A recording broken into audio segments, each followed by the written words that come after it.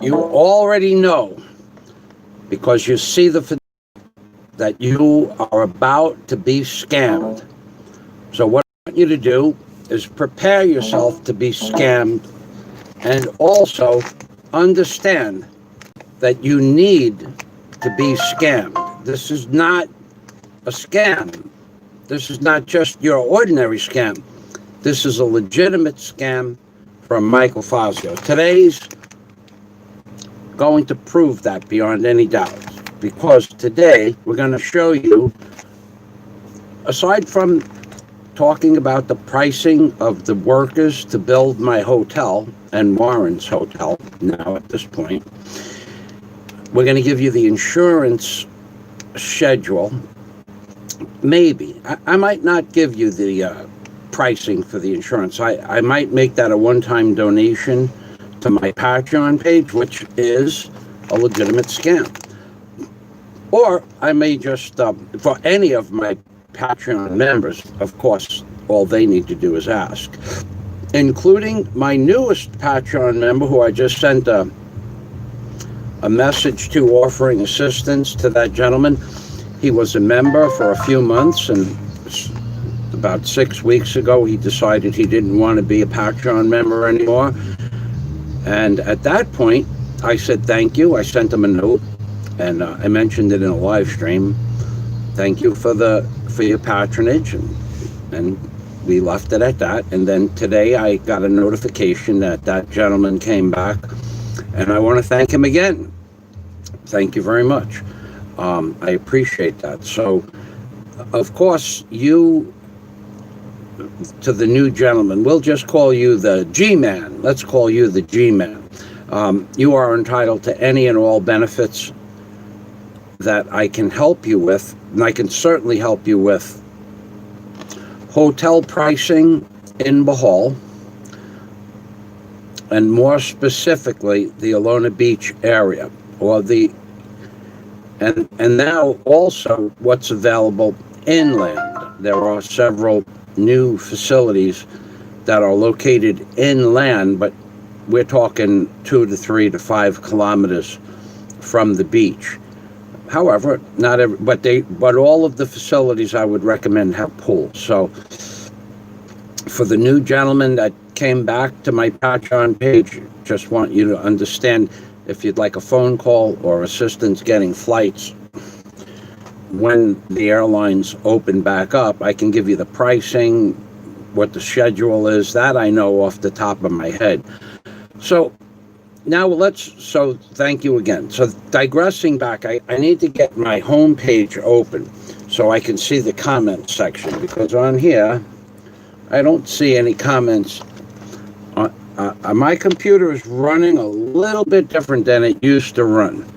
And one of those reasons is because, one of them is because, and one of them is because. Jack Thompson, we have a sponge. You are the perfect person. I even have a place for you in this world, Jack Thompson. The Jack Thompson Scam Sponge. I have your name on there.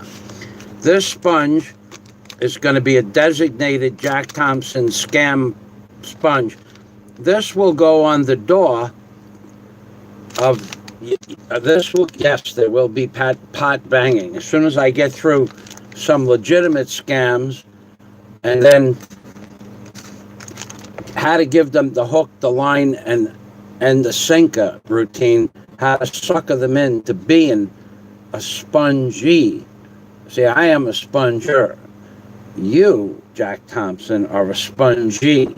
So as soon as I get the dissertation on how to make people think they have to give Michael Fazio money, because you got to remember, Jesus said it's better to give Michael Fazio money than the other way around. So we just got to warm up a bit. See, Jack Thompson, he has a sponge with his name on it. I mean, who could be better than Jack Thompson? That would signify that Jack is on this side of the fence. But I think I haven't heard from Warren H in a couple of days. I think Jack on my side of the fence. I think that Warren H jumped the fence. I haven't seen Warren in days. In fact, 2 days ago, I went. No, not 2 days ago. Yesterday morning. It was yesterday. Boy, I did a lot. Oh my God. Pot. Get the pot. Hold on. Today is going to be how to be a sponger, how to find a spongee, how to bring a spongee into the fold, so to speak. And what we're going to do is we're going to bang that pot because loud noises confuse people. And what happens is, as they're pushing the buttons on the super chat, they don't want to listen to the pot banging, so they just move it up to the next level. So they don't have to super chat so much, because it takes time to super chat, and your time is very valuable. So I don't want you to spend minutes on end super chatting small amounts of money. But I also don't want you to go bankrupt before the end of the show.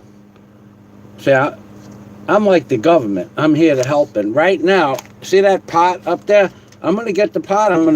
I got a spatula. This spatula, I could have, for the right price, I could make this the Jack Thompson spatula. Don't go away. I'll be right back. I'm coming. And remember, always remember the three things is, if Mr. Obama had a son would look like a Trayvon Martin. You know that. The second thing is, it is better to super chat Michael Fazio, said Jesus, than not super chat Michael Fazio. And remember, ladies and gentlemen, black pots matter. That's right. So let's give him let's give Jack $5 worth of black pots matter. Jack and I had a wonderful conversation this morning about pancakes, and I'm going to take his advice. I'm going to go out and look for a special brand of pancakes. That's right. And while it's still available. So here, this is black pots matter. All right, ready, Jack? Thank you. Thank you. Thank you. Thank you very much. Jack Thompson, Spongy.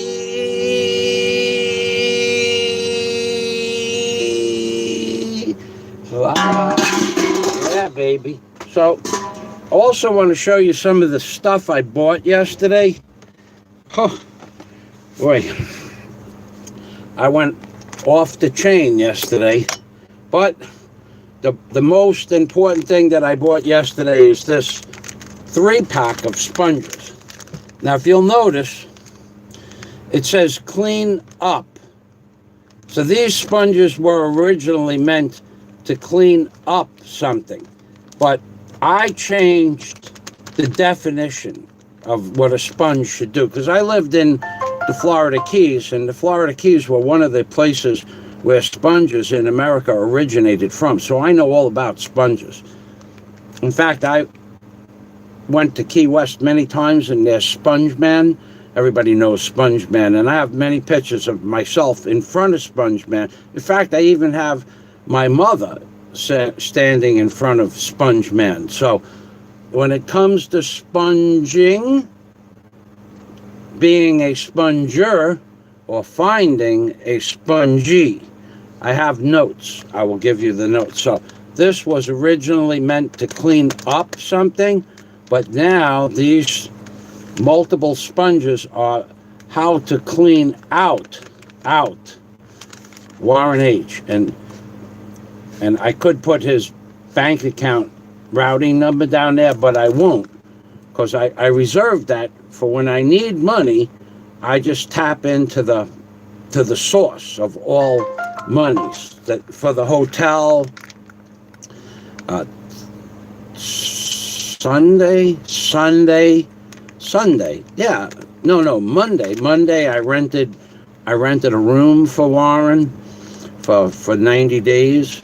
I reserved a room. I sent that mail out this morning to my friends where Warren will be staying, and also I went to the bank yesterday. Here's what happened. Warren sent me money for the computer, but I also have an update on the computer. Jack Thompson, he's moving up and down in the world. He's moving up and down in the world. So who's this, Jack? God bless Nancy Green. Green, baby.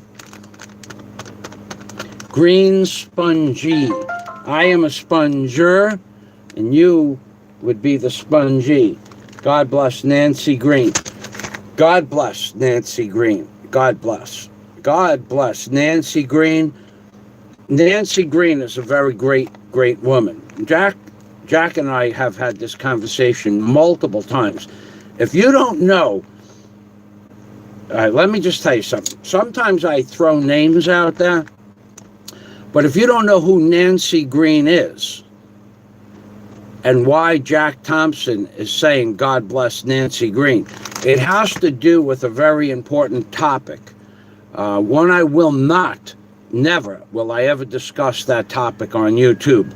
But God bless Nancy Green. Amen to that. Brothers and sisters, fellow spongers and potential spongies. So let's get to the heart of the matter, and then I'm going to talk about hotel pricing. If I could get my mouse back, I got it back.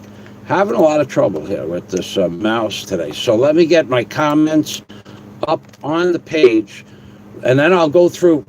Oh, we have hotel construction worker insurance pricing, how to be a SupaSponge. That would be me, SupaSponge. In fact, only second to the Catholic Church. That's right. I am only second to the Catholic Church. There was only one sponging organization that does better than Michael Fazio in the Philippines, and that would be the long arm of the Vatican. Jesus, he loves you. And I wish, if I could come back karmically, like what they call, if I not go back to my past life, if I could go be reincarnated and have like a spiritual body as a reincarnation, I would want to be a Catholic church, because the money goes in, no taxes. This is the part I like about the Catholic Church. They don't pay taxes. And they don't tell you how much money they collect.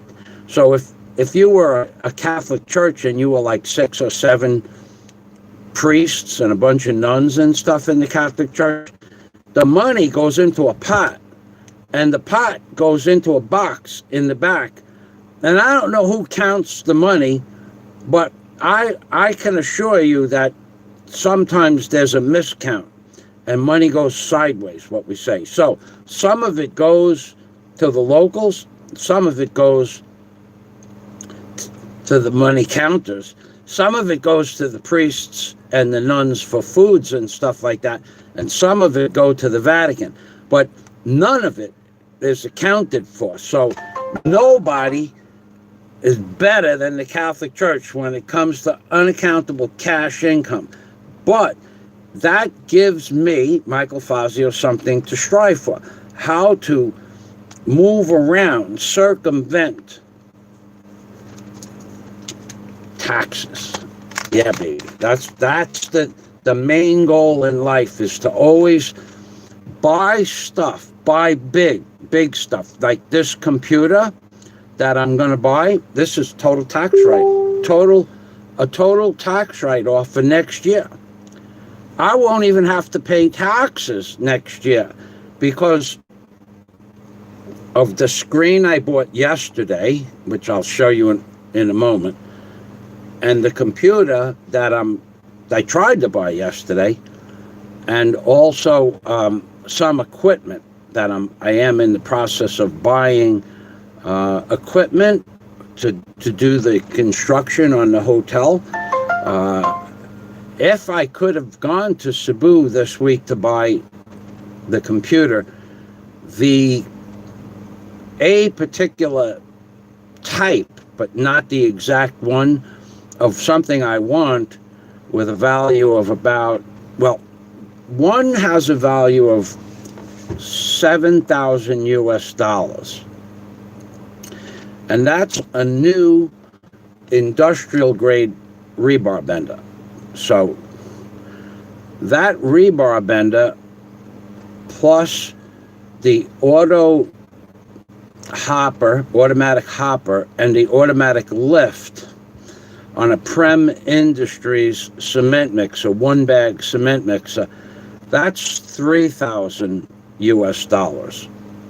So those two are like 10,500 US dollars for those two tools. And then add another 4,000 for the computer, because apparently the i7 is just not available anywhere. So I'm going to have to go move it up to the i9. So there is already this year, with what I'm going to buy, completely nullifies any taxes that I could possibly owe next year, next April 15th. Now this year, the taxes were minimal because of some things that I have invested in heavily and lost money in, but that's okay. And also because of a loss in another area because of this thing that's going on in America, and also because of some equipment that I bought. So taxes are just, if you don't have the proper business write-offs and bills to show for the taxes, you'll have to pay the taxes. But like the Catholic Church, they don't need any of that stuff. They could just say, it was a bad week. We had 8,000 people on Sunday and they only donated $36. I can't do that because all my money goes through the internet, So like Warren sent X amount of dollars to me. Well, that money went through the bank, and theoretically, only theoretically, that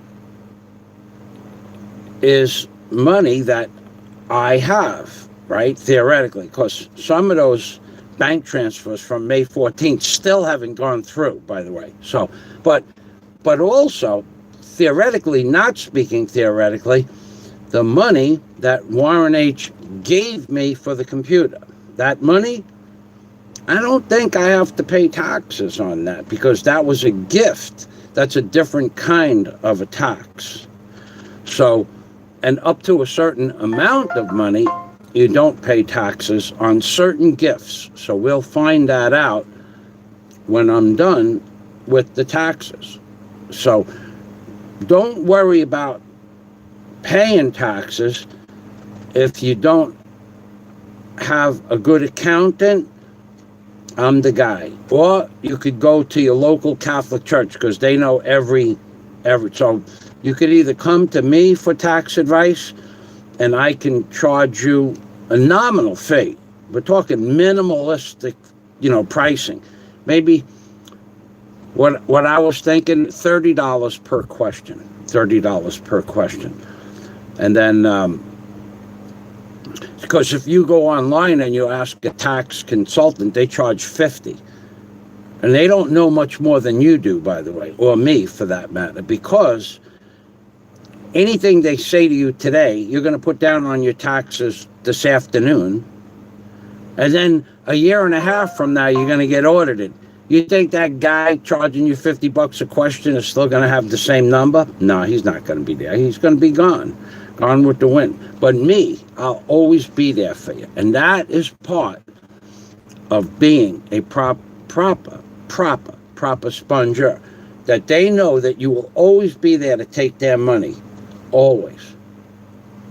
May not be worth what they charge, but maybe next time you'll get something for your money of value. This is part, it's in the notes. The people, my friends, they got the notes. So let's go back. Let me go to this page here. And I went, oh my God, we got pesos already, baby. Let me go to the chat. Jack Thompson is stupid chatting me. Ah, that's right, Jack. I didn't think that you. Thomas Group, thank you. Another Patreon member and a wrench. I'm not a wrench. Would you like to be a wrench, Thomas Group? It's a big responsibility, you know. My glasses. You know what? Let me change my glasses. Hold on a second. Now these are number 5s. 5s? These are 5s.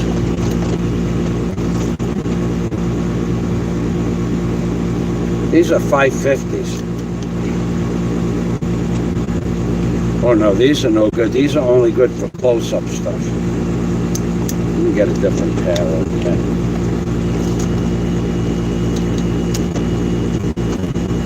Hold on. I'll be with you in a minute. Oh yeah, these boys are new. These work really good. These are fresh. I think I just took the sticker off of these. What are these? No number. Yeah, these ones, we'll put these over here in the left hand over here like that. And these, yeah. Ah, we have the work glasses. Now I know these work glasses. These are got the band on the back. These are for close-ups. Hold on, let me take off the fedora. Don't stop super chatting me because you don't see the fedora. Oh yeah, these ones are good for 8 to 12 inches for welding. These are my welding glasses, but I don't want to wear these.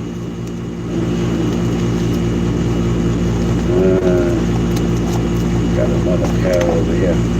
Here's a 4.5. These ones are blue broke, but these might be my best glasses. Yeah, these are 4.5s. These are repaired glasses. This is a proper repair. And if you these are 4.5s, but these are a better grade. These are glass. These ones here. These are plastic, and these are 4.5s.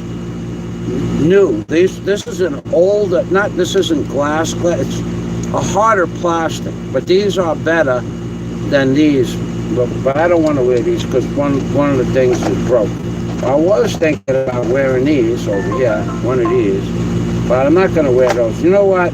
My dad gave me a pair of glasses. These are my favorite glasses because this is the glasses that prove it is better, says Jesus, better for you to give to Michael Fazio and for Michael Fazio to receive than the other way around. So right now, what we're going to do, we're going to go to the Jack Thompson. I got people from New York City wanting to come to the Philippines. I really do have people from New York. Let me see who these, if they're coming or not. Hold on. Let's see. Let's get right over here.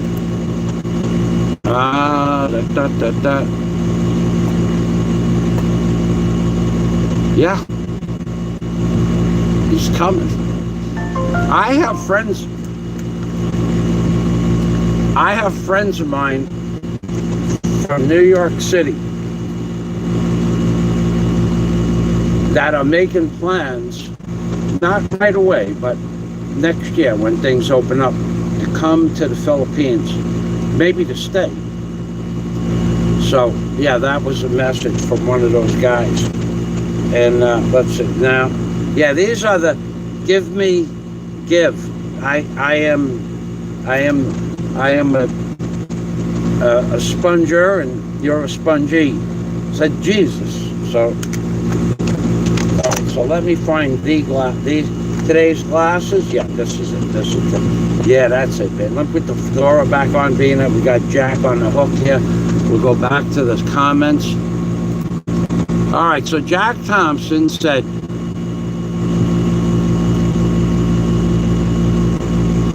the bread is in the oven. Jack Thompson, God bless Nancy Green. So I wasn't going to talk about Nancy Green. I was going to show you some of her doings, but Jack, he spilled the beans. She was, said Jack Thompson, the first female black millionaire in the United States. And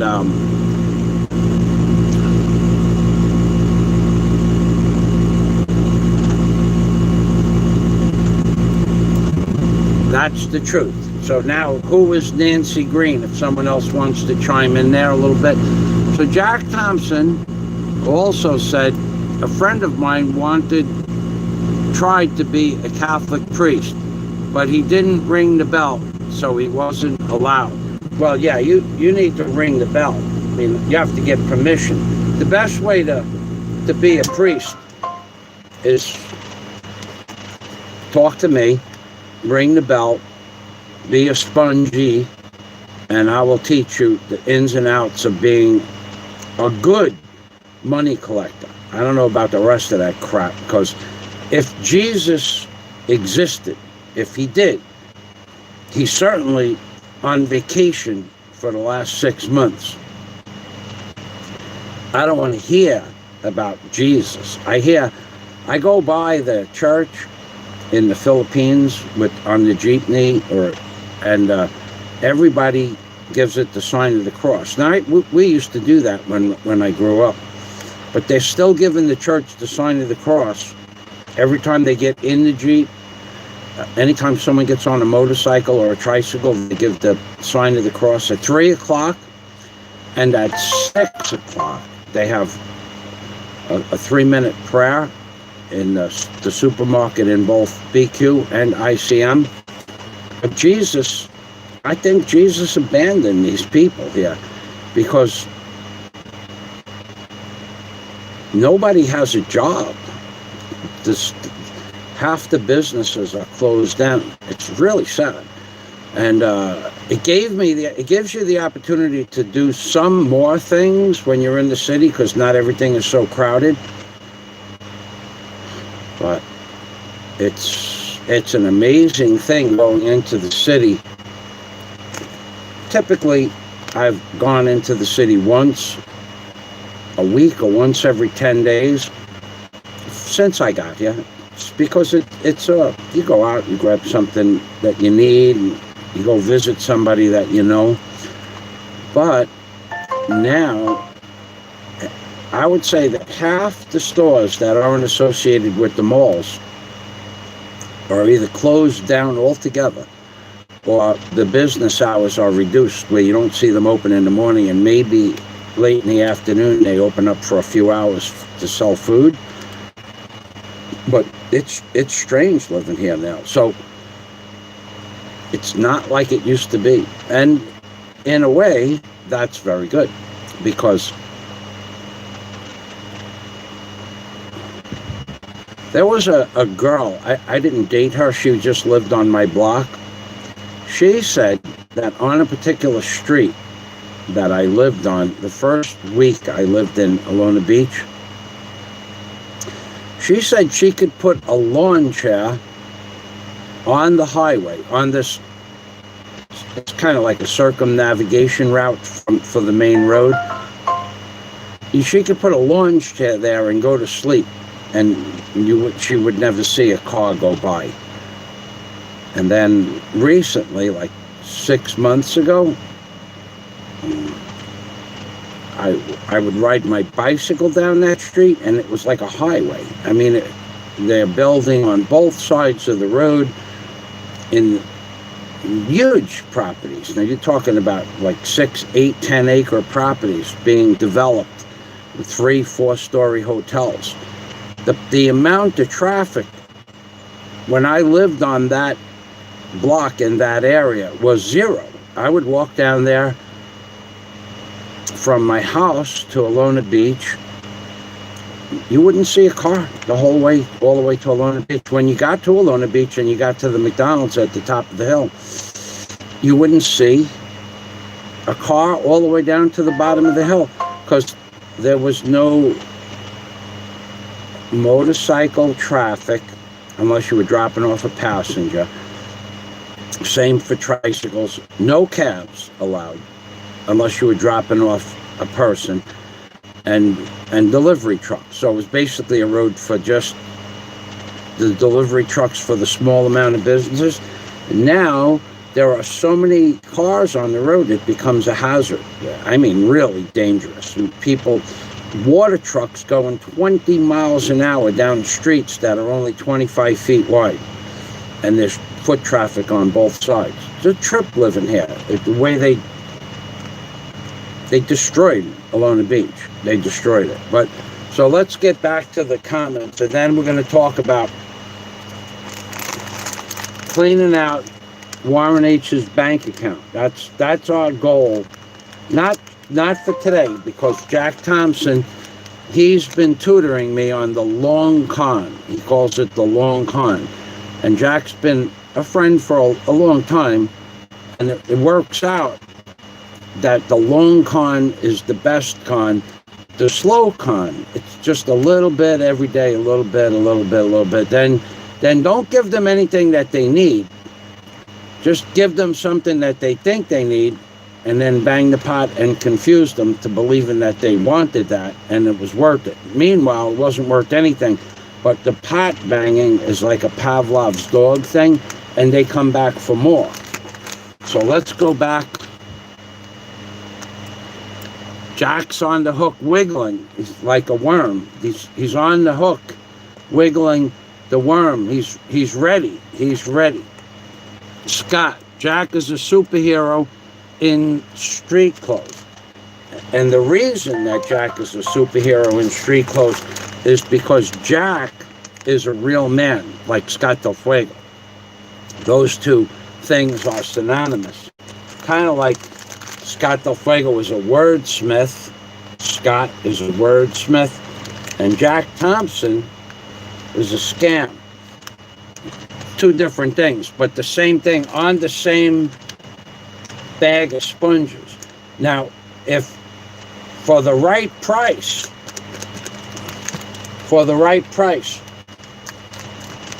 you can rent out this metal sponge, put your name on it, or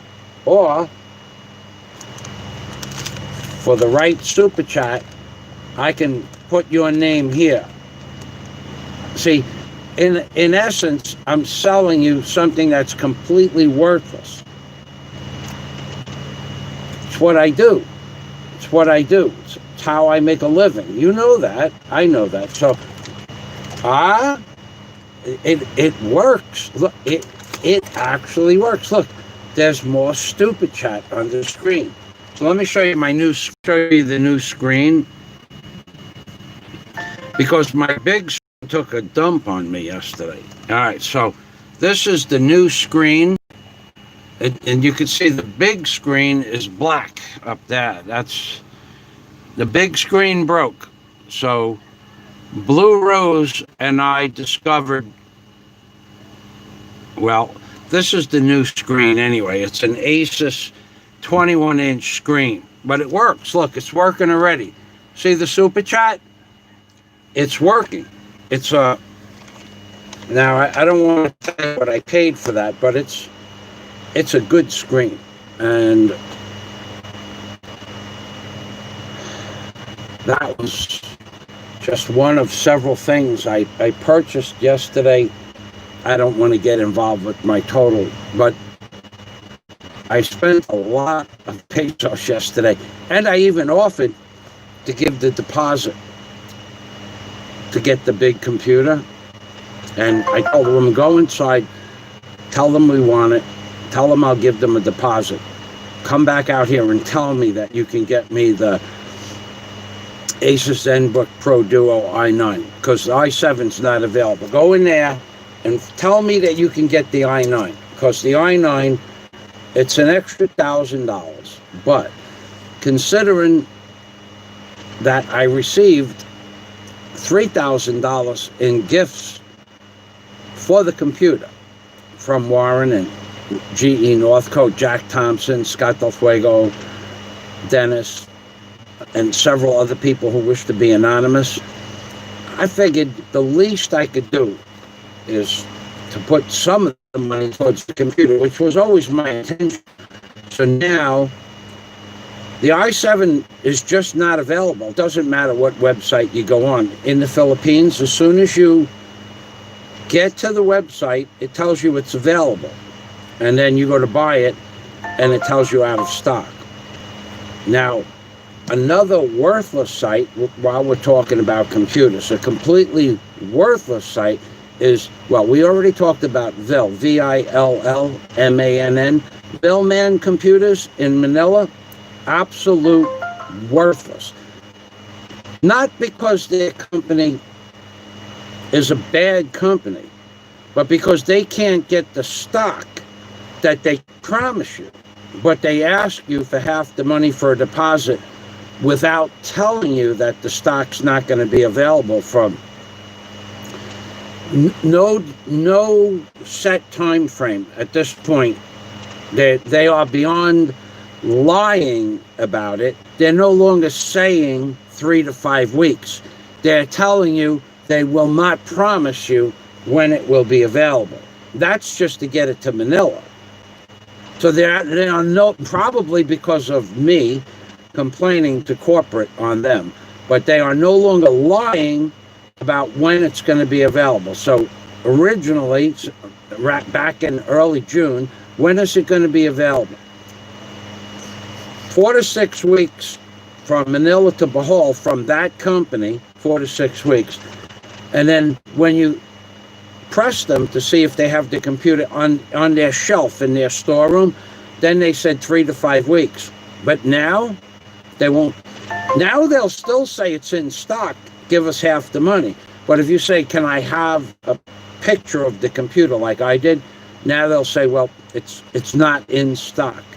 So now the next question is, when will it be in stock? They used to say 3 to 5 weeks. Now they won't promise you that, because there are no more computers available to buy. The computer store in BQ Mall has 12 slots, boxes for computers behind glass. There's three computers in the boxes. The other store in the Galaris Mall, it's a mom and pop operation. They have no computers, nothing. They have one off-brand name, nothing computer for 25,000 pesos. But it has a 1 terabyte drive, but it's some weird-ass name. I never heard of the name before. The two places in the ICM Mall, probably 20% of their shelving is empty. And the computers that they do have on display are not in stock. So I used to ask them if they would sell that computer, well, a few weeks ago, but they won't sell the computer that they don't have in stock and they can't order. They won't sell it to you as a floor model. They won't sell it at all. They want to be able to show something that they can't order, they can't get, and it doesn't matter if you give them the money for it in advance or not. They will not take that item off of the rack that it's there. So if they don't have stock, they won't sell the computer they have, so that people will come in and look at computers that they can't buy. When you talk about business in the Philippines and common sense, a really good story I have for you. The personal security guard for the last seven prime ministers for Australia in the parliament, he worked his way up through the ranks as security personnel for the last 7 prime ministers. He was in the store with me yesterday. I won't tell you his name. I'm pretty sure he doesn't watch my videos, but so I'm talking to the salesperson saying, I will take the computer. And I talked about how much money I was willing to give her for a deposit, which wasn't 10,000 pesos is not reasonable for a deposit for something you can't tell me when it's coming. But they wouldn't take that. They still want 100,000 peso deposit. Anyway, he was listening. So after he left the store, I said, sir, and I introduced myself, and he introduced himself. And I was saying, did you listen to that conversation? He goes, yeah, I listened to it. He goes, you're trying to talk about business and common sense with people that have none. I'm going, okay, him and I, we could be buddies forever, him and I. So it ended up, he worked for 7 administrations as in the security detail. I won't tell you what position he was in because I don't know. I didn't ask him. But for the last 7 prime ministers, and we were talking about the marble halls and the secret passages that are behind a lot of the inner rooms that go from the different room functions, like, conference rooms and stuff. There's secret passages or passages with doors that you can't get through so easy. We had a nice conversation. It lasted about probably between 8 and 9.5, 10 minutes. But he was in 100% agreement. And you want to talk about business with these people in the Philippines, and you want to mix the word common sense into it. Here is me, Michael Fazio. I'll get to that stupid chat in a minute. Scott, I apologize. You know how I get involved in a conversation. I want to give a woman a 10,000 peso deposit after I spent almost 10,000 pesos in her store already for goods that I had on the floor. So that's 20,000 that I was giving her that day. But eventually she's going to collect another 190,000 pesos if she says yes to my terms of my deposit. Now, let me tell you why I won't give Filipino 100,000 peso deposit. Certainly, Warren and everybody else involved knows for a fact the money that you people have given me for the computer is in the bank. It's in my bank book, and I have pictures of that for anybody that's interested in my group of friends. But that's not the point. The point is that if I give her 100,000 pesos and she says 4 to 6 weeks, well, that was already determined to be a lie, right? So what's going to happen is she's going to say 4 to 6 weeks to get it from Manila. And again, Manila's going to kick it back to another 3 to 5 weeks. So let's just say 6 and 5 is 11 weeks. What is that? That's July, August, September. What? I'm going to get my computer in September? Really? 11 weeks from now? What if it's broke? It's got to go back. And I got to go another 11 weeks. Number one. Number two, what if commerce, transportation stops in the Philippines? What if it just stops? That Mr. Duterte says that the ships can't move for a month or 2 months. Again, what if that happens? Well, that sets me back till December to get a computer that I want to order in June. But more than that, what if in that 3 to 6 to 9 or 12 weeks, what if the company I give 100,000 peso deposit to, and they can't buy computers to sell, and they sell computers? What if that company goes bankrupt or belly up? Where is my money? You want to hear why the security for the Australian Parliament, you want to hear why he was laughing with me outside? I said to the lady, a manager, and now I know this manager 6.5 years. Okay, this isn't like a new relationship. I said, where is my money if your company goes belly up? And she started laughing. She said, it's in our bank account. I said, you gotta be kidding me. You're laughing about that? how would you like it if you lost 100,000 pesos? And she goes, Sir Michael, I just work here. I don't make the rules. She actually thought it would be funny if I gave her 100,000 pesos and her company went bankrupt. And she had the audacity to laugh about where the money would be. When I asked her, I said, well, if your company goes bankrupt and I give you 100,000 pesos, where would my money be? And she started laughing and said, in our bank account.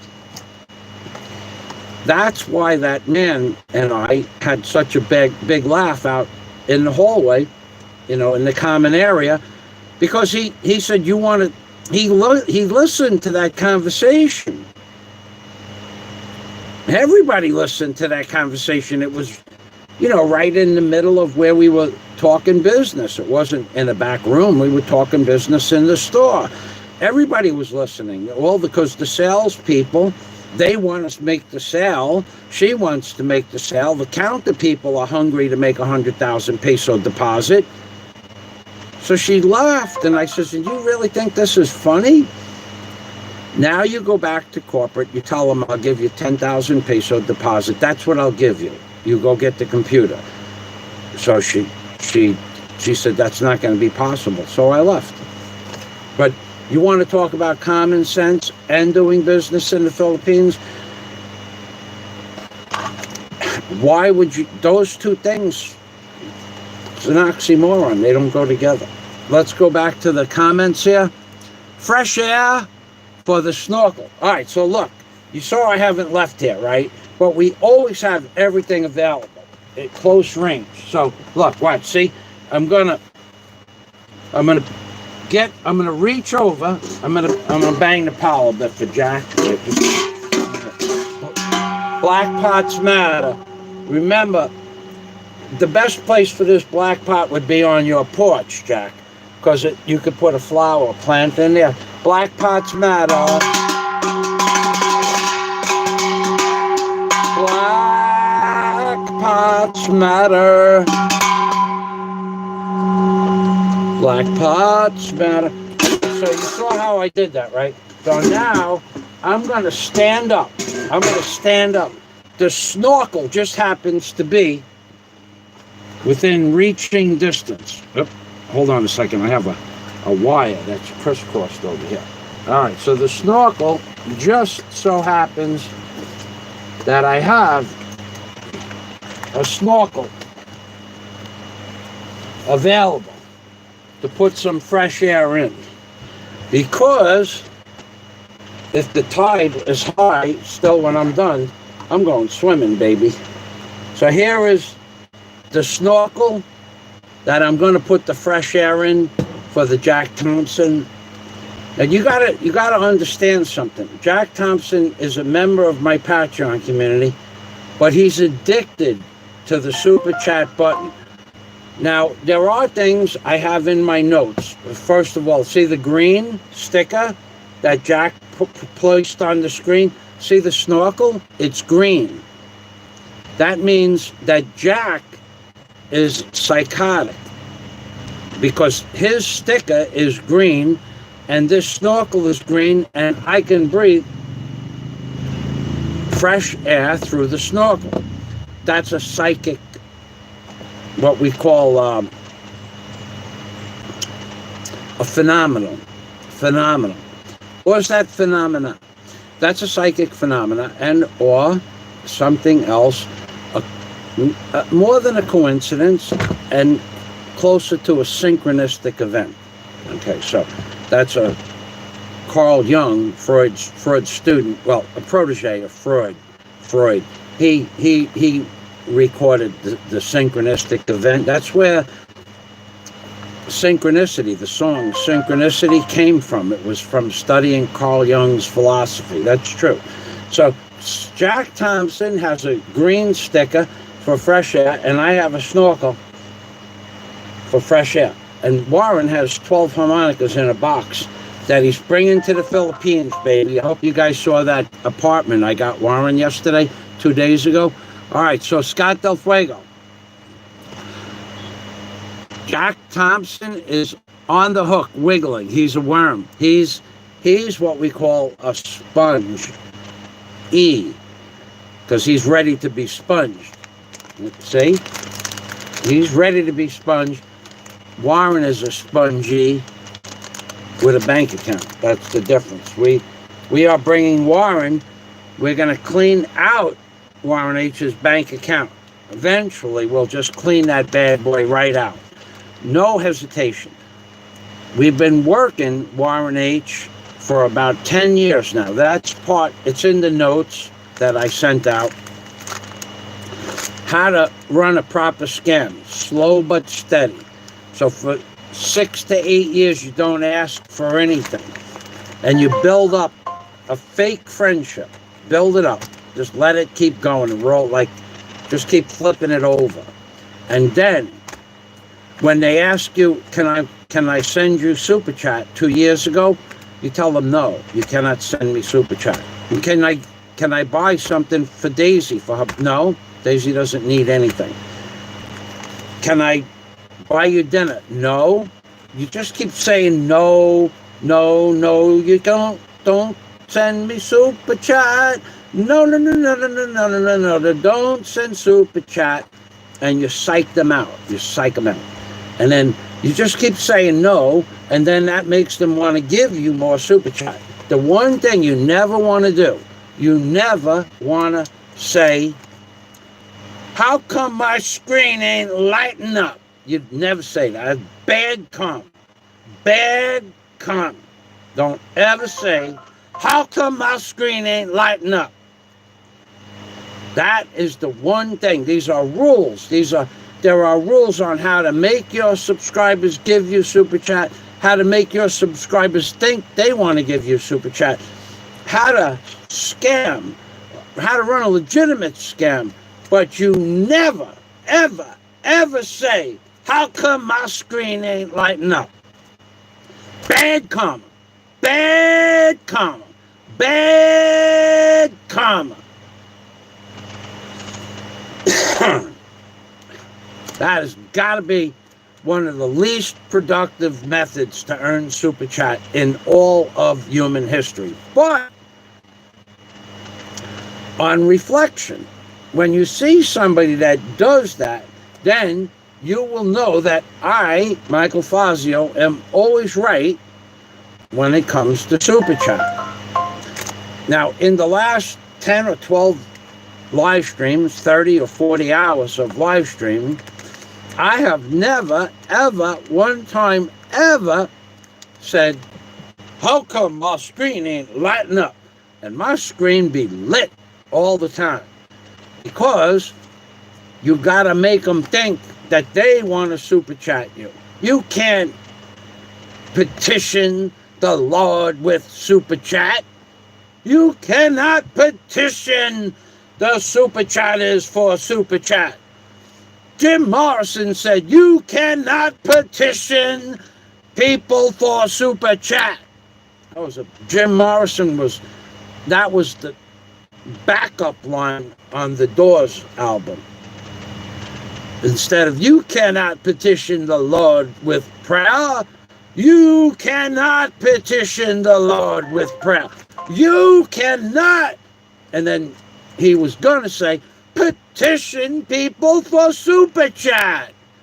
That was Jim Morrison's backup line in case it didn't work out good at Woodstock. He was going to go, you cannot petition people for Super Chat. It's in the rule book.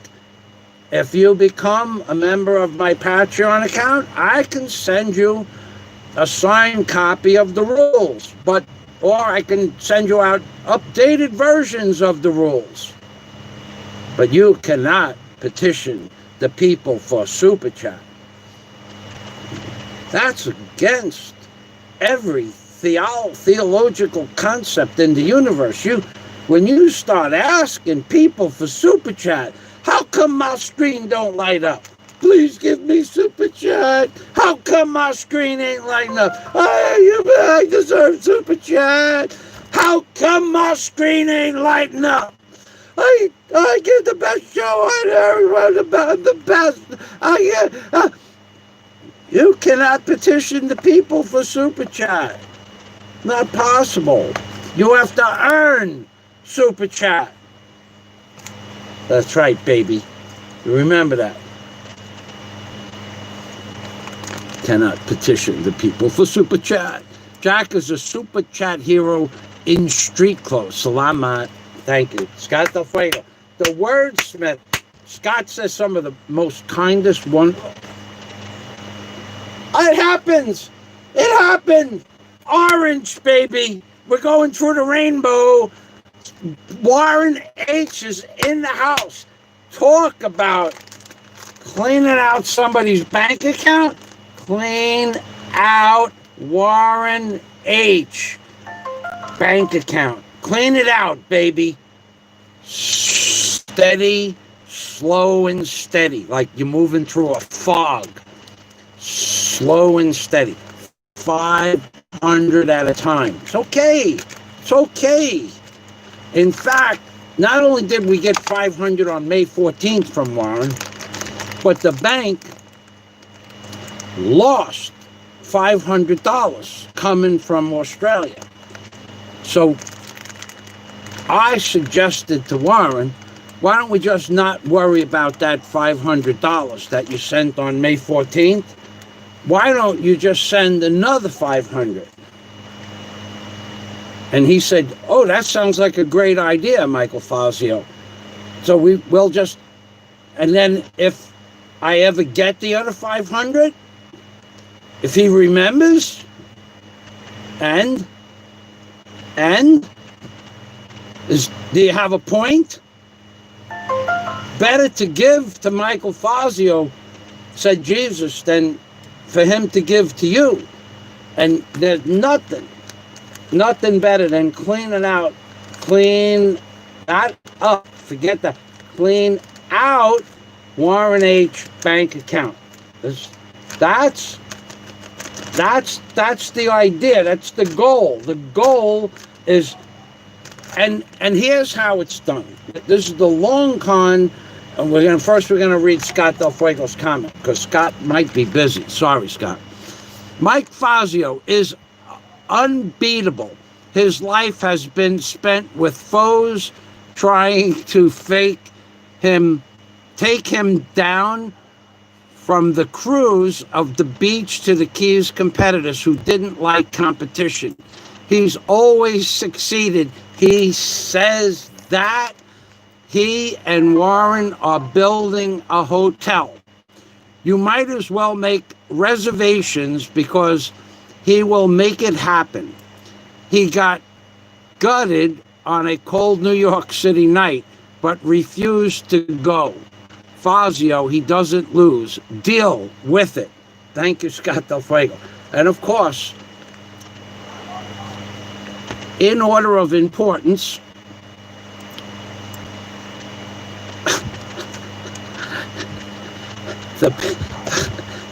some people realize that shortly afterwards they made a mistake.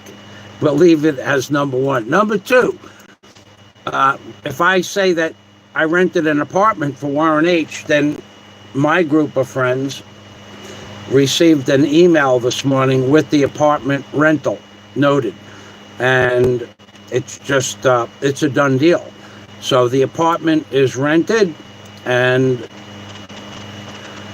as long as Warren is able to come, he has a place to stay.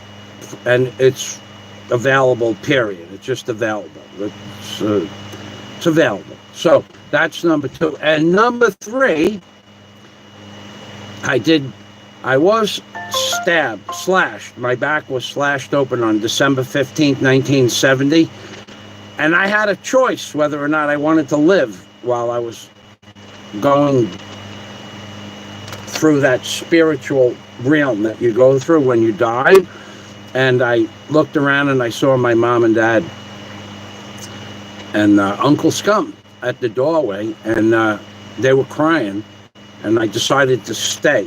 But after I had left my body, I was looking down at the operating room and the doctors and the nurses, and I could hear every conversation in the room clear as day. And I knew what they were thinking, and I could see each face in the operating room. I could see the doctor trying to get me back. The guy who was supposed to be talking to me, what an idiot this guy was. The doctor designated a nurse specifically to look into my eyes and hold my hands, because I was face down on the bed, and talk to me. And what does this guy talk about? Baseball. Like the least probable thing in the whole world I'm ever going to pay attention to. And I told him, I don't give an F about your baseball stories. Because he figured every 14-year-old kid, every 15-year-old kid would be interested in baseball or football. And I told him I'm not interested in that shit. And I closed my eyes and I left my body.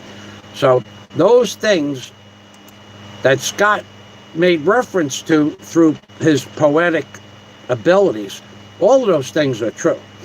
There are people that they made movies about that I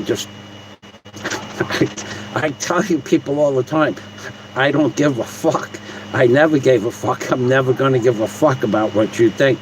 You people think that this is some kind of joke, that I make this up as a joke. In fact, the guy from New York, if he was here right now, if he was standing right next to me right now, he would confirm any story that I told you, or ever did tell you. He would absolutely confirm it. Would he? This guy would. He would, because he would.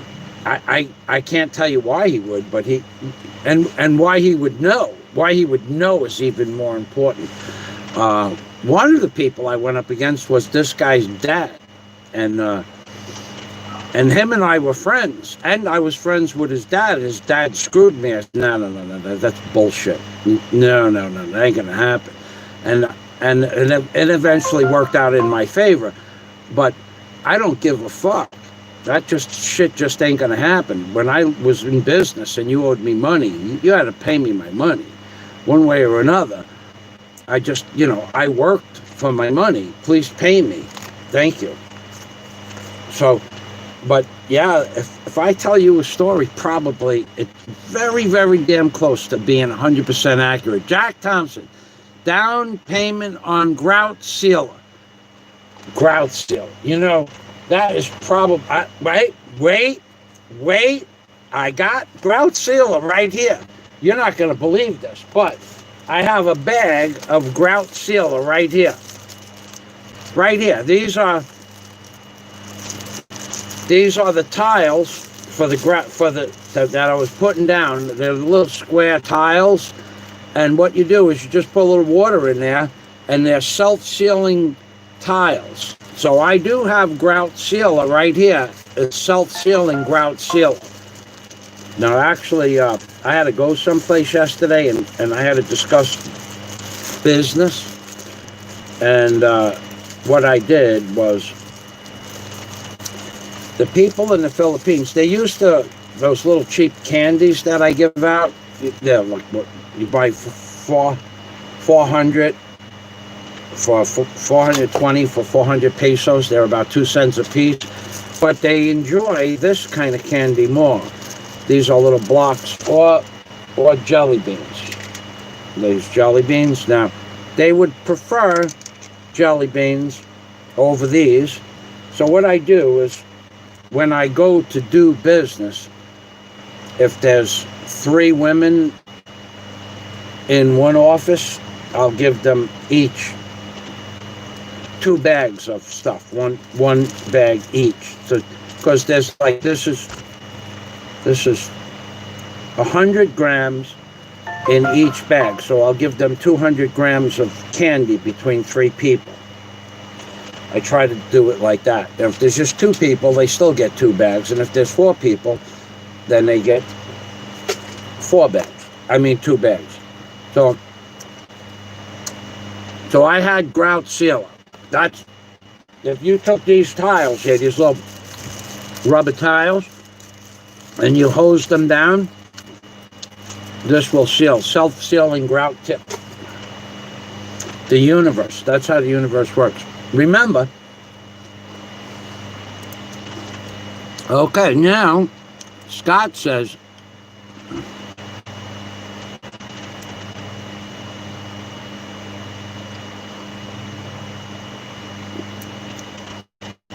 down payment on grout sealer. Let's see if I can't read it on that little screen. As much as I paid for that little screen, is as clear as it is, I'm going to have to change the resolution on the screen. That percentage is no longer a deposit. It is a prepayment, for God's sakes. Well, Scott Del Fuego, thank you. Well, I'm not real sure that anybody will ever pay any rent in my hotel with all the super chat they give me, because when the hotel is built,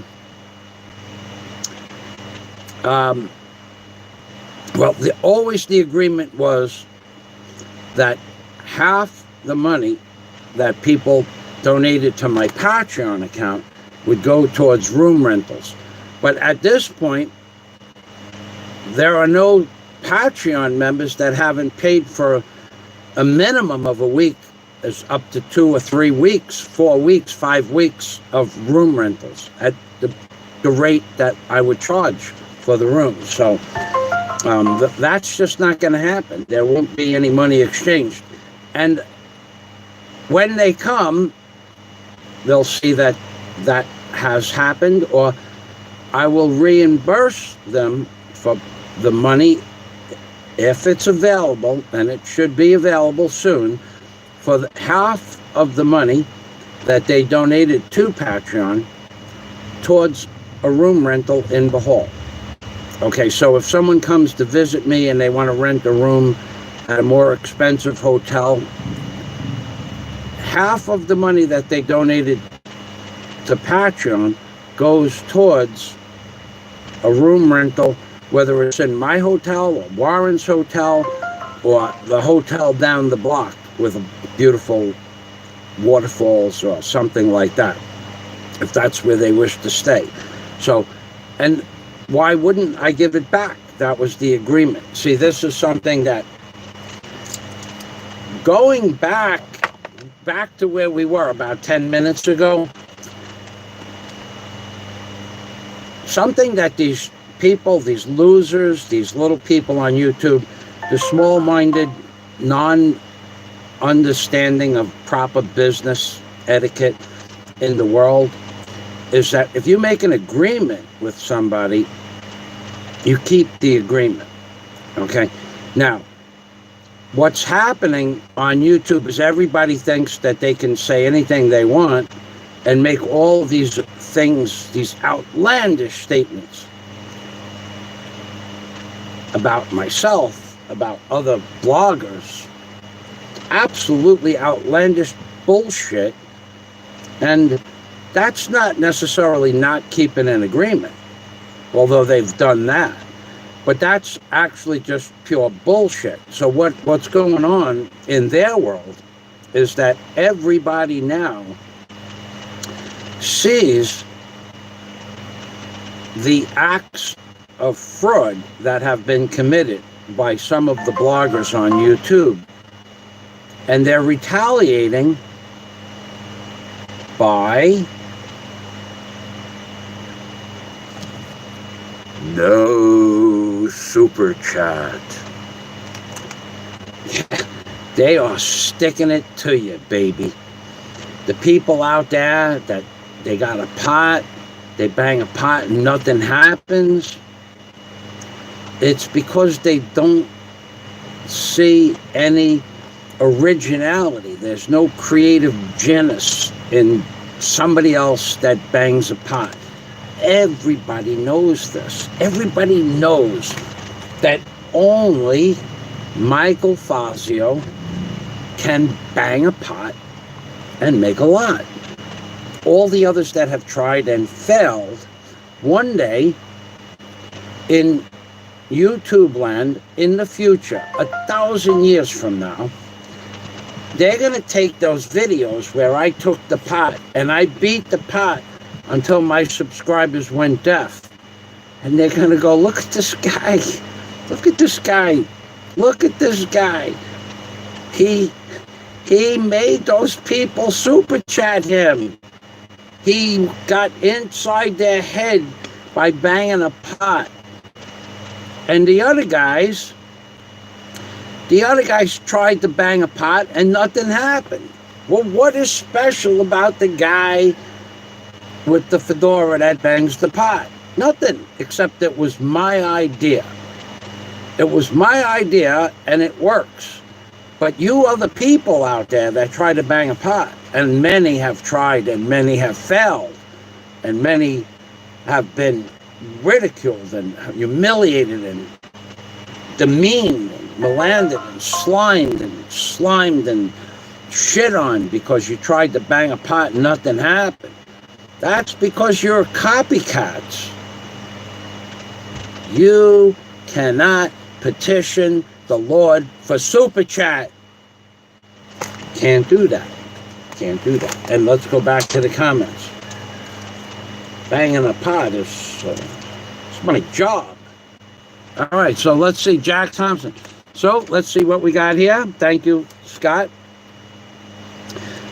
That percentage is no longer a deposit. It is a prepayment, for God's sakes. Thank you for pointing that out. A certain fella is triggered. He's ranting hard. I am not triggered. I will not be triggered. If you out there are people that tried to trigger me this month, not this week, but this month. There are people out there trying to trigger me. And let me tell you how they're doing that. What they're doing is they're taking pictures of me online from my shows with my hat, my glasses, with my vest, my fedora, my big sunglasses. Those people out there are taking pictures of me from the internet or making a caricature that looks like me. Like that guy, Michael Fazio, Melted Candle Face, whoever that is. And you know what I say about that? Have fun. I don't care.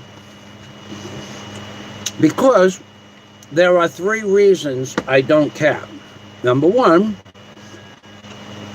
if you use my image in a positive manner, which it should be used, that's only going to bring more traffic to my page and more Super Chat and more Patreon members. Okay? That's what's going to happen if you use my picture or my image in a positive way. Number 2, if you use it in a negative way, people are going to just say you're a jealous guy or woman, whatever. And number 3, there is none, there cannot be an ability to take away another person's right, theoretically, in the Philippines, to take a picture of me in any way, shape, or form and use it in any way, shape, or form for a positive or creative endeavor. It's just not possible. There's no legal precedence that I could say where if I put these glasses on and you take a picture of me with these glasses on or my image and you make a caricature of my image, there is no legal precedence in the Philippines that I can say I don't want you to use that caricature. There is no law. There's no precedence. There's no legal argument for it. There's nothing. So I can't complain. Legally, I cannot complain. Now, I could bitch about it, but I don't, because, like I said, if you use it in a positive manner, then it brings more traffic to me and my page and my creative genius.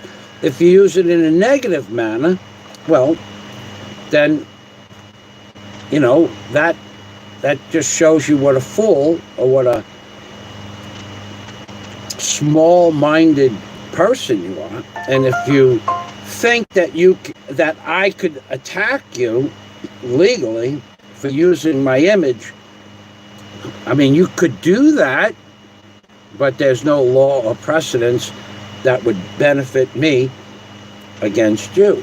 So when you listen to these other people, blah, blah, blah, blah, blah, blah, Michael Fazio's melted candle face, and then you got a young boy on there rapping out a Michael Fazio song and using my image or my caricature on his thumbnail.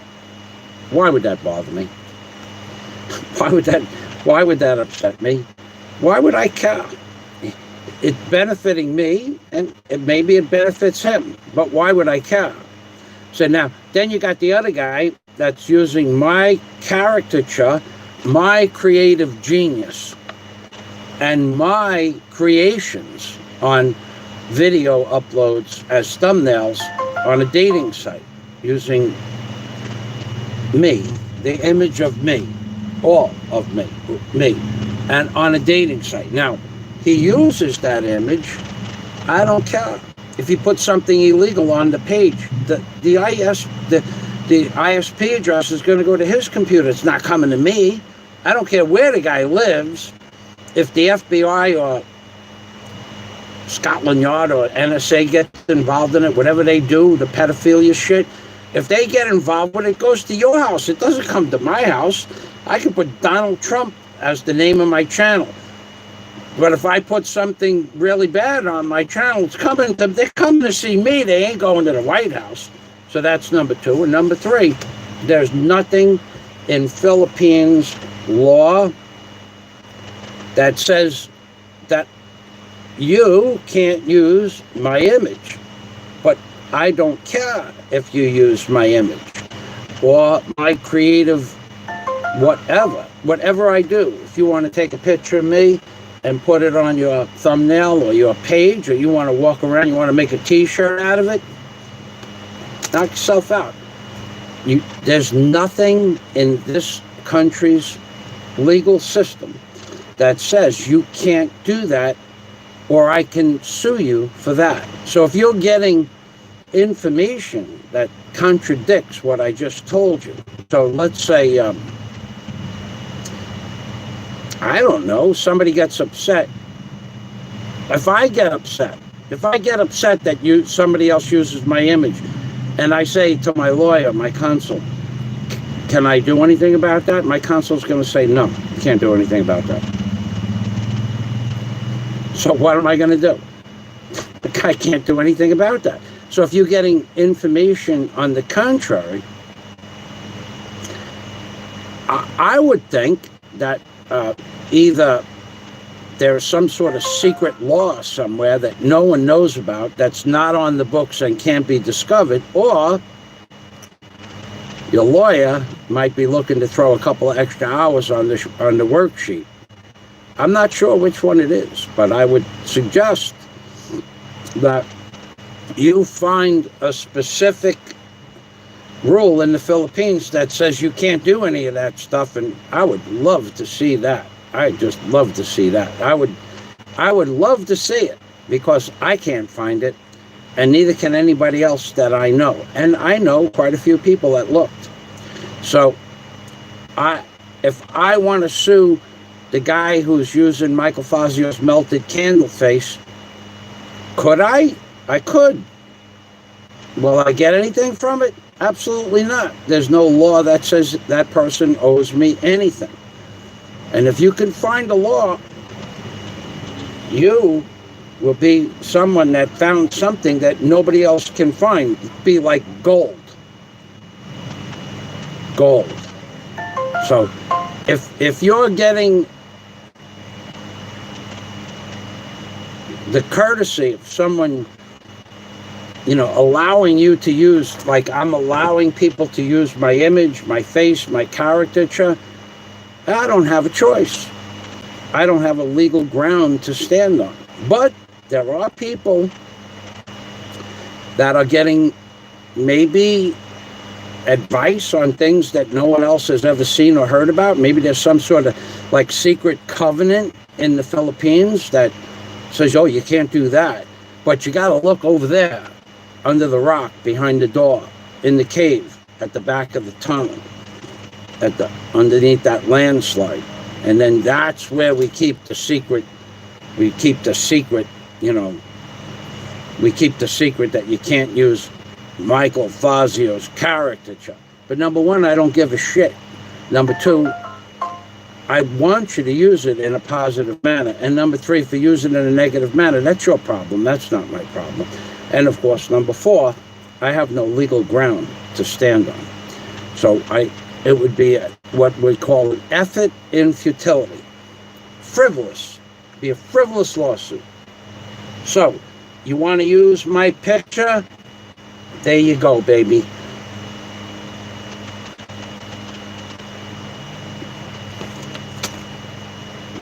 And back to cleaning out Warren H's bank account now. We're going back, I say back to clean out Warren H's bank account. Back, I say.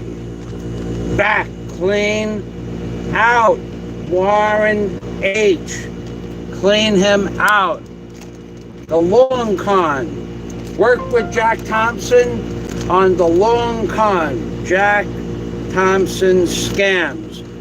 6 or more years. Refuse money. Always refuse all the offers. And then on the 7th year, like when the Lord said, leave the fields empty, and then on the 7th year you can plant, the same thing. On the 7th year, when you know these people for 7 years, then if they ask you nice, you let them give you money. They just say, I'm going to send you some money. No, you can't send me money. Then they have to say, please, may I please send you some money?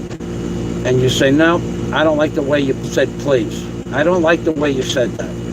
Maybe if it sounds a little bit more sincere, if you say, please, Michael, with clasped hands, on bended knee, please, Michael, can I send you money?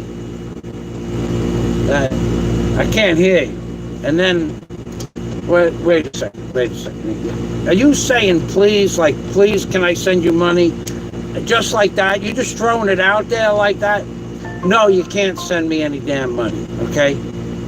It doesn't, if I don't feel it from the heart, you can't send me money. That's just the way it is with me, okay? You gotta ask nice, and you gotta ask twice. All right, so let's go back up, and people sending me money.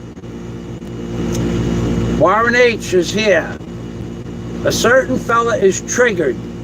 He's ranting hard. I haven't ranted at all. Warren H, Jack Thompson, thank you very much. Salamat for the update. Good afternoon, Michael. All my friends in the chat room, says Warren H. Hello, Warren. Okay, so to digress, last night when your friend came over, I had been up since 10 after 5 in the morning, and you know the routine I went through yesterday. I went to sleep. So this morning, first thing, I got up at 5, switched the original HDMI cable from the big screen, the 39-inch screen, to the new Asus 21-inch screen. The HDMI cable made the screen light up, but there's some sort of impasse from the HDMI female plug on the computer to the HDMI female plug on the 21-inch screen. In other words, the big screen was flashing on and off for half a second. The little screen is not flashing on and off. It goes on but says no connection HDMI. So Blue Rose and I came to the determination that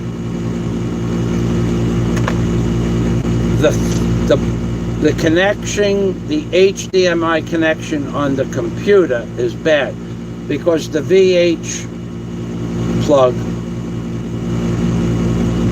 works on the small screen but not the big screen. So we're not sure why. I don't know, but I have the small screen working now. And then I went straight to sleep right after you did. All right, so, but the first thing I did this morning was send out the mail with your apartment. Do you like the new apartment?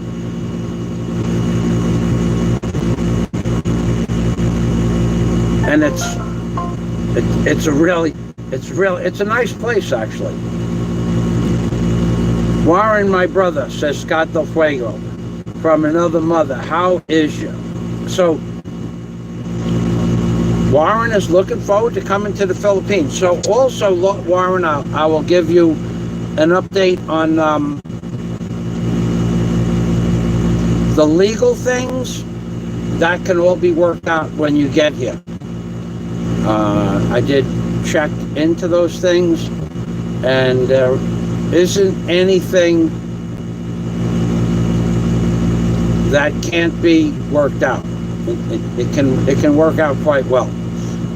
So I also wish to go over within the next few minutes the pricing or how you can hire people in the Philippines to do work for you. I'm not going to give you the name of the company, and I'm not going to give you prices because prices can change from day to day.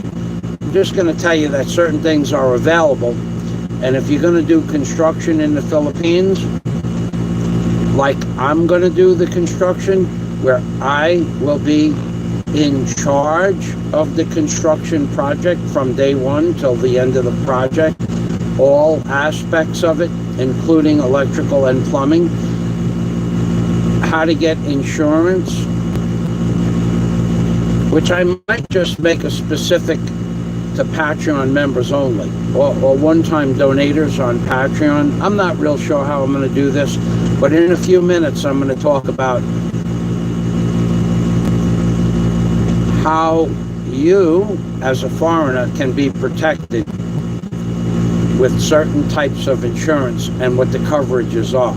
So give me a moment to get through my stupid chat, and I'm going to bang upon a little bit. Remember, Jesus said, I should go to my notes because there's a couple of notes I didn't get to. I know I wanted to talk about Big E for a minute. Wow, what the hell happened there? Huh, wonder why that happened. Oh, there we go. All right. My Word document, with this screen, I have a lag in time. Don't know why. Okay, let's just go through the comments. Apparently I'm not going to be able to. My wallet just got cleaned out for no reason. I see a sponge. You see a sponge-er. I am a sponger. You are the spongee.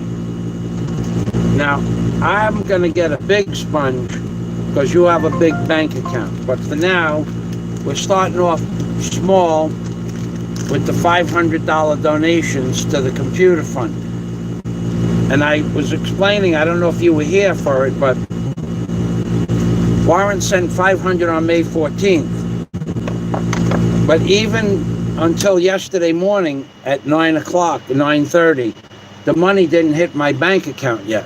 So I was talking to Warren about that $500 that never got to my bank account, and he said,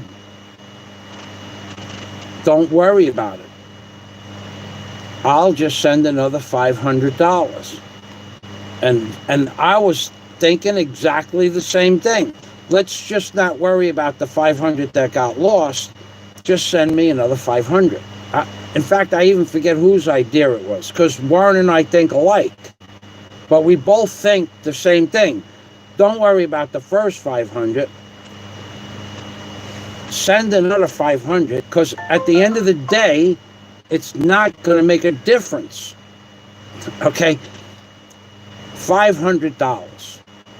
$500 for two people that are going to build a 4-story hotel.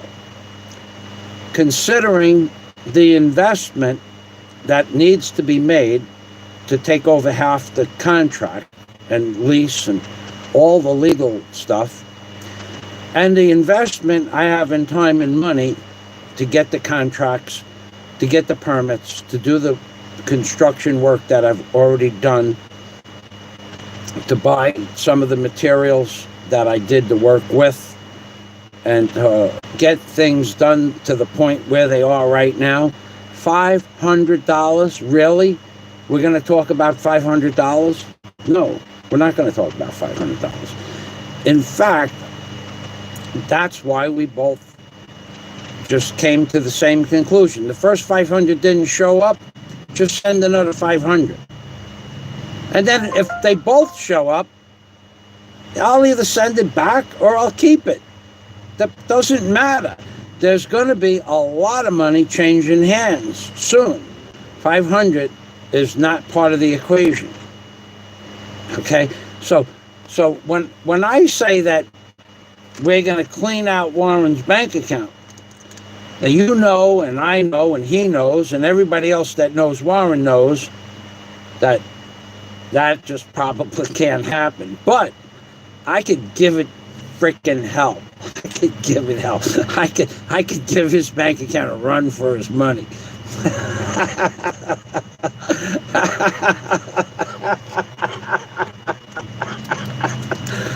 If anybody could do it, I could do it. So, and for that, I'll give him half of everything that I've invested my time and efforts into. So, we know that one thing is impossible, but the other thing is not. So, cleaning out Warren's bank account, we're going to take a bigger man than me. But, here's how it could be done. All right, so we already know that Warren H. has his mind and heart. He always wanted to come to the Philippines. So what we're doing is we're giving Warren the second floor as the Warren H. Pavilion. Now, if Jack Thompson keeps sending those super chats, we got Jack Thompson. He said it himself. He's on the hook like a worm wiggling in deep water. We could always do something like this, and I have it laid out, plotted, mapped out. So over here,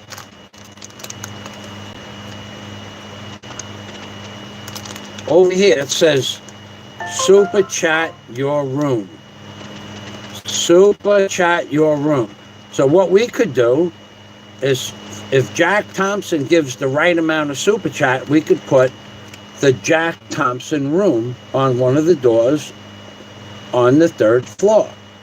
That would be the Jack Thompson room.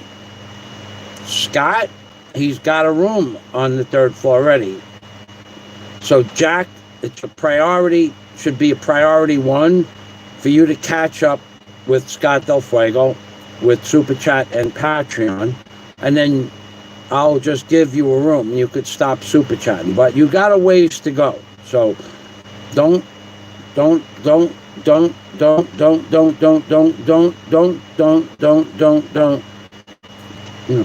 get upset, Jack. I mean, Scott has a big head start on you.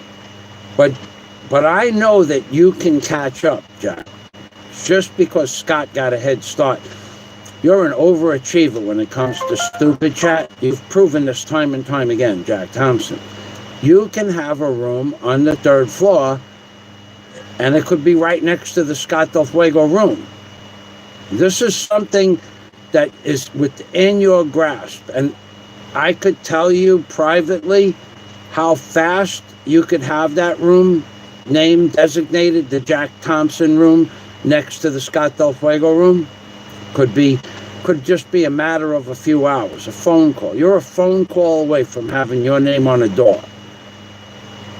Don't think this is a small thing, because there's just going to be so many doors. It's a small hotel.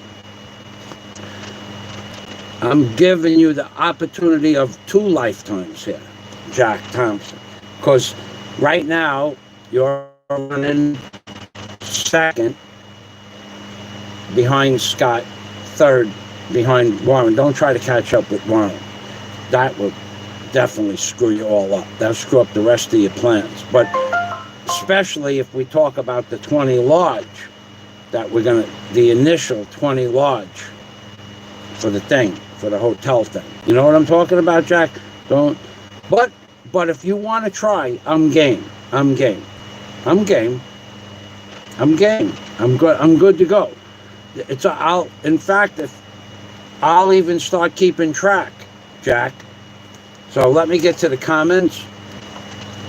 Yellow, wow, says Jack Thompson. We're hitting the color. See, the color scheme is moving right along, baby. Yeah, baby. Somebody's ranting on another channel. That's a damn shame. It's got to be the damn fedora, Warren. Just can't be beat. When they pull it down, I look like Joe Friday, right? Hey, these are the glasses, the double orange. These ones work. The double. There's a reason I put the orange things on there. First of all, the number 2s, they run the world, right? And you know, the number 2s that rhymes with, you know. So, and these, when somebody says to me, why do you have those orange curly things on your ears? I tell them, because in the Philippines it's very hot. I don't want to have really long curlies for the, well, everybody knows I'm a Jewish rabbi. I mean, yeah, everybody knows this. So these are my warm weather curls. If I lived in America, I'd have long hair, and I'd have the curls running with bells and shit on them like that, braided and whatnot. But here in the Philippines, I just use the orange stuff. Michael.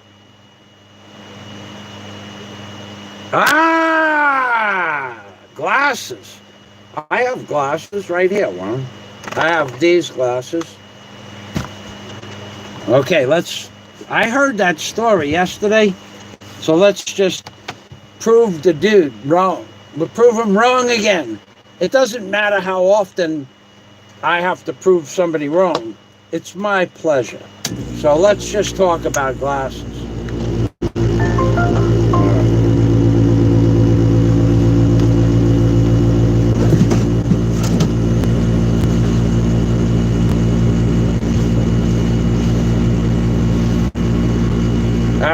We have the one and only pilot glasses from Bonaire, Aruba to Bonaire.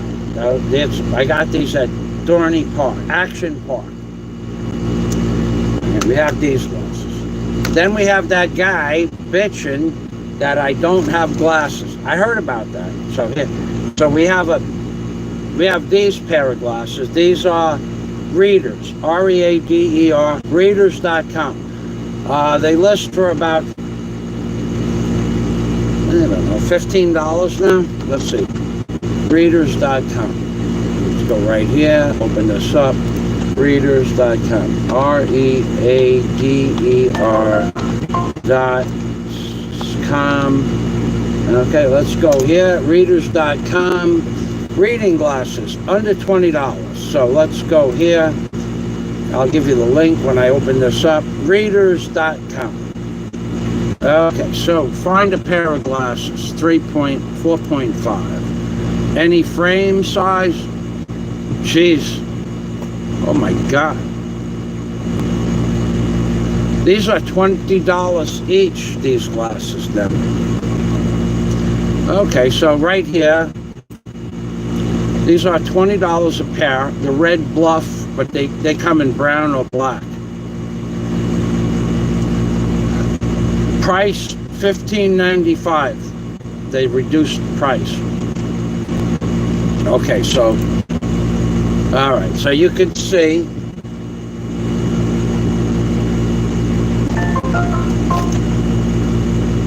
Okay, so look at these. See these glasses? These are what is called the red bluff. Even though they have brown, they only come in black, brown, and black and brown. I'll spin this around. These are reduced price, $16. So here's one pair. So let me show you how poor I really am. Let me show you how poor I really am. So on this screen,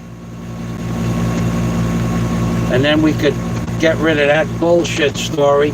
Another bullshit story by a very jealous YouTuber saying that I'm poor and I can't afford glasses. So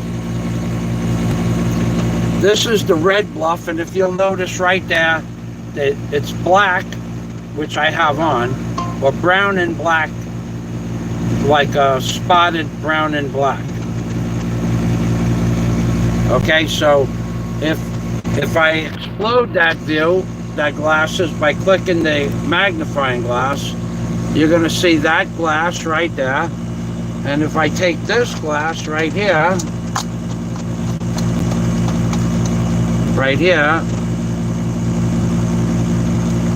no, hold on, let me get it. I'll take the glasses that I have on off. You're going to see these are the same. Okay, these are the same glasses. All right, so what we got here are fifth looking at me. Now I'm going to show you how poor I am that I can't afford sunglasses. So the reason for this is to prove that there are people on YouTube that either don't know what they're talking about, which is very, very likely, or are lying, which is even more likely. I don't know which one it is. So we established that each pair of the glasses on the screen are $16 plus tax, plus shipping, right? So here's one pair, right? These are readers.com. Now here's another pair right here. These are the brown and black ones. These are the black only, black. Now these are 4.5. I have 4.5, 5, 5.5, and 6s. I have 6 or 5 more pairs outside in my shop. So we have, this is a second pair, right? I have one pair on, one pair off. So that's 16.32. Here's a third pair. Same company, same glass, same, but these are my work glasses for when I do work outside. I have the bandana, I have the strap on the back. So that's $48 for the 3 pairs, right? Now we have another pair, same company, with a different colored frame. Because these are 5.5s, so they didn't come in the brown and black. So $48, $58, $64 in glasses. All new. All these are all new. They're a little bit dusty, but well, no, $64, right? So now we have $64 in glasses. See, sometimes I add up the Super Chat, and sometimes I add up my network when it comes to glasses. But we're not done. I have a box over there with real glasses in it. Okay, so then if we go here, we have another pair, 64, and there's another pair of brown and black, guys.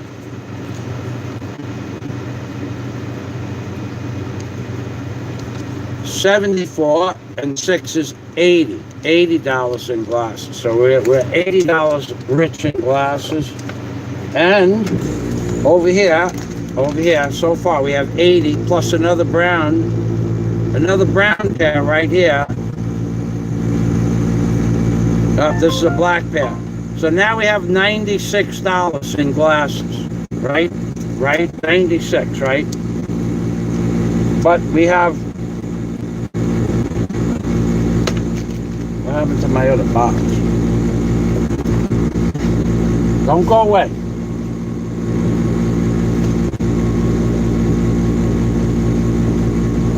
96, right? Where the hell is it? We're up to 96, right?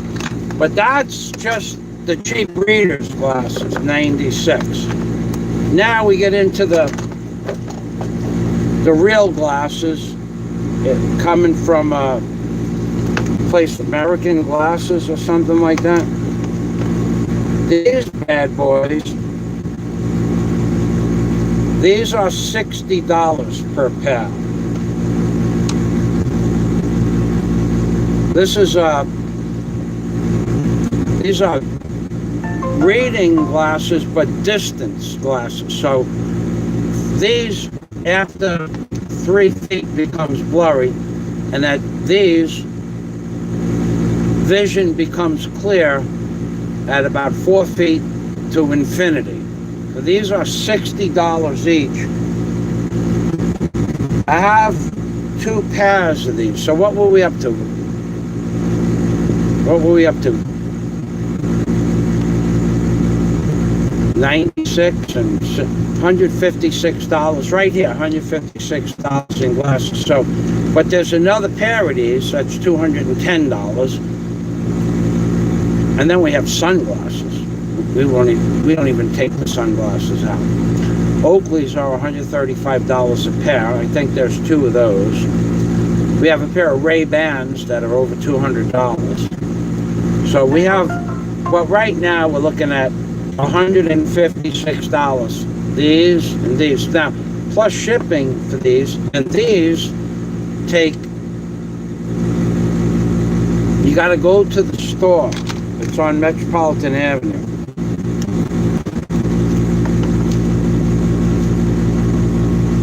It's right off Woodhaven Boulevard. I got the name right here. You want to go to a great place for eyeglasses? That's the name of it. America Best Contact and Eyeglasses. There's this one here.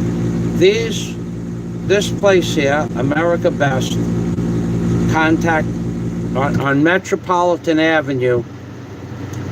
Well, it's in Ozone Park. I'm not really the Metropolitan Park area. It's right off Metropolitan Avenue and Woodhaven Boulevard. This place here, it's huge. I mean, you would say, why would a company that sells eyeglasses have a building that's 130 feet by 130 feet that you could see? It probably has a warehouse in the back with 16-foot ceilings and 14 people working inside the building. You would say, why? Well, I'll tell you why. Because they have a great product. America's Best Eyeglasses, they have a great product at a great price. I walked in, they opened at 10. I walked in at 10. They did an eye test. Don't go to get glasses in the Philippines. You might as well just throw your money. Just get on a jeepney and throw your money out the window and into a dirt lot. That's how good money that you'll spend in the Philippines. Anybody that tells you to buy a pair of glasses in the Philippines, they don't have any understanding at all about anything that has to do with glasses, buying glasses in the Philippines. You can go to an optometrist here in the Philippines and they just jerk you around from the time you walk in the door till the time they take as much money as humanly possible for some worthless pair of sunglasses. Cheap sunglass frames with a pair of pop in and out lenses that they'll charge you $30 for. And the first time you lean against something and they're in your pocket, the lenses pop out of the glasses or the frames break. $30 for stock, plastic, cheap, garbage plastic lenses in the Philippines. So when you hear some guy talking about, you buy a pair of sunglasses, for $1 you can buy sunglasses in the Philippines, or for $20 you can buy a pair of glasses that you can literally take your fingernail and scratch like this and nothing happens. Or you could leave them on a table and slide them across the table, or they could drop them in concrete and take them out of concrete. These glasses are very hard. And they're worth $20 each, but they're on sale for $16. But that's not the point. You ever hear somebody talking about buying cheap reader glasses in the Philippines for $1 or $2? Yeah, you can buy them in the Philippines for $1 or $2, but that person doesn't know what the hell they're talking about. First of all, with these glasses, if I go like this and look sideways at a 45-degree angle, I can still read what's on the screen. If I go like this, I can still read what's on the screen. If I go like this and look up, I can still read what's on the screen. With those $1 reader glasses, they call them cheaters in the Philippines, as soon as what you're looking at moves right directly dead center from the middle of the lens, it becomes blurry.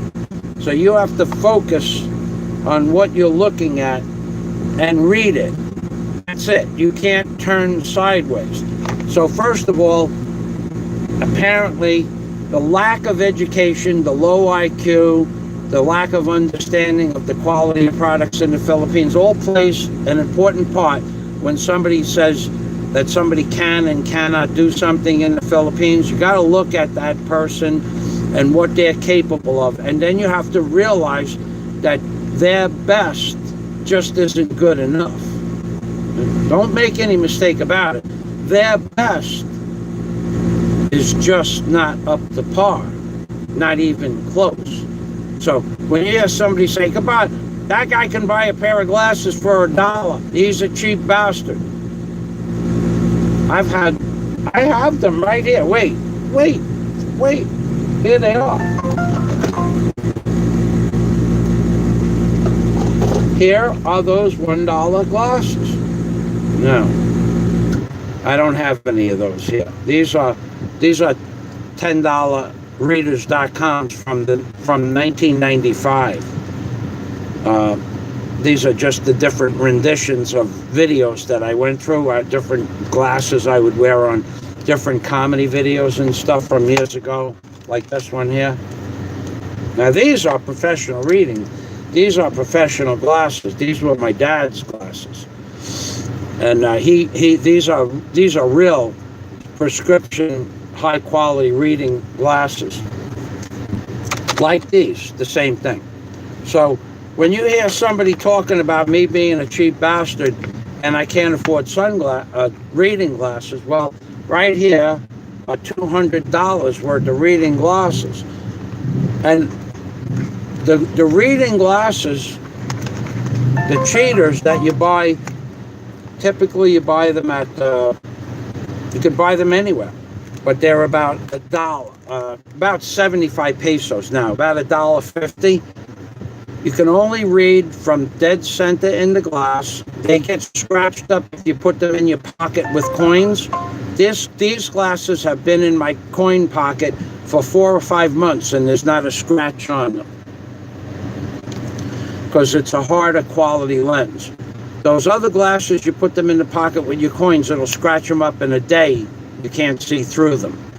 So you get what you pay for. But listening to a person that has basically somewhere a low IQ, very low IQ, with no understanding of what he's talking about to begin with, and then to pontificate on something he knows nothing about, and to make bold statements on something he knows nothing about, and to go one step further and to go out on a limb and call me a cheap bastard because I don't buy new sunglasses worth $1.50 in where the bus terminal is. That's about the best place to buy them, the cheapest.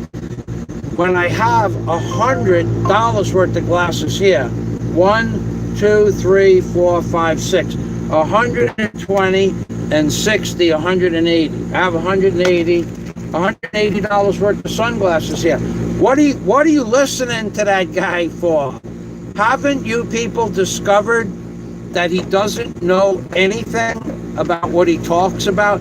Have you not discovered that he lies in order to demean, malign, slander and other people? Do you not understand he does this because of a need, some sort of a weird need for self-gratification? Do you not understand that he lacks any kind of self-worth? He has no self-worth at all. Nothing. The perception of himself is so devalued, such a devalued perception of himself, that he has to demean other people to bring them down close to where he is. And each day, if you'll notice, it gets progressively worse, because each day he realizes his real value in this world becomes less and less.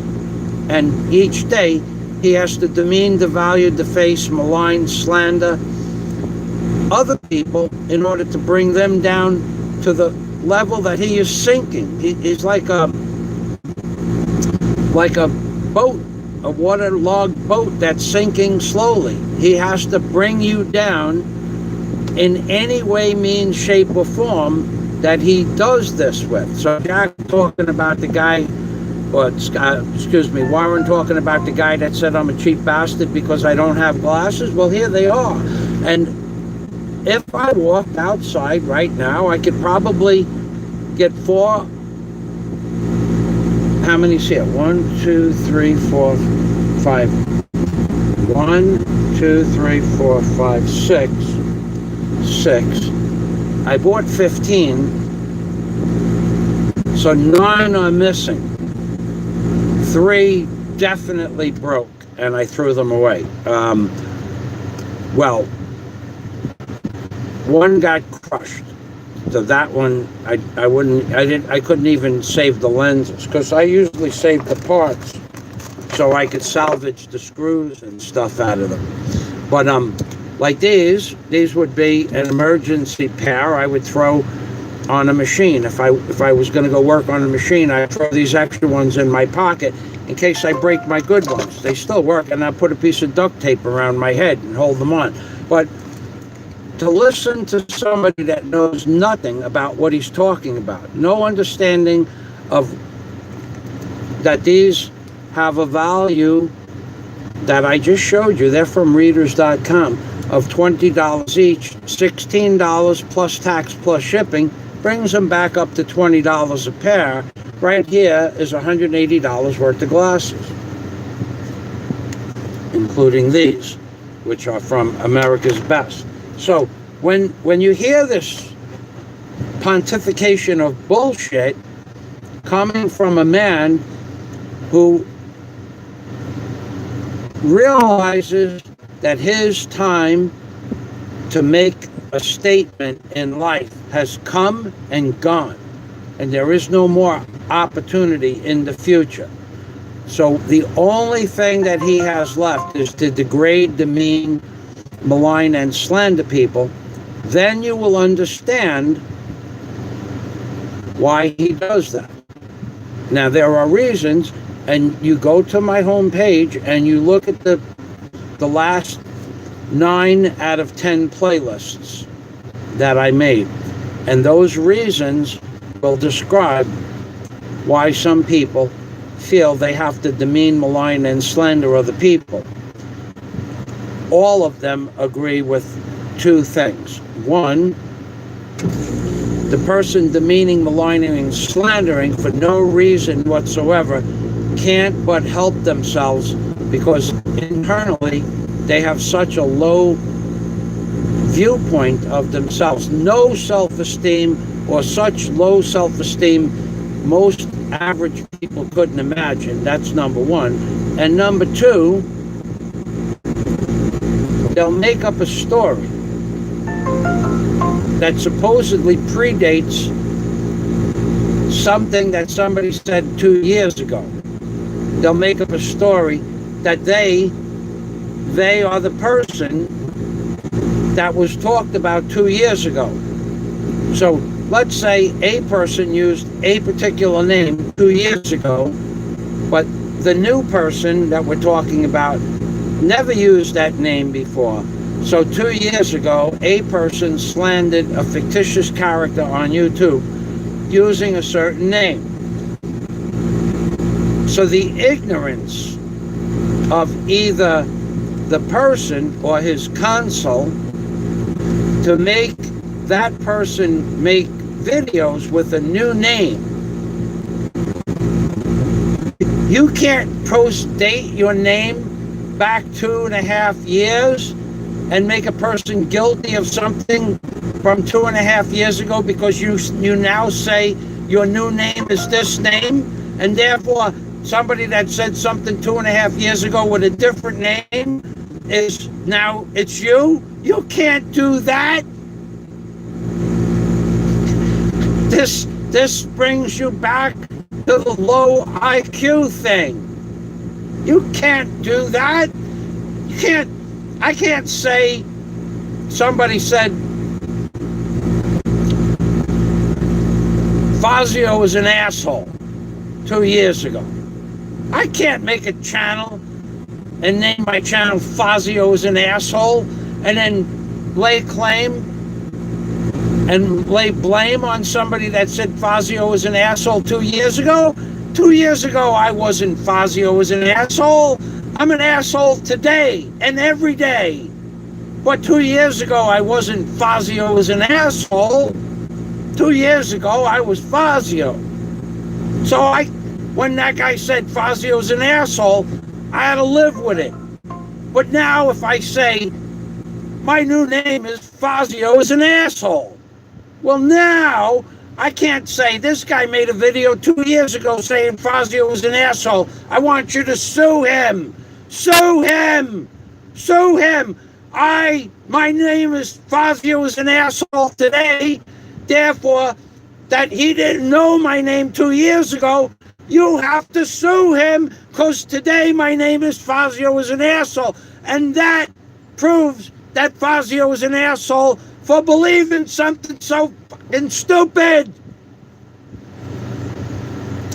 So that's why I don't do things like that. Let me put my glasses away. I have more glasses. I don't want to show you the rest of my glasses collection. I actually have a nice pair of, but to get to them, a little bit more difficult than I really care to go through right now. But I have a nice pair of Oakley sunglasses, the wraparounds. In fact, I have 2 pairs of those, but the second pair would be, it's in a box, in a box, in a box, in a box, in a box, in a box. And those of you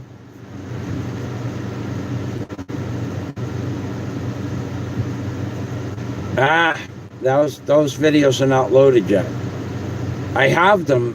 I couldn't load them the other day because I couldn't get online. All right, let me go to my comments. All right, Jack Thompson.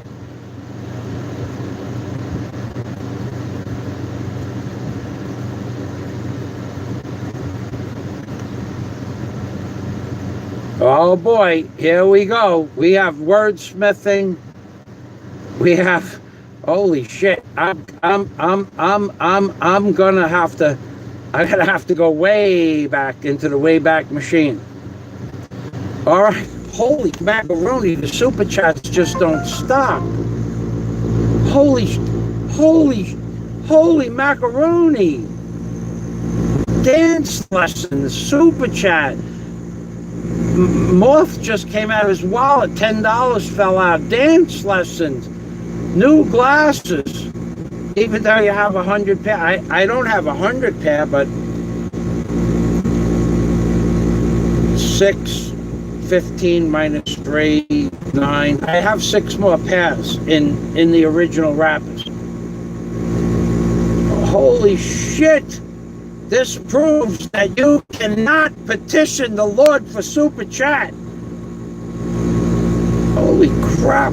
Okay, it's the damn fedora, says Scott Del Fuego.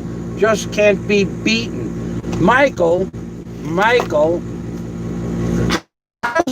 How's that guy ever sleep if you guys keep stupid chatting me like that? How's that guy ever going to go to sleep? Scott, for new glasses, even though you have 100 pair in the container,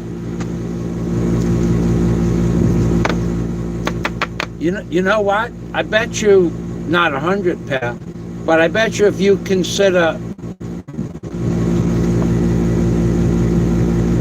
safety glasses, straight up and down 3M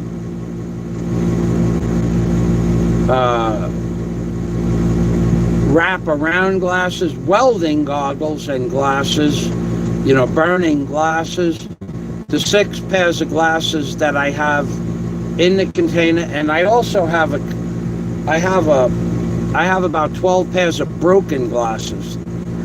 I don't know why I keep them. I keep them because on any given day I could lose a lens from different size glasses, and I have an extra pair. Maybe I'll have an extra lens that I could glue in there or something like that.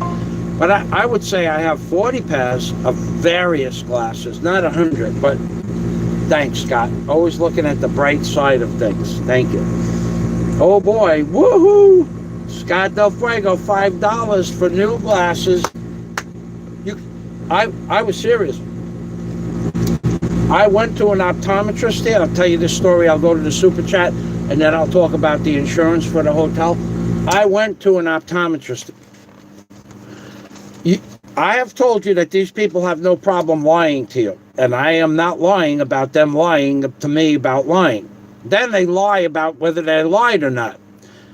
Okay, so I'm going to tell you where it is. The optometrist. This is 6 years ago. The optometrist go into the side entrance of the BQ Mall. Walk down 3 steps, and in 7 steps, you're going to be standing in front of the cash register for Dunkin' Donuts. So you walk in the side entrance, you walk 3.5, 4 steps to the steps, you walk down 3 steps, you walk 7 steps forward. Onahan. Stop. Look to the left. The Dunkin' cash register is to the left, 2 meters. Look to the right. Buried behind a railing that you can walk through is a store that says optometrist on it. They lie. Walk in the door, and 6 years ago, the glasses were 1,000 pesos. It's for what they said custom glasses. So 6 years ago, 1,000 pesos was about $29, because it was 34 pesos to the dollar. So the woman puts you in front of the machine, and there's some dot that you look at, put a little fluid in your eyes, and she does the other eye, and they take the money first, by the way. They don't do their job and then ask you for the money. You pay that $30 in advance. Well, it's 1,000 pesos. She writes it down. Now, I told her I want glass. Yes, sir. These are glass. So the glasses are made out of glass. Yes, sir. Because I'm figuring $30 in the Philippines, I should get glasses, not plastic glasses. Yes, sir. These are custom glasses with glass. That's lie number 1. Lie number 1 is that they're an optometrist. That's lie number 1. Lie number 2 is that you're going to get glass as glasses. Lie number 3. You sign the paper that they gave you, whatever your vision was, 20/30, 20/30/40, whatever it was. And that you agree that they're going to custom make your glasses for you. Custom make them. For this 1,000 pesos. Now, well, wait, gets better. The the scams in the Philippines, they never stop. Never stop. Sir, would you like custom lenses with that? How much are the lenses? 2,000 pesos. Or the glasses now. Now it's $60. I said, no. I'll just take the regular lenses, the regular frames. Okay, sir. How long will it be? Come back in a week, sir. A week? Yes, sir. These are custom-made glasses. Takes a week to get them. I swear to God. Now, she never said that it was going to take a week. I don't remember if I asked. But, okay. Got to go back to the city in a week anyway. I walk away. I was the only person in the store. For good reason. That store just sucks. I walk away. That lady who took my money, and I just signed that paper, I'm leaving the store. I'm leaving the BQ Mall. I don't know where I'm going, but I'm going someplace else. And I'm going to walk out the door on the side entrance. Now, when you walk back out the door, up the steps, because remember, the entrance was across from the cash register at Dunkin' Donuts. When you walk up those steps, now you can walk to the left. It's a dead space, but you can walk there. You can't get out of the building. The doors are still to the right. But there's like a space where maybe at some time they were going to do something else there, or it's just the entrance part of like an empty space to make the entrance of the BQ Mall look bigger. So what I decided to do was go into that empty space at the top of those 3 steps. You follow my moves. You write this down. You copy what I said out of this video. This is how it is. This is exactly how it is today still. I walked to the left, and I said, you know what? That side of the store is glass. Let me go look in the side of the store. And I stood up on the top, and I watched the woman who had my money and the paper hand the piece of paper to a woman sitting down facing that glass wall. Now I'm up on top of the steps. The woman who took my money was in a different part of the store. She has no reason to believe I'm still anywhere near this place.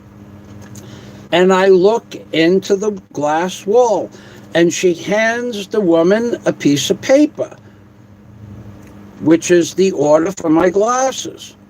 And she wasn't doing anything, and she reached up, took a pair of stock frames off the wall, and she took her other hand and pulled a sleeve out from the wall, like a post office box, but had a little drawer in it.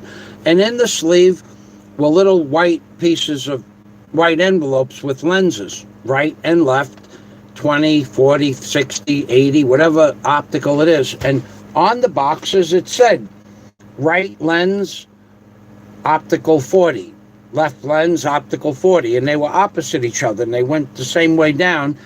And in the boxes were 20, 40s, and 60s. And then there were different styles. That woman took those 2 lenses out of those 2 boxes and went like this. She took the lens, she put them in the frame, and she went pop, pop, closed the glasses up, looked at them like this, and handed them to the lady. My glasses were done. It took her a minute to make my glasses. My custom glasses that she told me to come back in a week for, that she overcharged me for. And I went back into the store. And I took I took, well, I took the glasses up off they were on the counter. She didn't even get a chance to put them away. And it said Fazio on the envelope. I said, these are my glasses? She goes, yes, sir. I said, they're done? Yes, sir. I says, you told me it would take a week. Sir, we did a rush order for you. Let me see this. And I picked them up and I touched the plastic lens with a coin. I said, these are plastic. Yes, sir. I said, you told me that these were going to be glass lenses. Yes, sir, they're glasses. You gotta be on some kind of mind-bending, altering, alcoholic, binge drinking bender in order to just take all this crap that you take every day. You gotta be medicated. Because otherwise, like myself, I just look at these people with just, what the fuck? Did you just tell me that this was going to be a glass lens? Yes, sir. And did you just hand me a pair of plastic lenses? Yes, sir. So you lied. No, sir, they're glasses. It is uneffing believable doing business here in the Philippines that this woman who is supposed to be the optometrist can tell you that the glasses are going to be made out of glass. The glass part of the glasses is glass, and that's going to take a week. And they were done 90 seconds after she passed this on to the woman, and she put them in the envelope. And I said, this is what it's like living here. You don't get it. You just don't get it. So let me go to my comments now. Oh boy, woohoo, says Jack Thompson. Scott Del Fuego hit me with a big nickel. And you know what nickels do to me. A nickel saved is a nickel earned. And nickels remind me of black pots. And as you know, and I know, Scott, and you know more than anybody now, Scott, black pots matter. So we'll give Scott Del Fuego a little wiggle. Black pots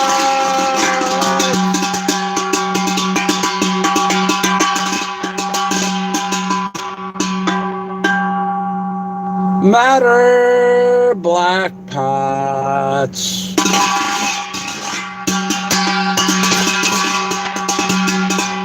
Black pots matter.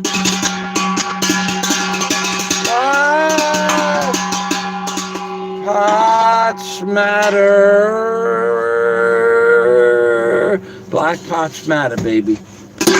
Salamat, Scott. Thank you. Now let's go on to the.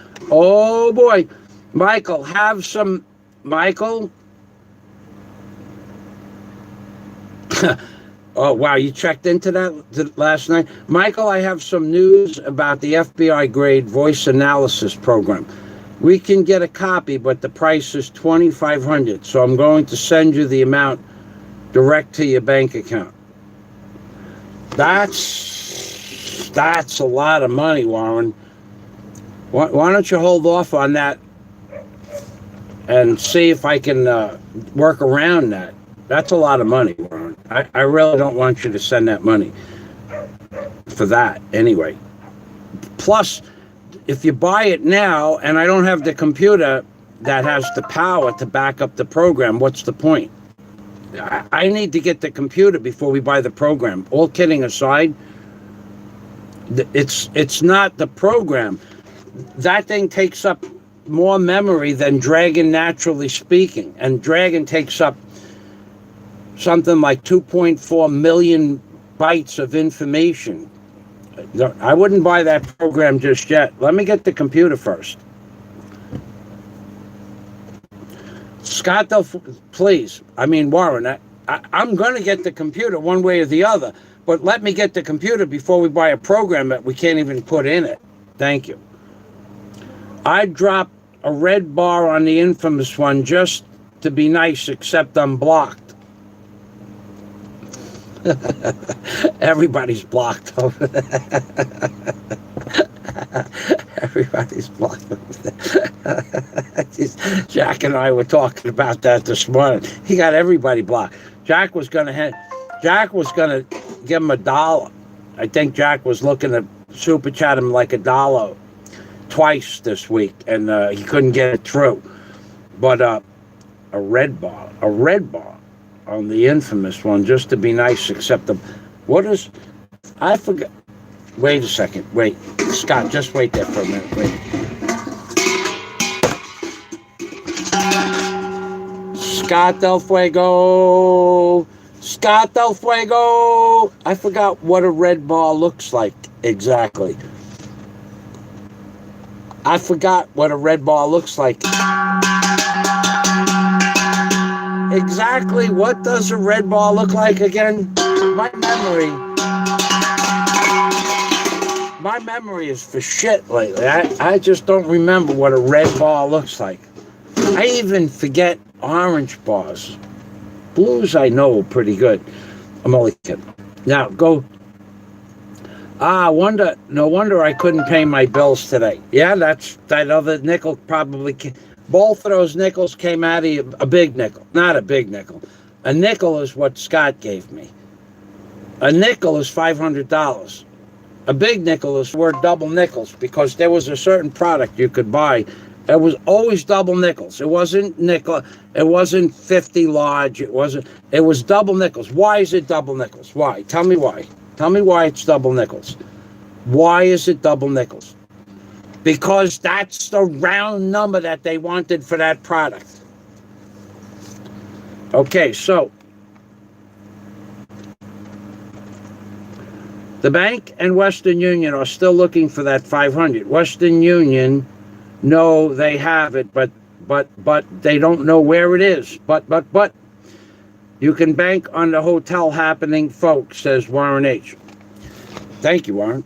I'm looking forward to that. And the fact that what Scott said last week, I thought about it, and I talked about it in my last live stream. Scott plays the guitar. Warren plays the guitar. Warren plays the harmonica and the drums, the piano, the organ, and a little bit of the saxophone also. So I don't play anything. I have tools. My thing is tools. They have guitars, musical instruments. I have tools. But the idea of Scott and Warren sitting on the veranda overlooking the ocean, playing their musical instruments, is like the perfect concept of a couple of guys just enjoying their life in the Philippines. Me, I'd probably be upstairs working in my shop, listening to the music. But of course I would spend time with them, but I'm not a musician, but I would enjoy listening to that. I enjoy music, but I don't know how to play music, and I have no wish, want, will, or desire to learn how to play an instrument. It was something that I tried and I was not successful at. I tried to play. I actually knew how to play the accordion for a long time when I was a kid, but it was a big, heavy-duty box that I had to carry around, and after like 6 months of accordion lessons, it was just too much to carry. You had to carry an accordion box home with you from school in order to practice, and it was 4 blocks, and I didn't want to do that. So actually, I know a little bit about the accordion, and that's it. All right, you can bank on the hotel happening, folks, says Warren H. That's probably going to happen. Now that you people, I know that you hear stories that I don't have a house in America. No, that's not true. I don't have a house in America that you can find on paperwork. That might be true. But I have a house in America. You just keep looking. Knock yourself out. Now, You can bank on the hotel happening, folks. Jack Thompson, there will be a certain fella that will catch every second of this live stream, but will claim otherwise. Oh, there's lots of people that watch my live stream from front to back. When I look at I rarely do this, but when I look at the average time of someone watching the live stream now, somewhere between 13 and 14 and a half minutes. They'll come, they'll watch some stupid shit happen, and they'll leave. 13 minutes is about all they can, unless they catch me. That's average. Some people watch for the whole. This one could go on for, we're looking at somewhere between 6 to 12 hours today. I feel good. I feel good today. I had my fresh vegetables this morning at 6 o'clock. I had coffee, just a little bit of vegetables. I had coffee at 6:30, and then I had good food at 9 o'clock. Good healthy chicken, fresh roasted chicken, and good healthy fresh pork, not non-frozen, with vegetables and cabbage. I feel good. I'm taking 6 to 12 hours. So you guys hang on to those super chat buttons, because you're going to need them later. Okay, so Warren says, I did send out the apartment video. I forgot what I sent out. Okay, all right. You got the apartment video, but you didn't get my box inside a box inside a box inside a box video. No, I didn't show that to you. I have that video, but being that I didn't have a screen for the last 3 days, I couldn't figure out how to load that video. I will today when I'm done. Warren says, it's coming to the Philippines soon, baby. That's good to hear. No reason I can't go to the Philippines very soon. Thank you for sharing that with everyone, Warren. And Jack Thompson, for your dance lessons, you're going to need it. He's got rhythm. Oh, I'm not much for dancing. But I am looking forward to dancing. But ain't going to happen. Well, you know why. I mean, everybody already knows why. From one side, we have the man who has psychic abilities. He can see into the future. There's no reason to bet money on Jack's horse, because he knows Jack's horse is going to lose. There's no reason at all. Even though Jack thinks he has the number one horse in the race, there's no reason to put money on Jack's horse. Just because Jack's horse is a good, strong horse and won the last 3 races at Aqueduct, there's no reason to put money on Jack's horse. It's going to be because Jack's going to lose. There's a man out there with psychic abilities that goes far beyond stupid, man. Far beyond that. Into the inner depths of absurdity. Thank you very much, Jack Thompson. And for Jack Thompson, of course, black pots matter. Jack knows this. It's not quite... Black pots matter is not quite a shoulder roast, but it's close.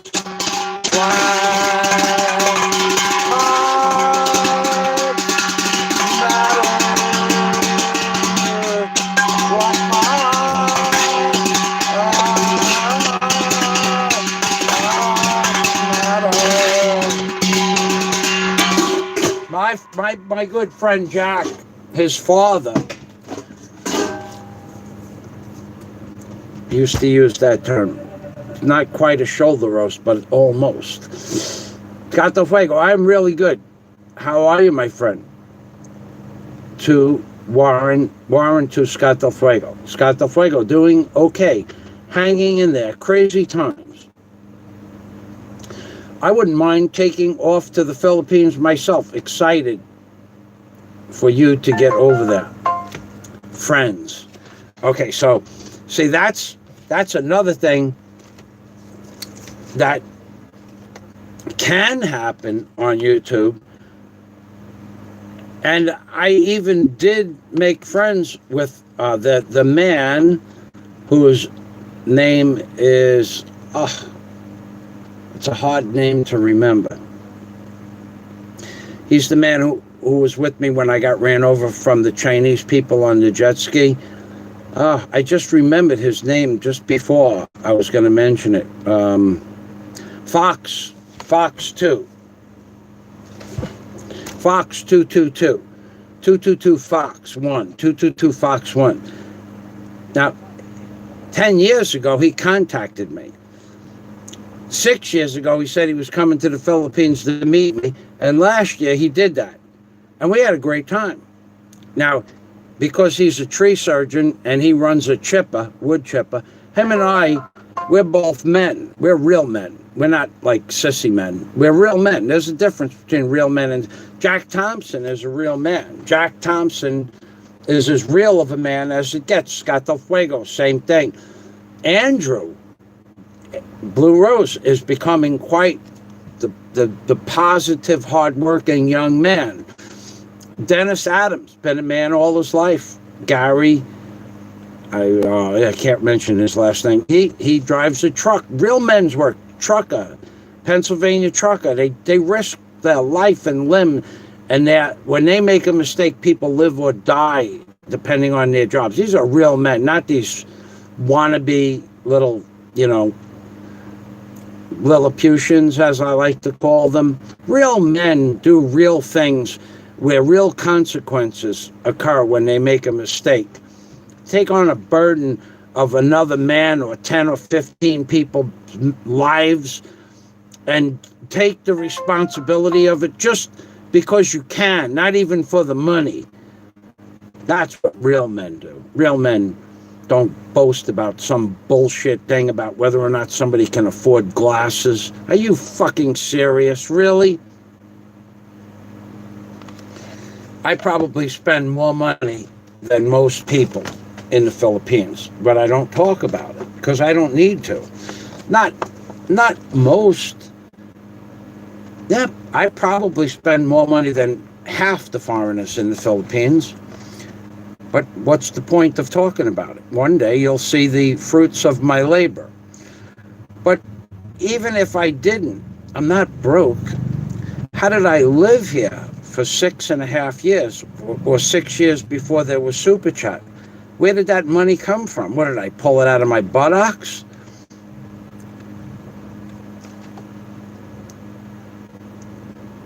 I don't understand the small Lilliputian mentality of some people to make an effort to try to prove that I can't afford $2 sunglasses.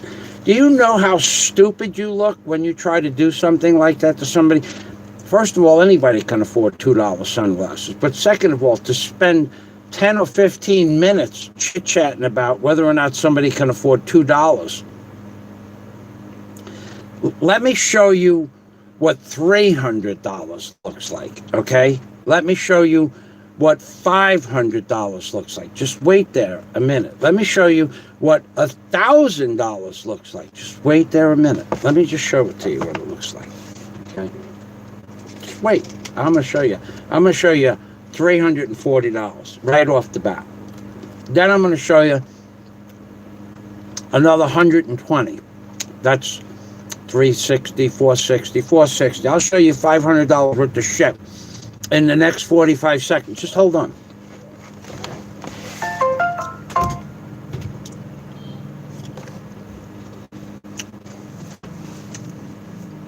Oh, here. This is $135, this mask, when I bought it. That is a Mare's, I think. I'm not, this isn't what I'm going to show you. Let me just show you something, schmuck. This is a decor, tempered glass, 3 sides. When I bought this was the model to buy, and it was $135. This snorkel,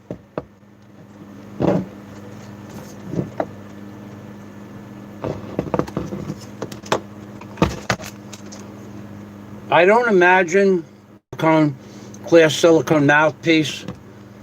I don't imagine you could buy this snorkel for less than $30. So this is $160. But wait, to the guy out there that tells me I can't afford $2 items, you couldn't afford to walk behind me during the course of a day. When I went to the city yesterday, what you could not afford to do is to try to put the same package in your backpack as I had and carry the same weight for as long as I did. What would happen to you, your heart would have blew up in the hot sun because you are not in physical condition. So, what do we got here? Well, this was 7,000. This was yesterday. This is the little panel there. But we also have something else.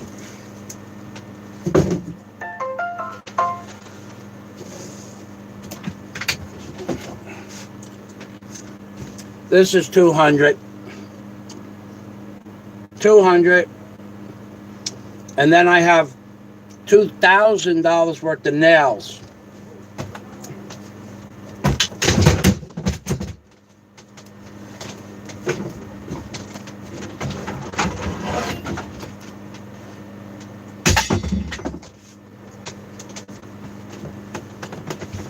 And this is what real men use occasionally during the course of the day. A nice little steel chainsaw. You could pick them up for about $300 in the Philippines. This is what real men have laying around because they're doing a little project here, a little project there. Real men have real tools.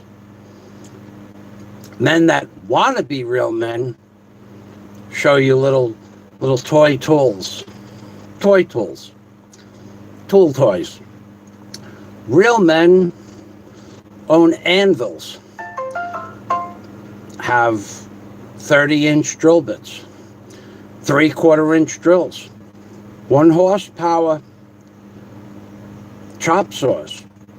1.3 horsepower jackhammers. Pressure washers. Big things, 200-amp battery chargers. Real men have tools. Wannabe men. They show you pictures of tools. Or tell you that they know how to use tools. When the truth is, when put to the test, they would melt. Their metal would be non-existent. If I was to test the person's metal that said that I couldn't afford a $2 pair of sunglasses, if I was to test his metal in any way, shape, or form, he would come up short. I just told you, we'll wear the same backpack, we'll carry the same bag, we'll carry the same amount of water, and all he has to do is follow me. And I guarantee you, by 1 o'clock in the afternoon, he'll have dropped. Not able to get back up. He just won't be able to take it. Because he has nothing to offer when it comes to testing one's metal. He believes he has something to offer. But come 1 o'clock, when that sun is right up there and it's 160 degrees deck temperature, he will collapse. Testing his metal would have to be done from some sort of a test from, I guess, an air-conditioned type environment. I'm not real sure. But that's not testing one's metal out in the field. We're talking about field testing. We're not talking about YouTubers. I'm a YouTube man. I'm a man on YouTube. Most people my age, or anywhere close, top or bottom, 5 years above or below, would fall down long before 1 o'clock in the afternoon where I was and what I did yesterday.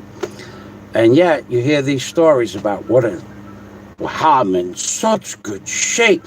Just prove it. Stop running your mouth and making checks with your mouth that your body can't cash. That's all I ask. Just stop running your mouth about shit that you can't prove, never could prove, and never will be able to prove. And maybe you'll feel better about yourself when people prove you to be unworthy of Super Chat, unworthy of friendship, unworthy of any kind of camaraderie or collaboration, unworthy, because you don't tell the truth about anything. Maybe you should just stop lying to everybody about everything. Telling people I don't have $2 for sunglasses. Are you serious? When I'm actually in the progress, I could bring you to 3 different stores I was in yesterday to buy a $4,000 computer. What on earth would ever make you believe you could pass off some bullshit story that I don't have $2 for sunglasses? What would present that inside your head to make anybody think that you could believe you're believable? What would present that inside your head? What makes you believe that anybody would believe that horse shit? So why would you try? Because you lack something. You lack a lot. You lack the ability to discern the truth. I have $2 for glasses. That's all you need to know. I have $20 for 10 pairs of glasses. You don't even need to know that. But why would you think that you could make a large group of people believe that I don't have $2? There is something inherently wrong with the way you think. Now, I'm going to read the comments after I... Oh, there's my other glasses.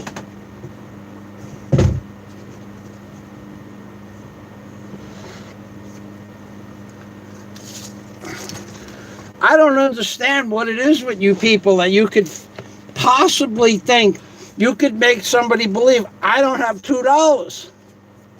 What's going on inside your head? Not much, that's for sure. All right, back to the comments.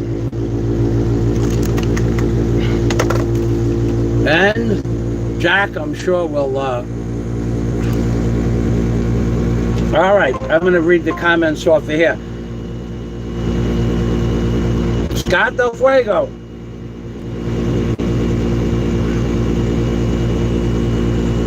The room in the hotel next door is going to be great.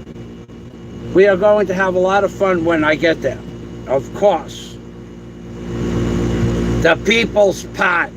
That's right, baby. Black pots matter. There's another thing. I remember a guy trying to imitate Michael Fazio. Why? Why would you try to do that? Why would you try to imitate me? Why wouldn't you, the great YouTuber, the fantastic, wonderful human being that you are, why would you try to imitate anybody? Why wouldn't you just go out and create something on your own? Why? That's a serious question. You have never, in my opinion, ever created anything in and of itself that is humorous or funny or anything but plain outright sad sad to watch a certain blogger try to be comedic by using my utterances, my catchphrases, my words, Chi Corsair's words, Chi Corsair's catchphrases, making fun of Big Kevin's ability to move around when Big Kevin really is trying to lose weight and make his life better by losing weight, and all you do is demean, slander, and malign Chi Corsair's, Big Kevin, Arma, sometimes by name, sometimes not by name. It's all you do. And that is why no one gives you Super Chat. They don't want to hear your bullshit anymore. Do you not understand that your negative viewpoint of everybody that you've ever contacted, every single person that has ever contacted you, every person you supposedly befriended, every person that befriended you, every one of them have come and gone and left you with nothing but a memory and more hatred accumulated inside that little mind of yours. Nobody likes you, dude. Nobody likes you. Nobody likes you. People will come and people will go and they'll like you for a week or two, but that's it. Nobody likes you. Nobody finds it humorous for you to make fun of Chi Corsair's and talk about where she lives and that there might be a lot of prostitution going on where she lives and insinuate that she may do that. Nobody likes that kind of shit. In fact, I'm surprised you've gotten away with it that long. And of course, a lot of people are doing a lot of legal stuff to try to figure out how to prevent you from keeping up that facade of bullshit. Slandering and maligning people every day, day in and day out, day in and day out, day in and day out. Talking about somebody that smokes a 3-foot-long cigarette one after the other, and that you're absolutely sure, you are absolutely sure that he does a certain kind of drug. Really? That one. Where is that?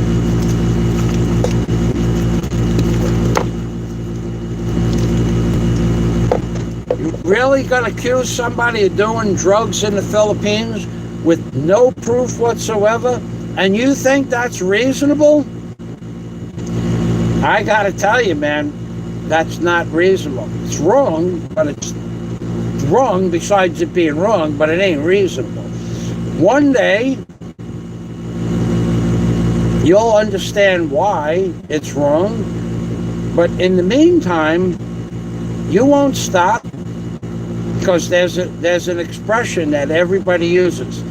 He won't stop because he can't stop. That's how low your self-esteem is. Therefore, every day you have to pump it up, and every day you come up shorter and shorter. Your age, your ability to move around physically, your psychological, emotional levels, it's all on the downslide. You don't do anything with your life to make your life important to anybody. Just look how people react to you. Just look, watch the videos. Nobody even says hello to you, dude. Nobody even looks at you in your videos. When I walk down the block, everybody says good morning, good afternoon, hi Mike, how you doing, Tumbo, Niwang. It's all a joke with these people. 6 years of making them laugh. Now, no matter where I go, everybody's yelling out a different name for me. But you, nobody even looks at you in your videos because they don't like you. You don't understand that.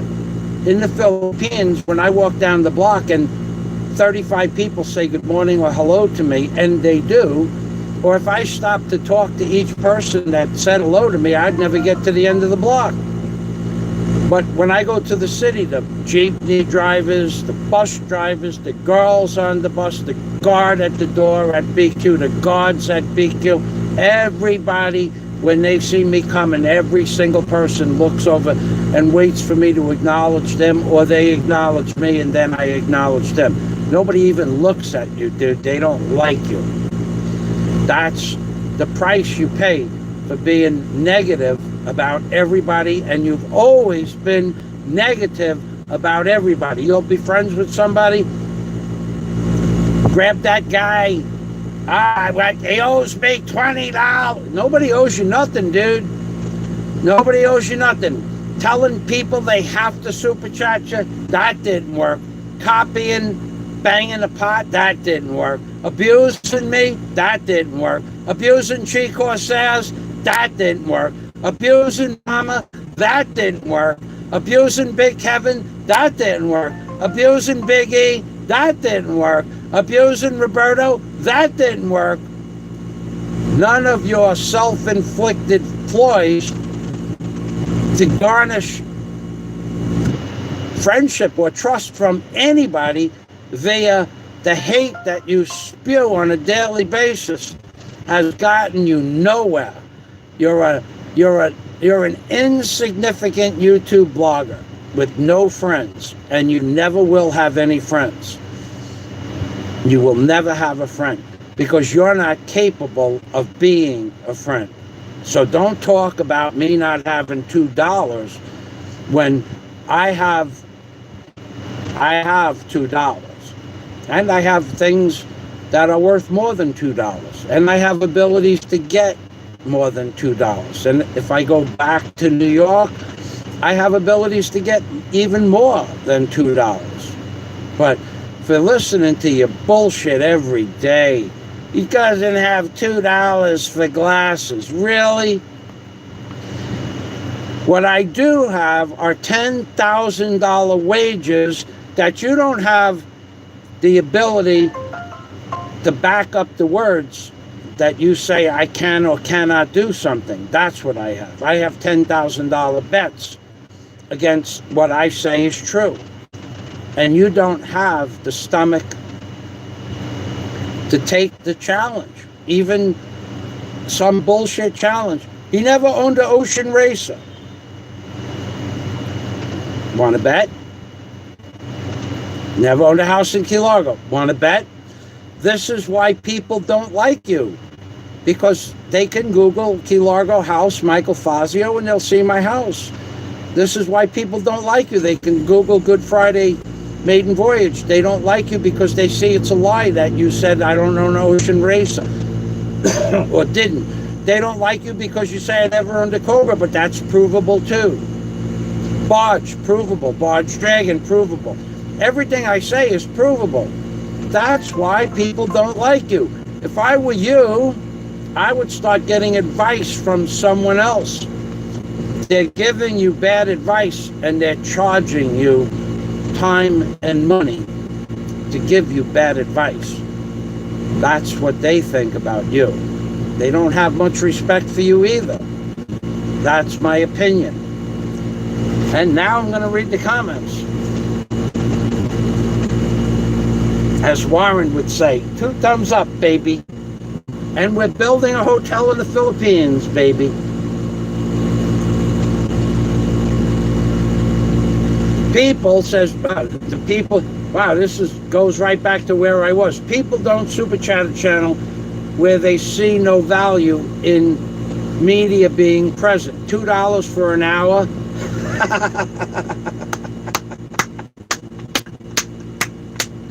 $2 an hour. I saw that. Is about the same as the poorest Filipino makes, says Warren. $2 an hour for an hour's work. I gotta tell you, I was fucking hilarious. That was just fucking hilarious. Thanks, Warren. I needed that. An insignificant blogger will never trigger the great Fazio. Never gonna happen. The only thing that's going to trigger me from that insignificant blogger is when he takes one of my $10,000 challenges, and when he gives me the money after he loses, because it's all going to be in writing and the money's going to go in escrow, I will be triggered into screaming out, "Yeah, baby!" Triggered. In between now and then, it's just a question of time. Yeah, baby. A moth just flew out of my wallet with a $2 bill. Warren said that last year, or the year before. I remember that. I remember him saying that. Originality always wins, says Jack Thompson. Thank you, Jack. Michael from Warren says, Michael does not care because he's a man. Other who complains and make up lies are no real men, others. That's true. When all you do is bitch, I mean, I don't even know where to go. I've already been to all of these places. Whether or not a man smokes long cigarettes, and whether or not the man is in the country legally or illegally, that's not my concern. He didn't do anything to me. But to go through the extent that you went through to hire an immigration lawyer to look up people's backgrounds, there's something wrong with you, my friend. There is something seriously wrong with you. You are grasping at straws. No doubt you're getting bad advice and paying for it. Just keep that in the back of your head, because that's what it looks like to me. Why would you care that another man who doesn't have a damn thing, your lives don't cross paths, you don't stay in the same circles, he doesn't do anything to anybody that I can gather from everything I've ever heard or watched about that man?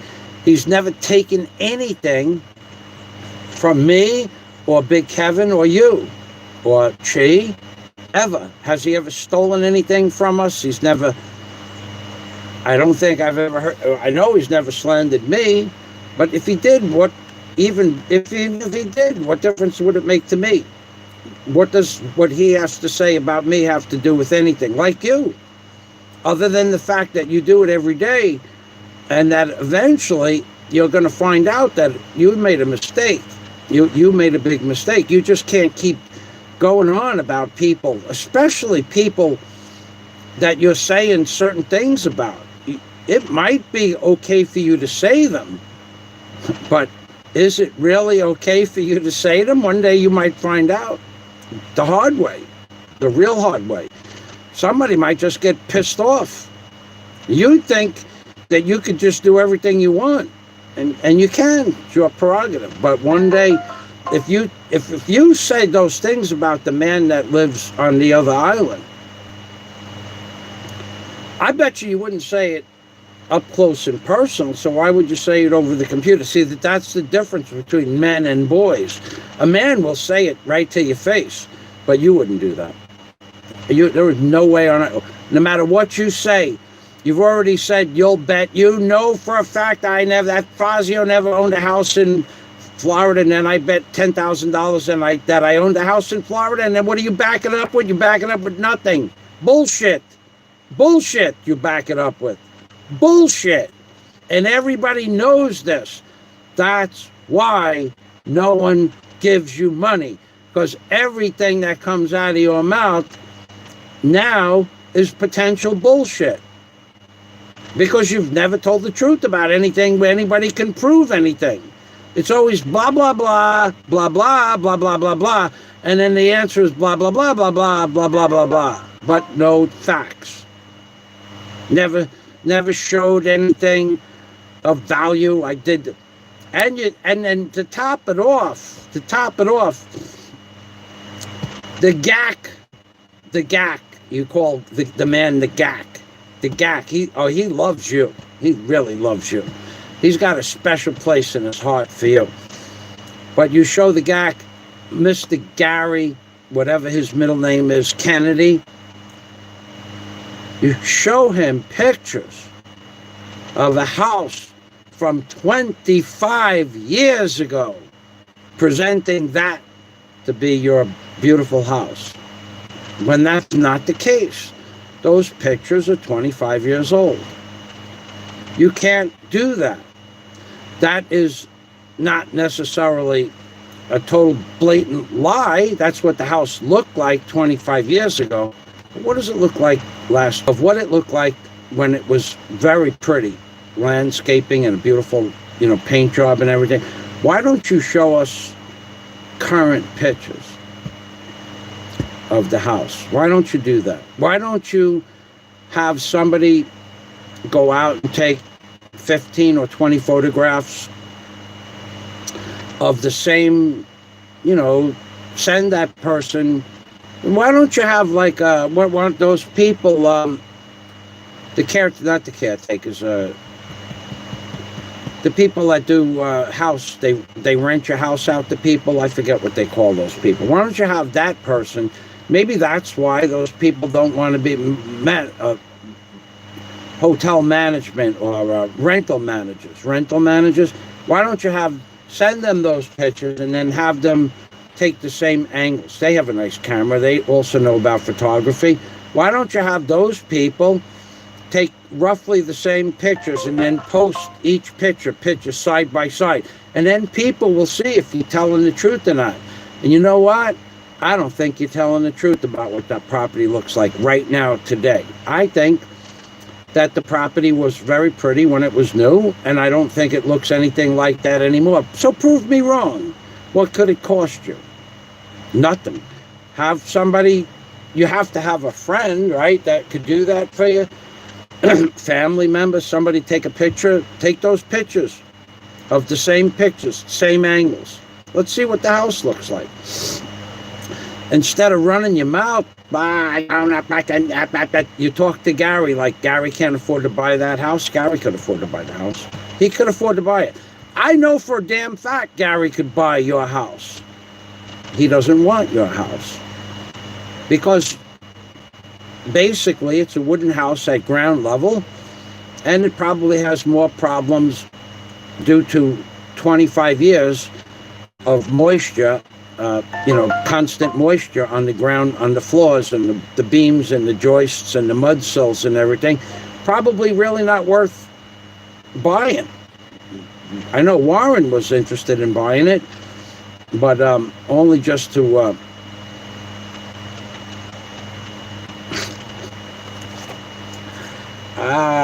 Warren was going to put a big sign on the front of the house. All right. Then Fazio said, you caught that. The Lord said, leave that field dry for 6 years, and on the 7th year, harvest all their money. Little by little. Slowly I turned. Bank slip by bank slip. I moved into their bank account. Warren says, and then Fazio said, on the 7th year, you may take all their money. I'm fucking rich. I'm going to wait. So, psychology tip, whenever someone is angry with you, compliment them on certain things. They will have no choice but to want to give to you. This is true. Yes, it's very nice. Very nice, says Warren H. Salamat. That's sweet. Make sure Michael knows. When the hotel rooms are rocking, don't come a knocking. Oh, yeah, that's probably the most slanderous thing anybody... Oh, by the way, Warren is going to correct that problem with calling him, laughing about Warren not having any testicles at all, and then with that gleeful, nasty, sarcastic, sadistic laugh. Warren is going to correct that issue when it comes to the Philippines. Going to do that. Part of the Part of the things that Warren is going to write down a list of things on a piece of paper, and he's going to feel better about what you said. He's going to make this happen. There's a lot of things that Warren and I have planned when he comes here. A little vacation here, a little vacation there, a little bit of this, a little bit of that. And Warren is going to write some things down on paper, and we're going to back it up and lock it in place and put that shit down into the history books. You have no idea how much Warren wants to come and set the record straight, legally, of course. You have no idea. But you will. Of course, I have a hard hat and vest. I could even lay my hands on that because I had somebody over here the other day.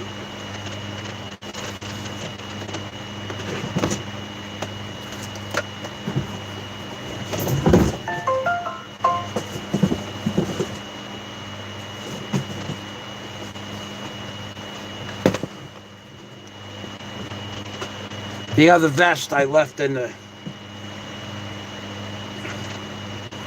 Real men have funnels, too. Real funnels that you can dump 5-gallon buckets in. But more than that, real men always have 2 hard hats. One for you and one for the man they're working with, or woman. Real men have hard hats. Real men do real work. Real men don't bullshit about real men doing real work. Real men make videos about the real work that they do and send them out to a select group of people. Yo!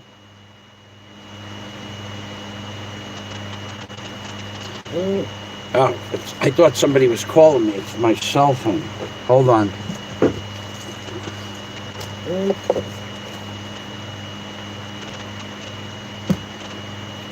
Okay. Cell phone sounds like somebody going, yo. Of course. Scott, Warren says it's going to rock a lot if he has anything to do with it. Warren, you go to the city at night and you'll come home heavy. There's no doubt about that. I do have hard hats, vests, gloves. I don't have boots, though, and you're going to need a pair of boots. I have boots for me. I have Red Wings, I think they are.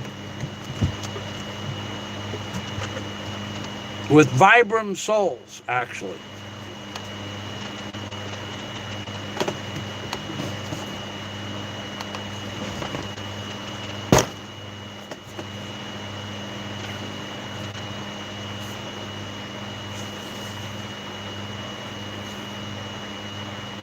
Timberland boots. Timberlands.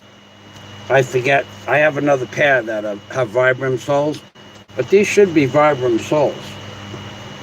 No, they're Timberland soles. Anyway, I have a pair of Timberlands, and I have a pair of Red Wings, but they don't fit anymore. But I have 2 pairs of boots. But I don't have a pair for Warren. Warren probably has much bigger feet than I do.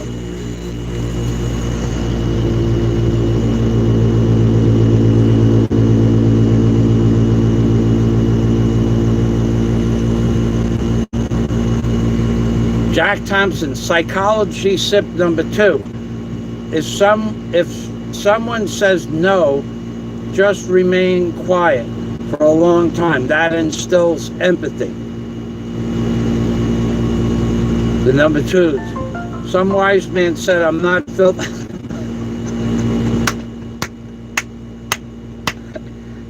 I gotta tell you guys,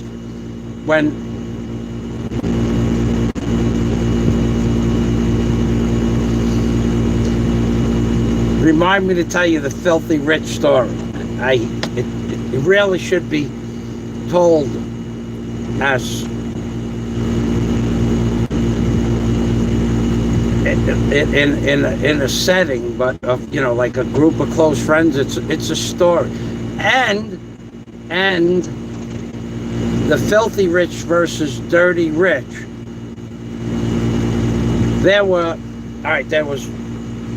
1, 2, 3, 4,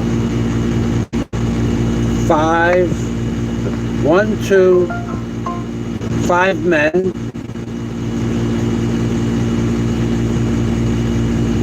2 women, and another man. So 6 men, 2 women, and myself listening to me yesterday in a room. And they wanted something from me. And I said to them, okay, well, when, you know, we can do that. And they said to me, how is Warren going to get to the Philippines with no planes flying? And I said, oh, no problem. He's just going to rent a Learjet. And the guy goes to me, he's filthy rich. And I said, no, not filthy rich, just dirty rich. And I didn't really think much of it. But the whole room went into hysterics. I'm talking about the entire room. Everybody in the room. And I didn't realize everybody was laughing at me because I had my back to them. And then when they all started, I didn't even realize how many people came into the room. And when I had my back to them and when they all started laughing, I'm going, what the fuck is going on here? There was 6 men and 2 women laughing at me, at what I said. And I'm going, Jesus Christ, you guys moved in here silently. I don't know, I heard the door open and close, but I thought people were coming in and going out. I didn't think the place was getting filled up. I had an audience.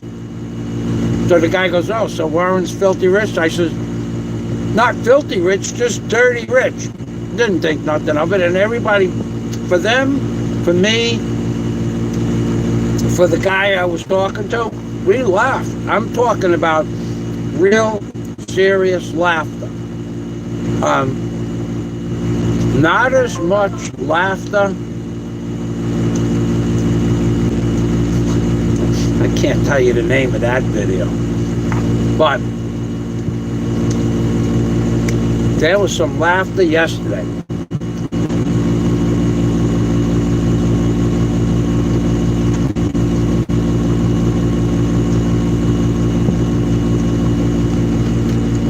All right, so I want to share with you something about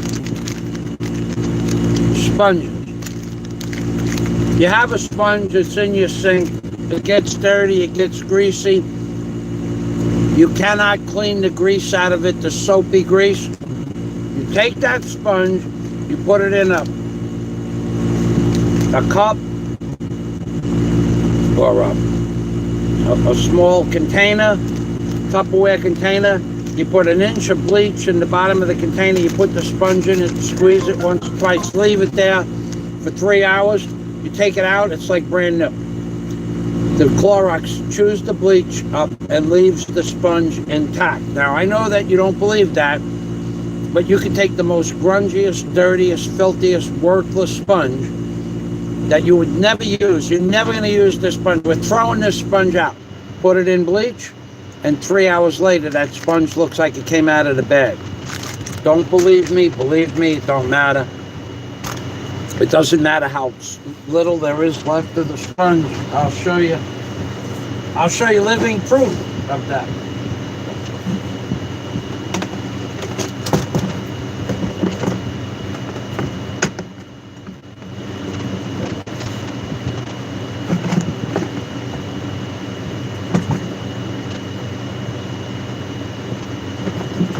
Real men have 30-foot Stanley rulers. That's what real men carry. Real men. We're not talking about the sissy boys on YouTube. We're not talking about a guy that walks around with a 3-foot fucking tape measure. Here. See this sponge here? This sponge came out of this package, same package. So this sponge here was the same size as this sponge, with the green Scotch coat on this side and the yellow on the back. Green and yellow. Until it gets down to this, it's still usable. Even now, I just soaked it in bleach a couple of days ago. It's still clean. I'm not lying to you. This, you can use that sponge all the way down till it becomes this, and then under this you could put it under the computer to keep it from sliding around. You could use it for something, or you could throw it away. God forbid. But you can clean them till they look like this. So look how thick this sponge is. It's this thick, right? 1/4 of an inch thick. It's got no Scotch cloth left on this side, and this side has sponge. It's still an absorbent, workable sponge, but for smaller things, like cleaning jewelry, something like that. If you had jewelry, if you were stupid enough to bring jewelry to the Philippines, or even worse yet, buy it once you got here, because it has no fucking value at all. Once you buy it here, you lose 60 or 70% of the value, or whatever the fuck it was worth when you bought it. I gotta tell you, I have 2 silver dollars from, one is 1901 and I think one is 1909. And I might have paid $10 for the 1909. The 1901, a black lady named Cookie gave that to my mother when I was born. And she gave one to my brother. And then we moved away from there. But I remained friends with Cookie till I was 30 years old, and she died. She was the black lady that lived next to us on 93rd Street, right off Astoria Boulevard, off the the Grand Central Parkway. And I brought them to the Philippines. They will buy the 1901 and the 1909 silver dollar. I think they would give me $12. I don't know if that's a good price or a bad price, but I had about 10. I know for a damn fact I have a sterling silver fork and a sterling silver spoon. I've had these since I was a little kid. Part of a sterling silver set. I don't know where I got it. Maybe my grandmother gave it to me. They will give you nothing for it here. Nothing. It's worth nothing. Sterling silver forks and knives worth nothing. Nobody will give you a peso for it. They don't believe it's sterling. They don't want to melt it down. They don't want to take the chance. So I have 1960 silver half dollars, 4 of them. Know what they're worth? Nothing. If a coin wasn't minted before 1941 from sterling silver, no coin or silver dealer will give you a peso for it. Nothing. They won't even give you face value for the coin. They'll give you nothing for forks and knives, which I only had 1 of each, but that's not the point. The point is, you buy jewelry in the Philippines, you're as dumb as a rock, especially if you think you're making an investment. Dumber than rocks. But let's go on. I digress.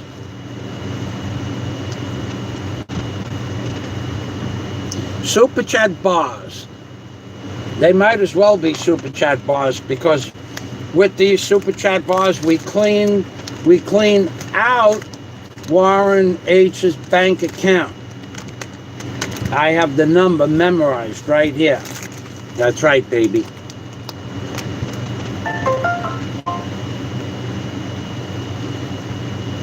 $500 or $5,000. You know, Warren says if you have to worry over $500 or $5,000, your life isn't going so well.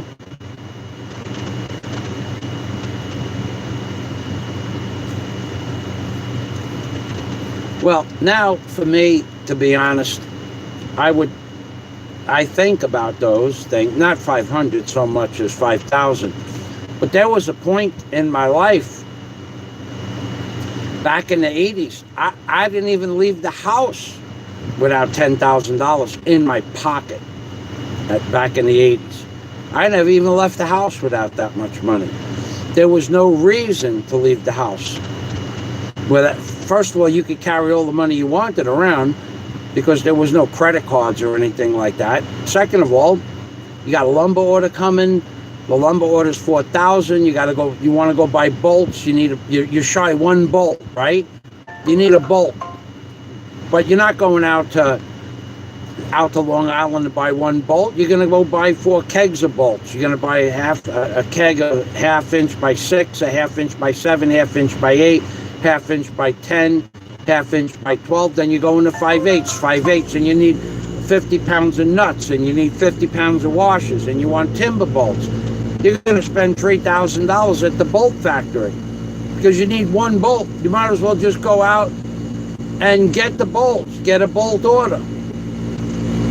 There was a point where spending $5,000, no receipts, just cash, was chump change. But now it's different. But he's right. $500, if you have to worry about $500, life is hard. Life is hard. In the Philippines, they do that. But to compare somebody who you know damn well, I mean, there was a guy the other day made $2 for an hour and so of talking on the computer. $2 he made, right? But $2? Really? Really? And he promises to come back and do more? $2? Really? Remember, the definition of insanity is making the same mistake over and over and over. And that's what you do. You quit, you came back, nobody super chatted you. Nobody super chatted you, nobody super chatted you, nobody super chatted you, nobody super chatted you. Then you quit, and then nobody super chatted you, and then nobody super chatted, then you came back, and then nobody super chatted you, and nobody super chatted you, nobody super chatted you. Then you came back because of your calling, your flock, they called, and nobody super chatted you. That kind of like is the definition of insanity. Jack Thompson, Super Chat Bars, that is ingenious. You know what? Tell you what, you know what that reminds me of, Jack? That reminds me, and Scott, the Super Chat Bars, you know what that reminds me of. That reminds me of this block of wood that Warren paid $3,500 for this block of wood. Now, Warren has been reluctant to come here and pick this block of wood up. So now that we know that the block of wood has a value of $3,500, as is, I should put a 30-day clause that if this block of wood isn't picked up within 30 days, I'm going to sell it again. I'll sell it to somebody like Jack Thompson.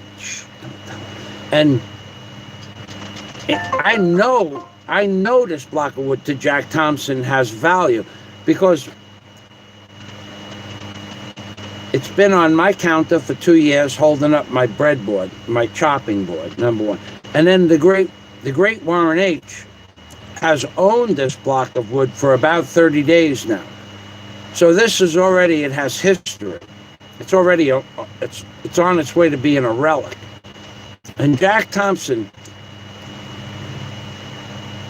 when W.C. Fields made up that expression, there's a sucker born every minute, he was looking at Jack Thompson's crib. That's what he was looking at. When W.C. Fields said, there's a sucker born every minute, he was looking in the crib of Jack Thompson. And that's why I know that Jack will give me big money for this block of wood. Thank you in advance.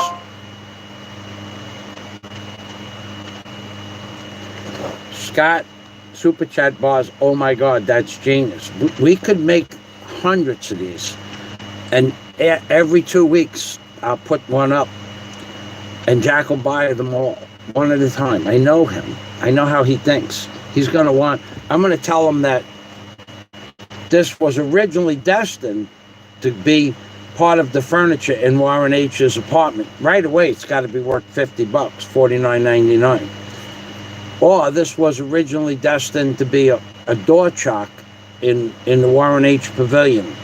Got to be worth $10, right? These blocks of wood, these alone could finance the entire building.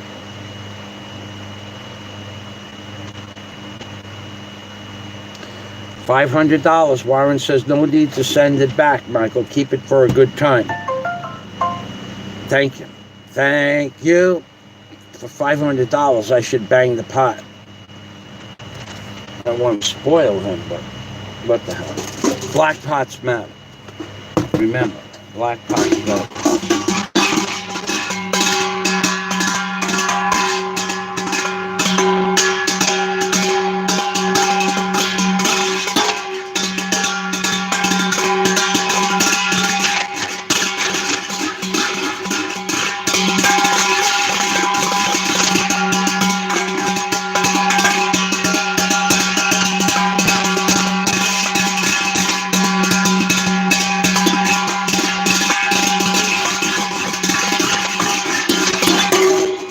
Definitely $500 worth of pot banging, right?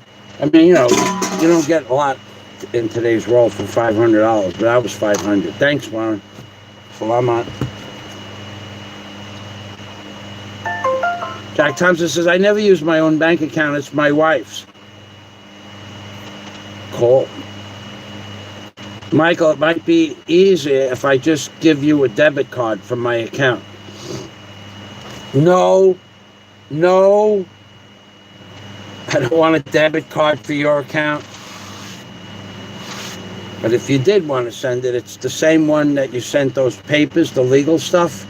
So, I mean, that's just in case you feel you have to send me a debit card. It's the same address it'll get here. But I don't want a debit card. All right? Stop. I was going into a place yesterday.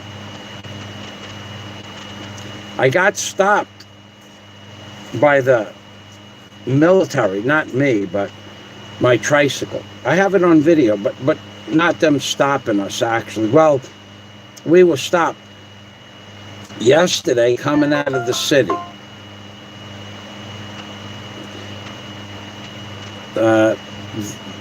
There's a checkpoint on all the main roads, but sometimes they check,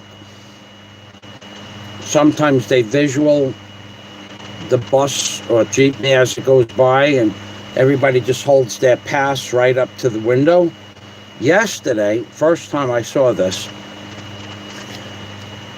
All right, so the jeepney driver, I had 5 cases of water, which you'll see, my friends will see this in the video. I had 5 more cases of water,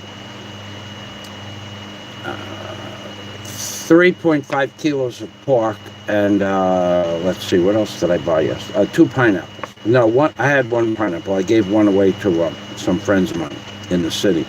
All right, and some of the, what else? There was one other thing. I don't remember what the other thing was. Oh, cabbage.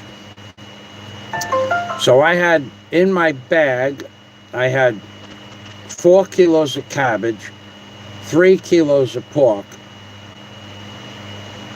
That's 7. a liter of water, that's 8.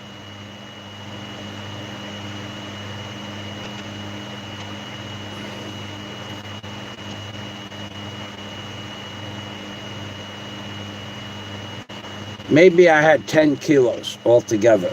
There was something, I forget what the other thing, there was a couple of other things, but they were minimal things. One kilo of sauce. So I had 10 kilos. I didn't carry that around all day, but most of the day I did. They didn't care about that. So they said, I was sitting on the water because it doesn't fit into the tricycle without sitting on it. So the guard, the military guy, he pulls over the tricycle. They pull over the line. They just stop. They split the line from one line into two. Every single person in the bus had to get out and show them, not identification, not that I know of. I did not. But I showed them my general ID. But they had to get out and get a temperature check and show them that they had the right pass. Now, I don't know what they did with people on the other side of the wall. You couldn't see from one side to the other. But for me, they just asked me for make sure my quarantine pass was the correct day and took my temperature. But when I got out of the tricycle, I asked the officer for some ice, and he said, ice? For what reason, sir? I said, put it on my head, I have a big fever. And he started laughing. He knew I was kidding, but he understood English. So he said, over there, sir. So I went over there, and my temperature was 36.7. It's the highest that it's ever been, but that's within normal. But it was because when I was sitting sideways, the sun was on my head the whole time, and I got a little bit of a burn. But anyway, he laughed, and we got back on. I have a video of that. I'll try to get it out to you guys. But they did every car, everybody out. I showed them my day pass. Maybe they asked for identification to some people, maybe not. I don't know, but it was funny when I asked him for the ice. He laughed. He knew right away. I'm sure I'm not the first person to ask them for ice.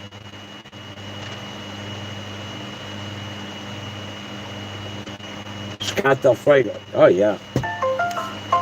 A hammock? It's funny. I just moved the hammock just yesterday. In the morning, I put a hammock in the drawer. One of those, I don't even know where I got it from. Probably got it off a job that somebody didn't want. It won't fit me. It won't fit you either. It's for a little Filipino person. Yeah, you can have a hammock. In fact, there's going to be plenty of places to put.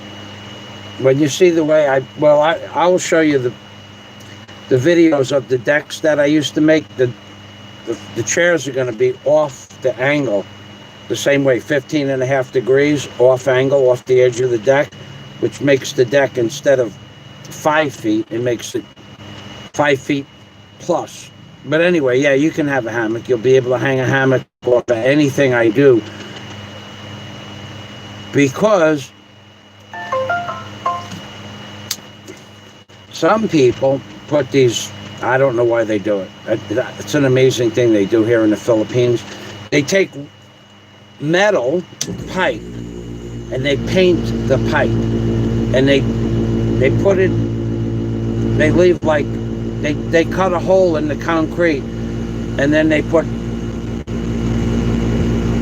the pipe in the hole, and then they put the cement, the hard cement around it, and that's their fence post for their railing. Now, it is the thick gauge pipe, but it's just scaffold pipe. And then they weld pipes across it, strap it across. Everything, the benching that I do is going to be stainless steel posts. I'll design it myself. Top and bottom of the, if this is the patio, it'll wrap around the top and bottom of the patio at least 8 inches back here, and it'll have a bolt going through top and bottom and bolted, and it'll be rigid in and of itself, but it will never be able to fall off. And then the chair will be out on an angle like that, and then the bench will be here, and then there'll be a railing up on top. The same way I did my wooden rails, but all of those combined with the strapping across the top and the wooden benching would be able to hold a normal hammock, but it would be simple enough to make it extra strong in any one place. Yes, you can have a hammock.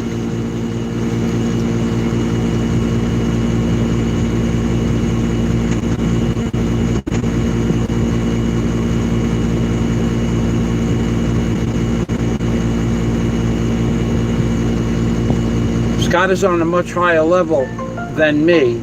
I'll stay in the silent majority for now. Jack, you're a lot of things, but silent you are not. Remember, the idea I had today, remember, you remember that.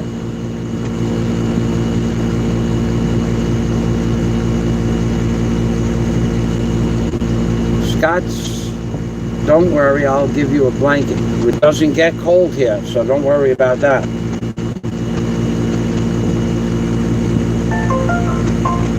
I used to super chat an infamous nasty blogger. He never gave me lodgings. What a bum. That's probably true. Jack says, I'll give it a try, Michael.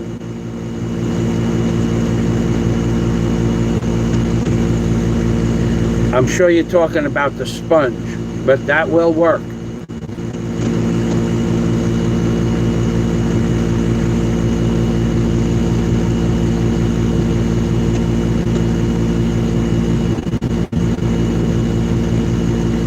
Scott Del Fuego.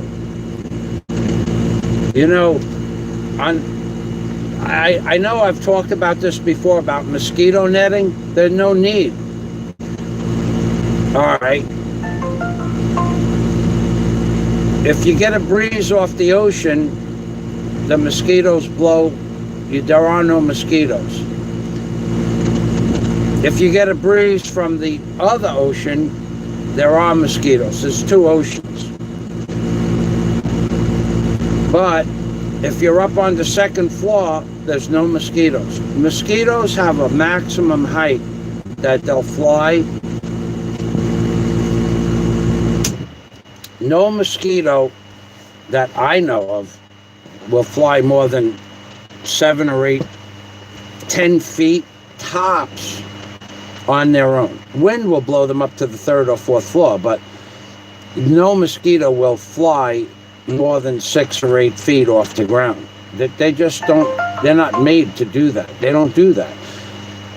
When I lived in Florida, I had 0 screens on my house at all. 0. No screens on the doors and no screens on 8 out of 10 windows.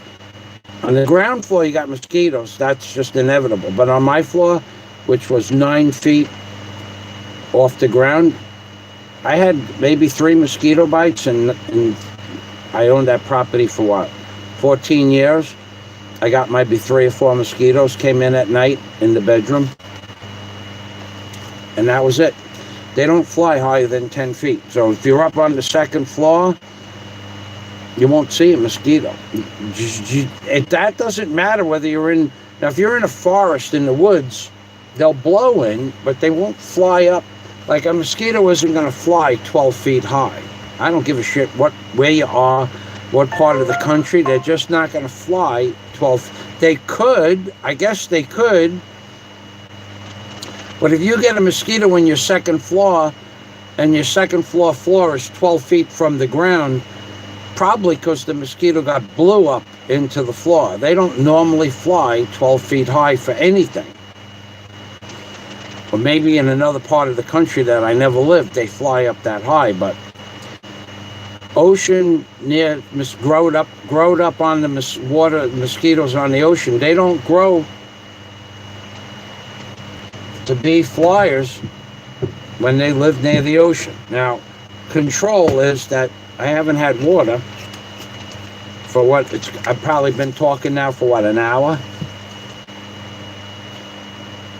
An hour and 34 minutes. Now, I haven't had any water. You have seen that.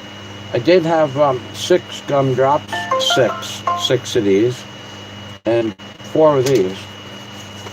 No, I had, 4 of these. 4 of the tiles with the grout, 4 of those, and no water. So Steve Montelli, my friend, by the way, another man that somebody abuses who doesn't deserve to be abused. Another man who's about 500 times smarter than the man who has been abusing him and calling him a pessimist.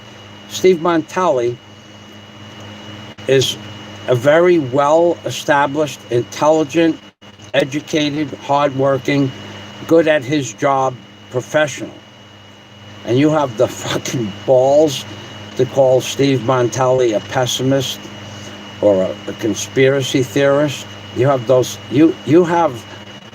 there is something off kilter inside your head. You don't get it, but one day you are going to understand things, or not, but one day somebody like Steve Montelli will just walk up to you and say, why are you saying this shit to me? And you won't have an answer. Or you'll be so scared of the man that you have been belittling for the last 2 or 3 years that you still won't have an answer. What does Steve Montelli do? What does Steve Montelli mention your name? Does Steve Montelli ever even mention you? Even your name, he doesn't say your name when someone writes it in the comment section. That's how much he doesn't like you. And yet, you have to abuse Steve Montelli. Something wrong with you, dude.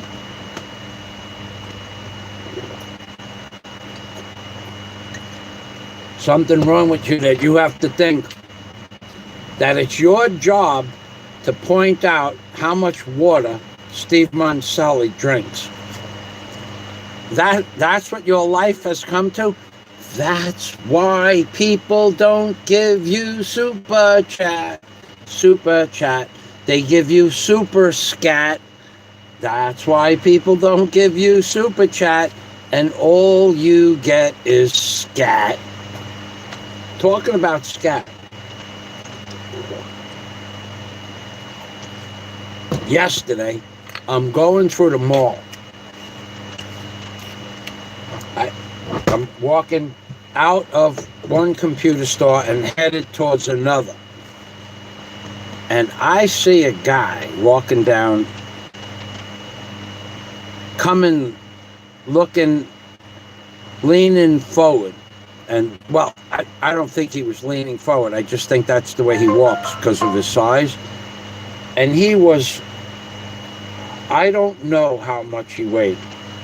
And it was a damn shame because at one time, I looked at him one day and I said, man, you're way overweight. And he looked at me, he goes, you're bigger than me. And I'm going, I am not. And this was when I first moved here. And he goes, oh yeah? Stand in front of that sliding glass door. And I'll be damned, I was bigger than he was.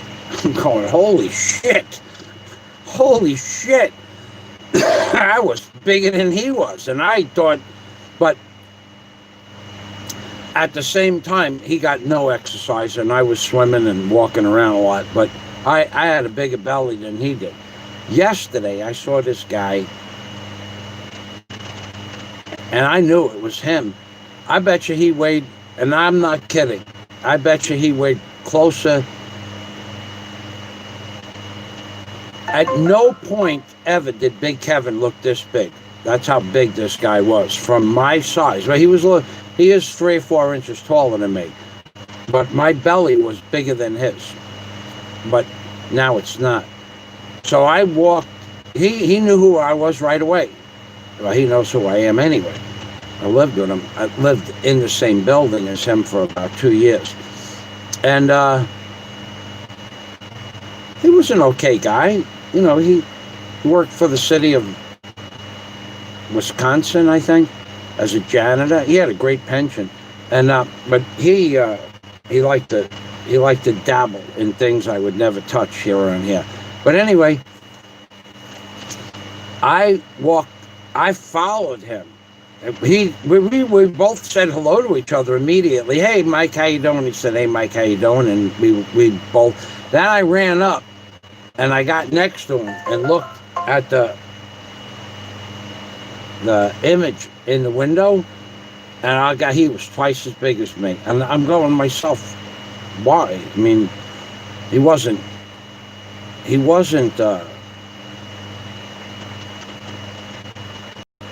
I guess I don't know what happened to him. I haven't seen him in 3 years, but I didn't make fun of the man. I'm not making fun of the man now, but there are things that I could say, but what point would it serve? I kind of felt bad for him because like I said, he was a quiet man. Because he liked to drink, he never made a ruckus. I mean, I wouldn't drink as much as he did, but he never made. When we all went to parties together, he was cool at the party. I mean, he never made a stink. There was never any argument or yelling or screaming or anything like that. So I wouldn't abuse him, but that guy abusing Steve Montelli because he drinks water? Really? I wonder why people don't give you super chat? You wonder? You think? Abusing Steve Montelli, who has 250 people to 500 people variants on his channel. And you're making fun of him and wondering why people don't like you? Serious fucking problem you got. Anyway.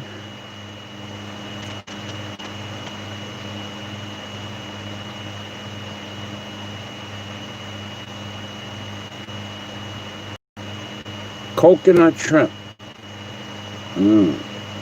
But one thing they have here in the Philippines, Scott, is they have fresh shrimp. It's warm water shrimp, but it's good shrimp.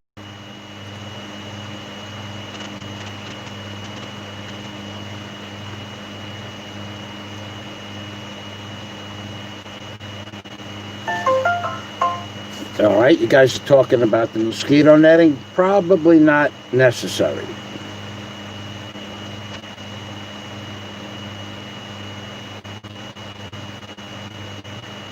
Yeah, you know what, Scott? Wait, those are two things I tasted the juice from a balut on my finger. That's enough for me. And wrap? No, not wrap. Thank you very much. Bullshitimus Maximus. He is Scott Del Fuego. He is the emperor of a land of nasty people. Bullshitimus Maximus. Leave it to Scott. We're getting ready to. I'm sure that you guys are getting ready to go to sleep. I rested from my long, arduous day yesterday. Scott Del Fuego, rap is missing the letter C at the beginning. Balut is not going to ever be an option for me, but a good adobo is always welcome. I agree, Scott. Thank you for that. Jack Thompson, message retracted. Boy, I must be far away from the bottom because I remember that message a long time ago. Ready to jump the fence. What does it cost? Says Jack Thompson. Salamat. Thank you, Jack. Jack Thompson, Black Pots Matter, baby. For $10, you get a rendition. Black Pots Matter by Jack Thompson. Black Pots Matter. Black Pots Matter.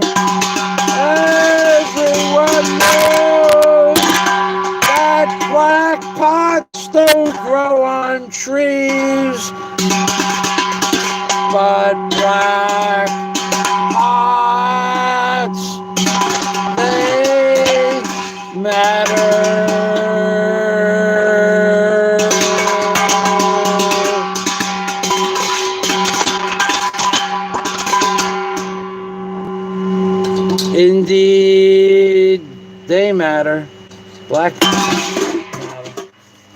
Not as much as a shoulder roast, but they matter.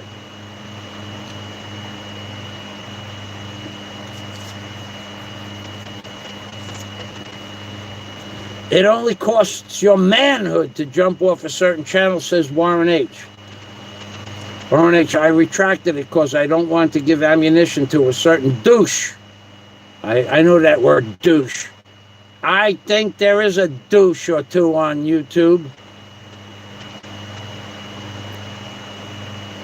Warren is baiting the game. That's it, Michael. I'm jumping over as soon as I get unblocked from the infamous blogger's channel. If the infamous blogger only knew you had $1 waiting for him to unblock you, shit would be unblocked already, gotta tell you.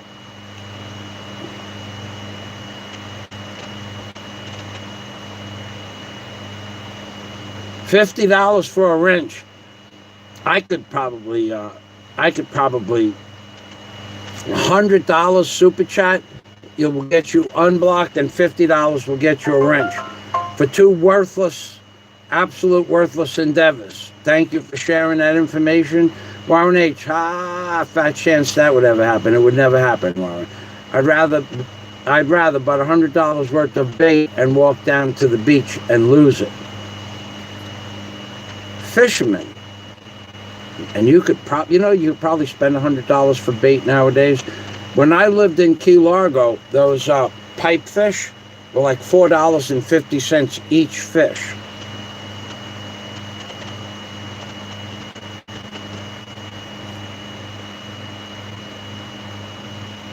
Jack Thompson, I read the newspaper with a telescope. Warren, oh my God, you have all my spare change. Salama. See, this is, now, I don't even want to talk. I don't even want to say the word. The word is bad luck to say the word. Bad luck. Bad karma to say the word. Thank you for the super chat. Salamat. But,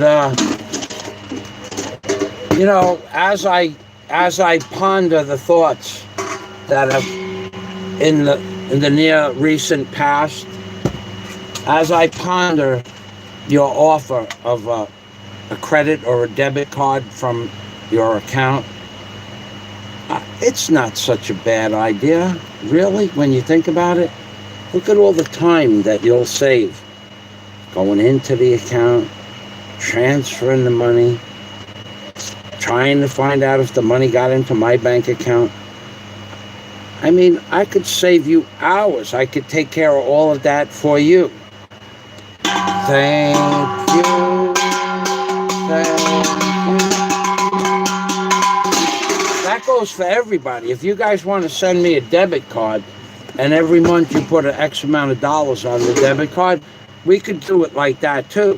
We could do it like that. I mean, cash, debit cards, money orders, Western Union. I'm not so crazy about Western Union because I'm not real sure that even YouTube allows you to take Western Union. But a cash or debit card, I mean, for my birthday gift, like the computer money is a gift money. I don't have to pay tax on that. That'd be great. Warren, woo, thank you, Warren. No, you have all my spare change. I have not just begun. I haven't begun to begin. I haven't begun to begun. I'm on my way. One guy made $2 an hour in 20 minutes, and $2 in an hour and 20 minutes. Michael made that in the first minute and 20 seconds. I wonder what the total will be. I can tell you what the total is right now. 3,000. Yep. 3,000 pesos. See the 3K?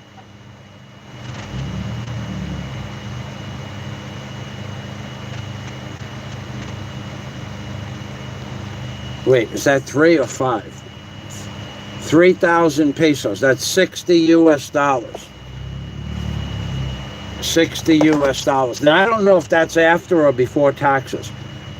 But of course, taxes, right. Thank you, Warren. One guy, Bantayan barnacles are the best in the world. Someone told me, so it must be true. Disclaimer. Actually, barnacles, I don't remember ever eating one, but the big ones that they have in the Bahamas and stuff, I heard you could eat them.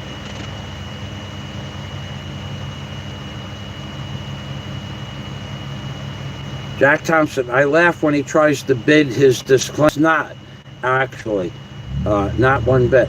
Neither will saying he was going on a mission or this is a privileged email. Very low IQ. It's all true, Warren. It's all true.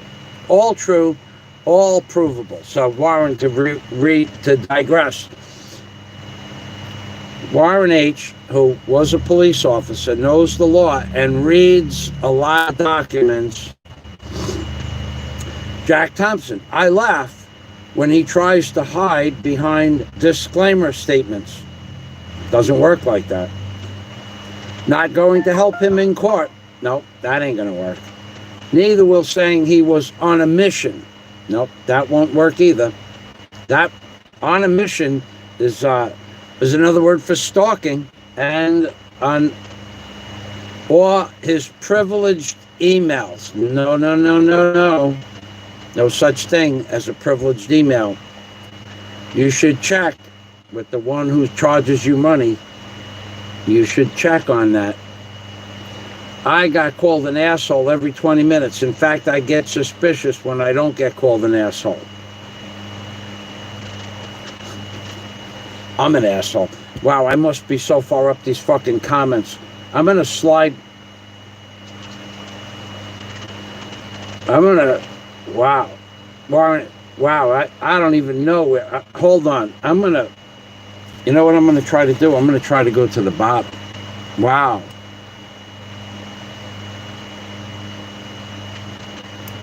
Really quick. 222 Fox 1. Don't work too. 222 Fox is here. All right, buddy. My friend. Just found some more. Okay, we're here. The GAC. Okay, we're getting there. 222 Fox 1. I see you down at the bottom. Warren is talking to you. All right, so we're at Bantayan. But Jack Thompson, he only needs 1/4 of a bottle at a time for hair dye, although his hair has not changed since high school.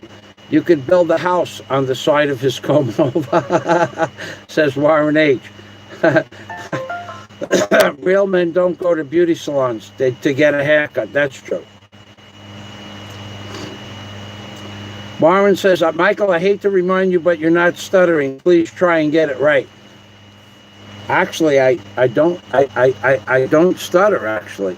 Thank you for reminding me. Men use hair clippers at home. I will be...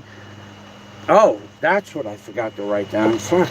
I knew I needed something yesterday. I wrote it.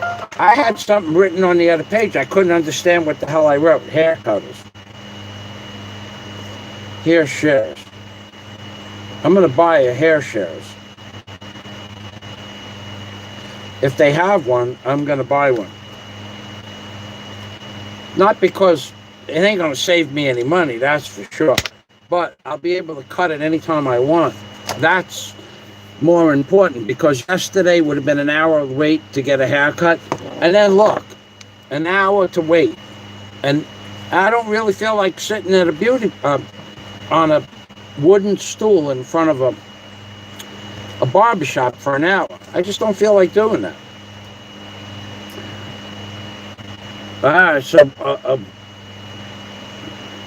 Oops, I already did the transfer of $2,500. Don't worry, just keep that money for daily expenses.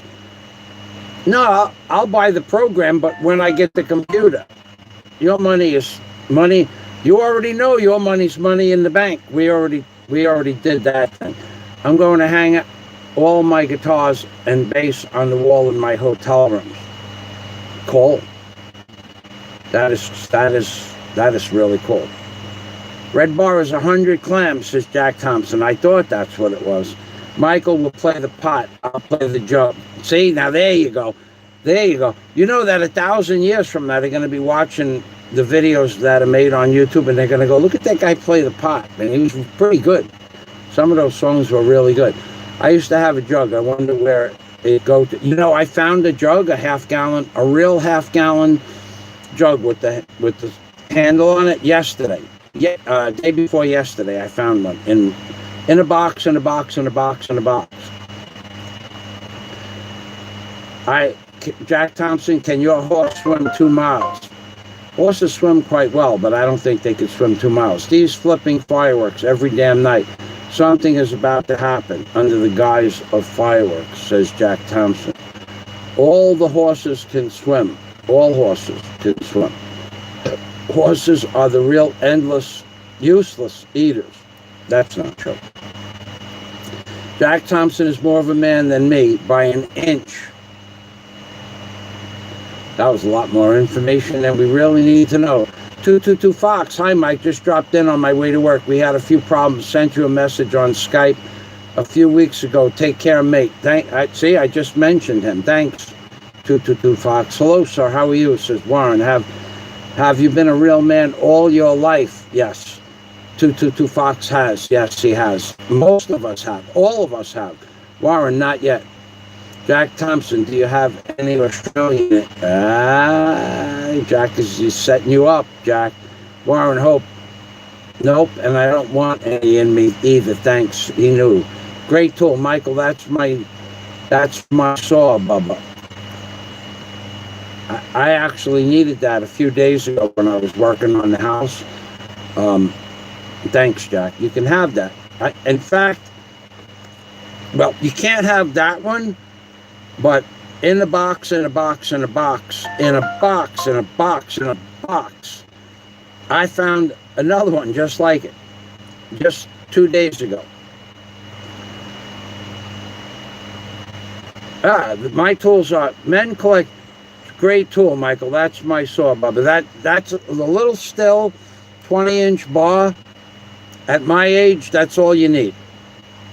But I do have the Steel 290 with a 32-inch bar on it. That's a machine. That is for lateral cutting, lower than the waist, and down cutting. That is not for over the head. That big one used to be over the head, but no more for that. I probably still would cut over my head with it, not vertical, but 45. But that saw, the Steel 290 is not a toy. This is a toy. All my tools are spray painted yellow as soon as I buy them, in fact. See? Yeah, well, we're talking about that. Real men, we're talking about real men. We're not talking about sissies. We're not talking about people who think they're men. We're not talking about people who want to be men. We're not talking about people who think they want to be men. We're talking about real men paint their tools yellow. This way, when you're moving around with a backhoe and it's getting dark, you can see the yellow, okay, or pink or blue, and it's a sky color. We call it sky colors, and we call the earth color brown. Sky colors don't exist in dirt. They just don't. You might see a yellow root every once in a while that looks yellow for a few seconds, but sky colors, yellow, blue, pink, orange, lime green, they don't exist in nature, in the ground per se. So if you're on a job and you're working in dirt or sand or red clay, you're not going to see yellow. That's how you know that even if it's just this much, even if you see this much yellow, just this much right there. See that little tip of the pen? If you see just this much yellow right here, like this, just this much yellow sticking out of the ground, you know that on the other end of that yellow is a tool. It ain't part of a root system. It ain't part of a tree. It ain't part of a car or a boat or an airplane. If it's yellow and you see this much, it means there's a screwdriver or a wrench or part of a ratchet on the other end of that. That's why you paint your tools yellow. But people that are too stupid to understand that, they lose their tools because their tools are brown and they drop them in brown dirt. New glasses, $1.99. Salamat. Glasses for my neighbor. There you go. That deserves, you know what? Now that we're getting charity, where charity belongs, let me give my neighbor, who loves me, all my neighbors love me. By the way, when I walk down the block, my neighbors say hello to me. When you walk down the block, not Jack, but when certain bloggers walk around, everybody ignores him like he's a piece of wood. Well, thank you for my neighbor for their glasses. Thank you. Thank you. Thank you very much. Salamat. That's for my neighbor, and this one's for me. Thank you. Thank you. Thank you very much. Salamat from everybody. You know what? Today's Sunday. I can't do it. I have been given out a few things extra, but not so much. I would rather give them. Oh, I met Pedro yesterday. You want to see the video I made of this man, Pedro? I was a little bit shy and embarrassed. Pedro is probably one of the few men I will give a donation to on the street. He has, you know what? I'm not even going to talk about that. I'm going to show you the video. I was a little bit embarrassed to make the video. I asked Pedro's permission first. Here's a guy that's going out and humping it down the block, risking his life every day, life and limb, to earn a living. You won't believe this video I made yesterday. God, I tell you, it's hard to watch it too. I watched it on my cell phone after I made it. It's hard to watch. You guys are, I'm just going to put it on Patreon. It's not going to be a local video. I would not dare put this on a local video, but it's not I could put it on YouTube, but I'm just not going to show people.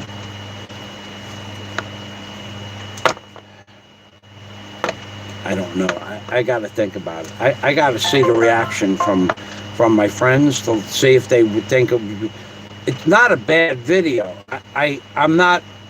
I was a little bit embarrassed to interview Pedro. I probably could have done a better job, but it was the best I could do off the cuff at the time in the middle of the street. What an interesting video. Yeah. Pedro was, he has a story too. Michael, you should be a naked news segment. Maybe not. I should do a naked news segment. Yeah. I should do a towel drop.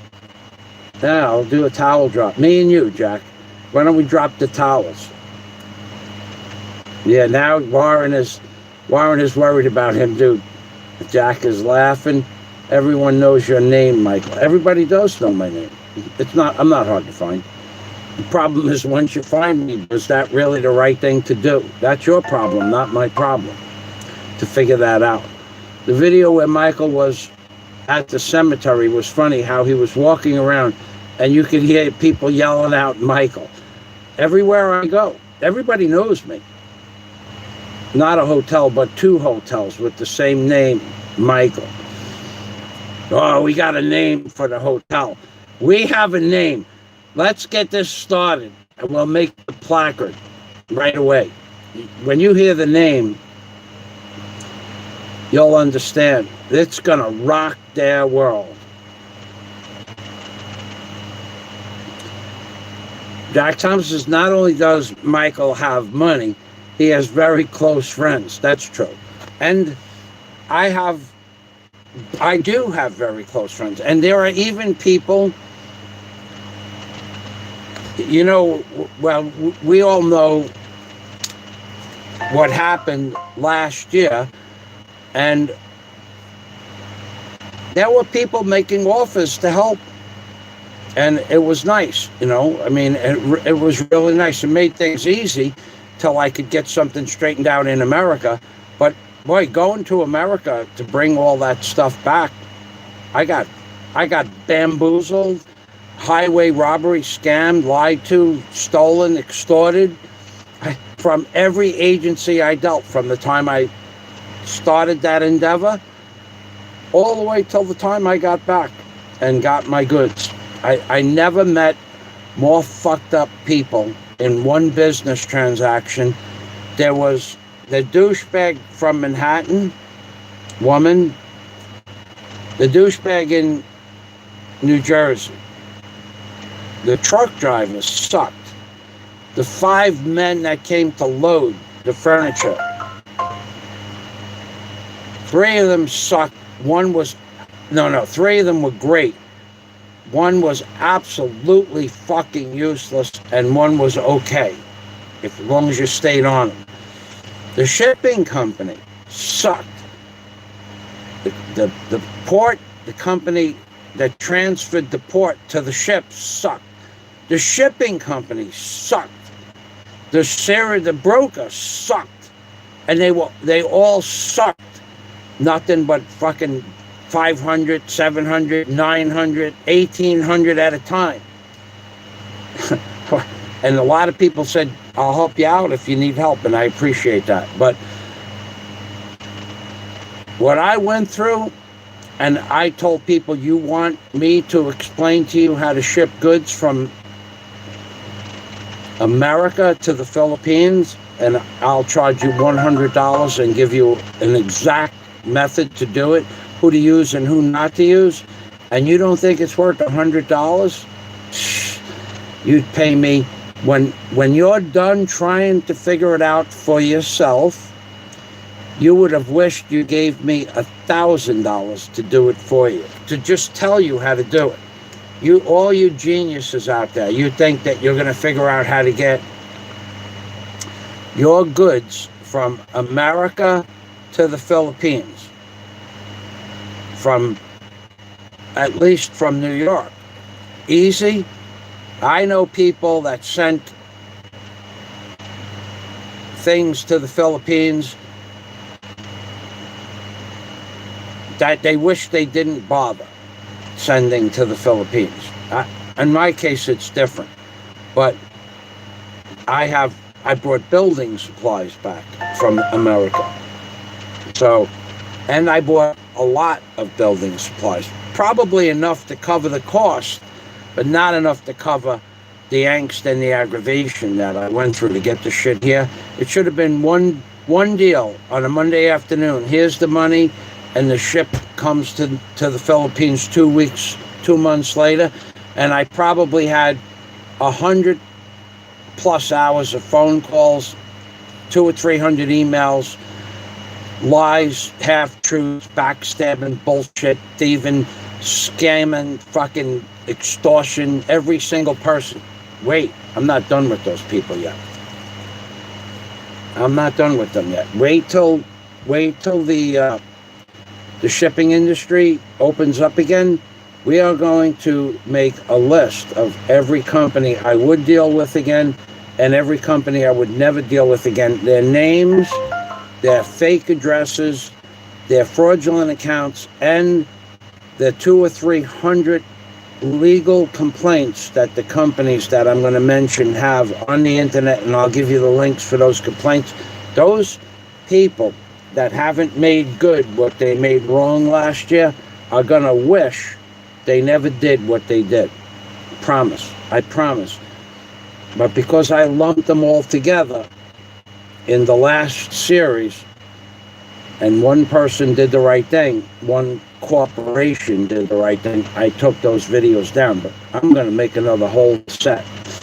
And they took them down because when they reviewed what was in the video and the names and the phone numbers in the description boxes of the videos, I got a telephone number from corporate, to their corporate office, and they asked me, what's going on? I said, which video are you talking about? And they told me. I said, yeah, that's all true. Are you serious? Yeah, it's all true. Call up Stephanie in New York. Call up Tony in New Jersey. Call up the other lady in Cebu. I forgot her name, but she was a nice lady, but she lied to me. Call them up and ask them if what's in the video is true. They've seen it. I've sent it to you. I sent it to your corporate office. I sent it to your billing department. I sent it to your shipping department. I sent it to your worldwide shipping department. I sent it to everybody. I said, yeah, what I said is true. Can you prove it? Yeah, I could prove it. Sure, I could prove it. I have the emails. She said, send me the emails that go back and forth of what was said in the emails. And I sent her an email. The emails were not long written history emails. They were just one sentence. We acknowledge that the container was brought on Thursday, and they left my house at 2 o'clock 3 o'clock in the afternoon, I would say. By the time the driver pulled out of the driveway, it was 3 o'clock. By 2 o'clock, we were done loading. He had to still hook the rig up to it and we put locks on the doors, whatever. But by 3 o'clock, he was gone. We acknowledged that the container got to the freight yard on April 27th at 4:30 in the afternoon. The freight yard was right around the block, basically. And we acknowledge that the freight laid on the ground because of a mistake. In there, the driver didn't give the shipping company the docket, what they call the docket, the list, the bill of lading, what was in the container. But the driver had the bill of lading. He took it back to the company and put it in the company's files. So they didn't get it until, I guess they got it Monday, whatever it was. They charged me $306 because the driver didn't give the paperwork to the guy at the gate. And then they charged me $900 because the container sat on the ground for a week. That's $1,200. And then there was a late fee of $600 from the shipping company and the billing. So altogether, there was $5,000 in over the original cost for shipping. And then what I bought here in the Philippines to put the goods in, the box inside the box, inside the box, inside the box, being that I bought the box in May and I didn't pick up the box until July 23rd, they charged me $1,000. Was it $1,000? $60 a day. That's what they wanted. 1,000 pesos a day from May 15th to July 23rd. 5 weeks. 5 times 7 is 30. They charged me 35. They charged me $700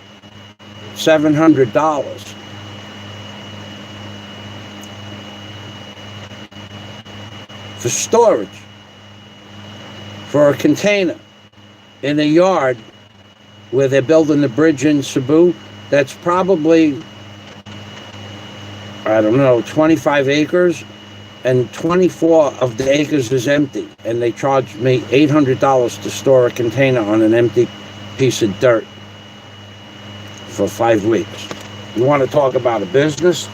They got some scams here in the Philippines. Those people are going to be noted.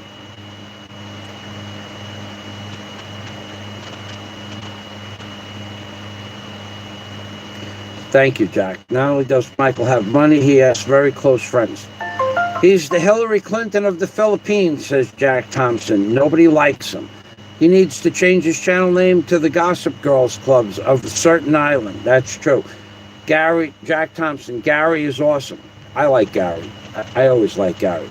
I'd love to buy a certain house in Hawaii and then burn it to the ground in front of the previous owner, says Warren H. I like the GAC. he's a good man. I'm pretty far behind. I'm going to have a long lunch with a certain blogger, says Warren H. Probably so.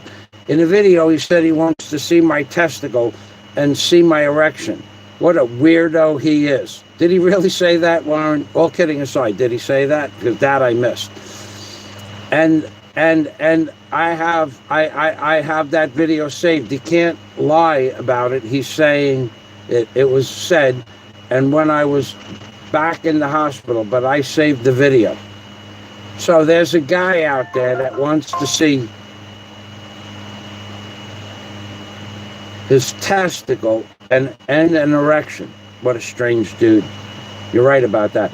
Gotta like the sponge. That was a nice sponge, right? I give him a sponge job. I sucked, with that little sponge, I could suck pennies out of the bottom of a bilge of an old scow barge. Real men don't throw their PC at the wall in temper.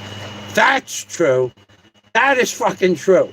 Another super chatter. Oh my God. Just found some more money in a pair of pants pockets. Thank you, Warren. A block of wood was a good investment for $3,500. Jack, Warren, Scott, what we could do is we could sell this block of wood on rotation, but not sell it.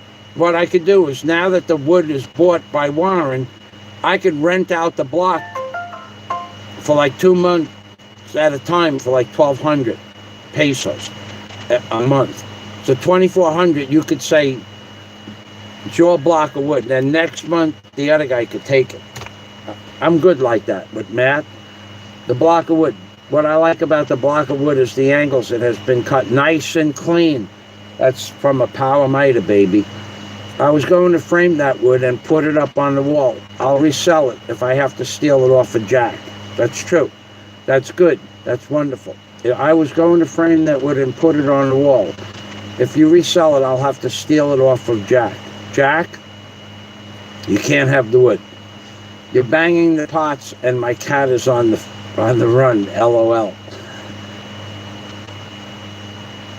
Don't work too hard, Fox. No one wants a super chat, a gossip girl channel, even if that channel is trolled by someone saying how they love it when they talk about other vloggers. That's bullshit. I don't think a lot of people like that. Now, you could talk positive, or you could talk shit about another blogger for a minute and get away with it. But you can't talk shit about every fucking blogger every fucking day, every time. You can't get away with that. A debit card is in the mail. I love being scammed. Thank you, Warren. You're about 3 hours behind in the comments. That I figured. I'm down to the bottom comment. The fedora covers all. And this is what the fedora covers. If it covers my ski slope. Oh, no, I don't have a ski slope. Look, I'm going bald, though.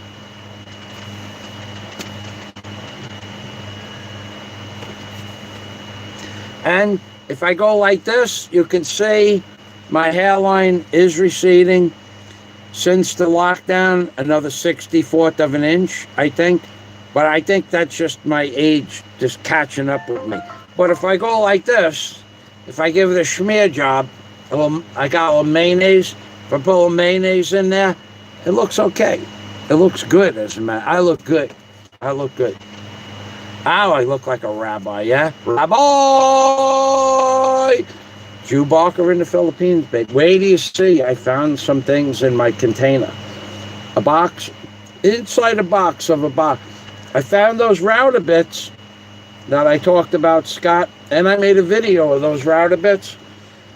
And hole saws, 3-inch, 3.5-inch hole saws with 2.25 or 2.5-inch bells. These things got to be worth, I guess they're worth $30 to $40 each bell. One is red, so I'm thinking it's Milwaukee, and the other one is white and blue. So I'm thinking it's not Hilti, but Lennox, 3.5-inch hole saws with octagon bits that are 2.5-inch deep cups to go through a 2x. Jack would know what they cost. Pedro, what a guy. Pedro. Wait till you see this video. You're not even gonna.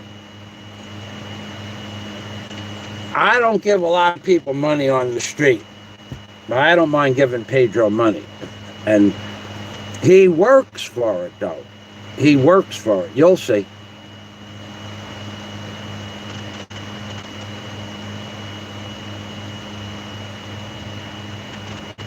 Okay, I will definitely help you with the shipping because, well, I don't know the laws yeah, that's another thing. There are fucking rules. There are rules, and they need to be followed. And not only that, I can do things now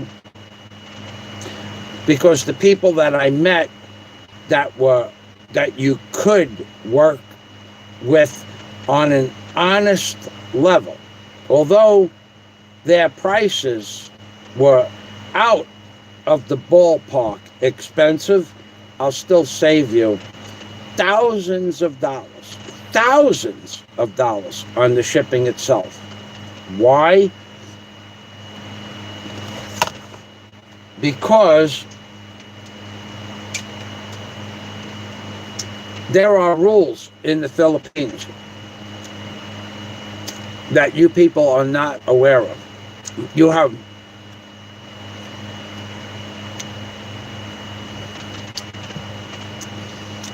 They have international shipping rules.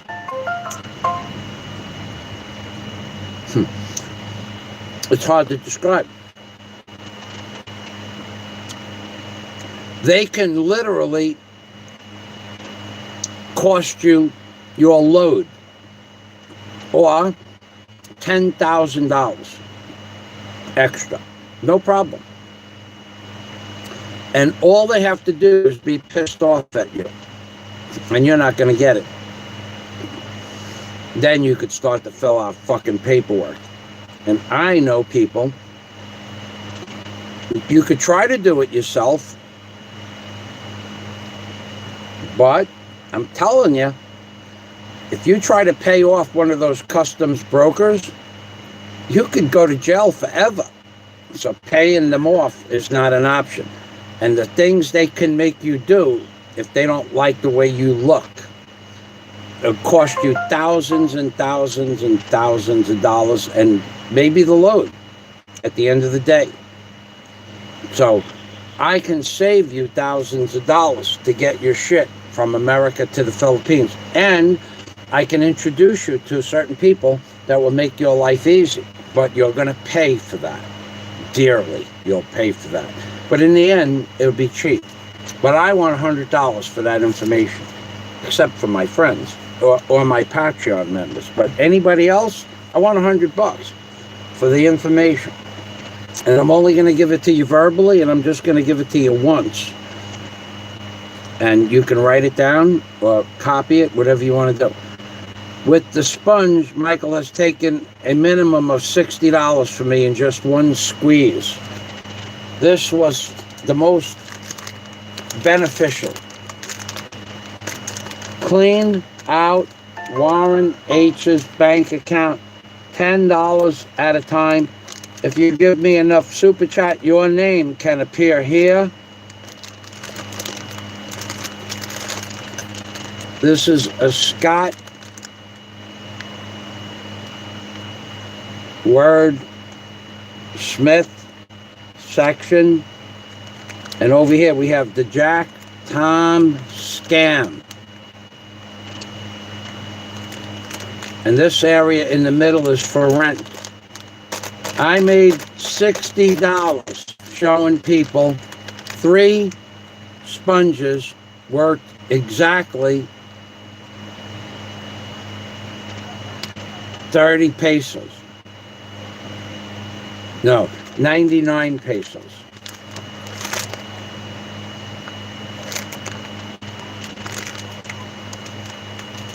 Yeah, 99 pesos.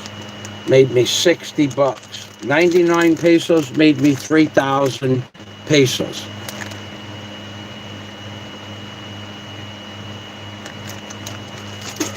Yeah, I did that. And you can't do a fucking thing about it. 99 pesos made me 3,000.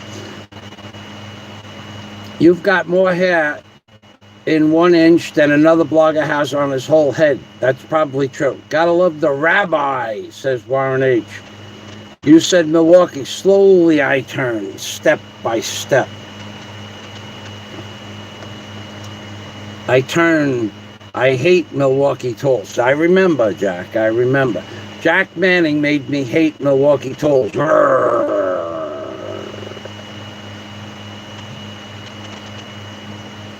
They're not so good anymore. Warren, back in the 70s, those tools were the best. They're all trash now, says Jack Thompson. Jack Thompson, don't you love a good Foz scam? Jack Manning is a millionaire because of me. Now, Jack Manning, just hang on to your hats. Jack Manning is Jack Thompson's, a guy he knew. And the guy was a street guy, and he would sell swag shit. And Jack bought a $25 Milwaukee skill saw off of Jack Manning, and Jack Manning hit the lotto for $5 million cash. And then he invested it wisely. I guess he got his shit together. And now he's a multi-millionaire that owns all kinds of crap all over the place, and he never gave Jack a dollar. Fuck. I know a guy that stole, I don't know whose ticket it was, but he was a owner of a candy store, and he had the tickets. A very successful candy store. He had the tickets, and people would call up and say, put my ticket in. And that son of a bitch would go through the winning lotto tickets. And one day, to see if there was anything worth stealing, like people knew what their numbers were, but he was looking for the big cash out. And when it was, I don't know how many millions it was, but it was multiple millions, and it was the winning ticket. And he had it in his store in an envelope. And somebody that didn't come in and pick the tickets up, they would just order the tickets online and say, put my tickets in and I'll come and pick them up later. But they would leave the tickets there for a few days, knowing they were their tickets. But no, the law sees it differently. He paid for the tickets, therefore it was his ticket. He stole like multiple millions of dollars from somebody. That day, he cashed in the ticket and left. He just walked out of the candy store. It was empty. They left the store, they left the goods, they left the supplies. That's how much money he won. Plus, he was afraid that the person he stole the ticket from, or whose ticket he stole, probably would have killed him. But that's a true story. And I had a girl rob me for 3 numbers for $1, whatever that come out to. Might have been $500. She did steal my ticket.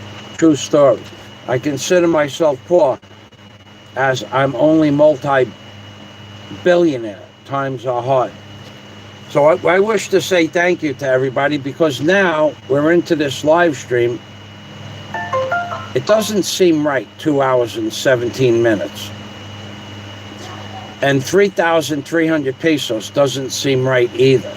Somehow, the second time I came back in, the time and the peso counter started again. There's way more than that. Way more than 3,000 pesos. So I wish to thank everybody. I'm going to give you guys a few minutes to say goodbye to each other. I do have some ideas, money-saving ideas, not money-making ideas. I am done with my money-making ideas until Saturday or Sunday. All right, we got the sponge, I'm a spongee. Warren, Scott, Jack, they're sponges. And I'm a spongee. I take the money.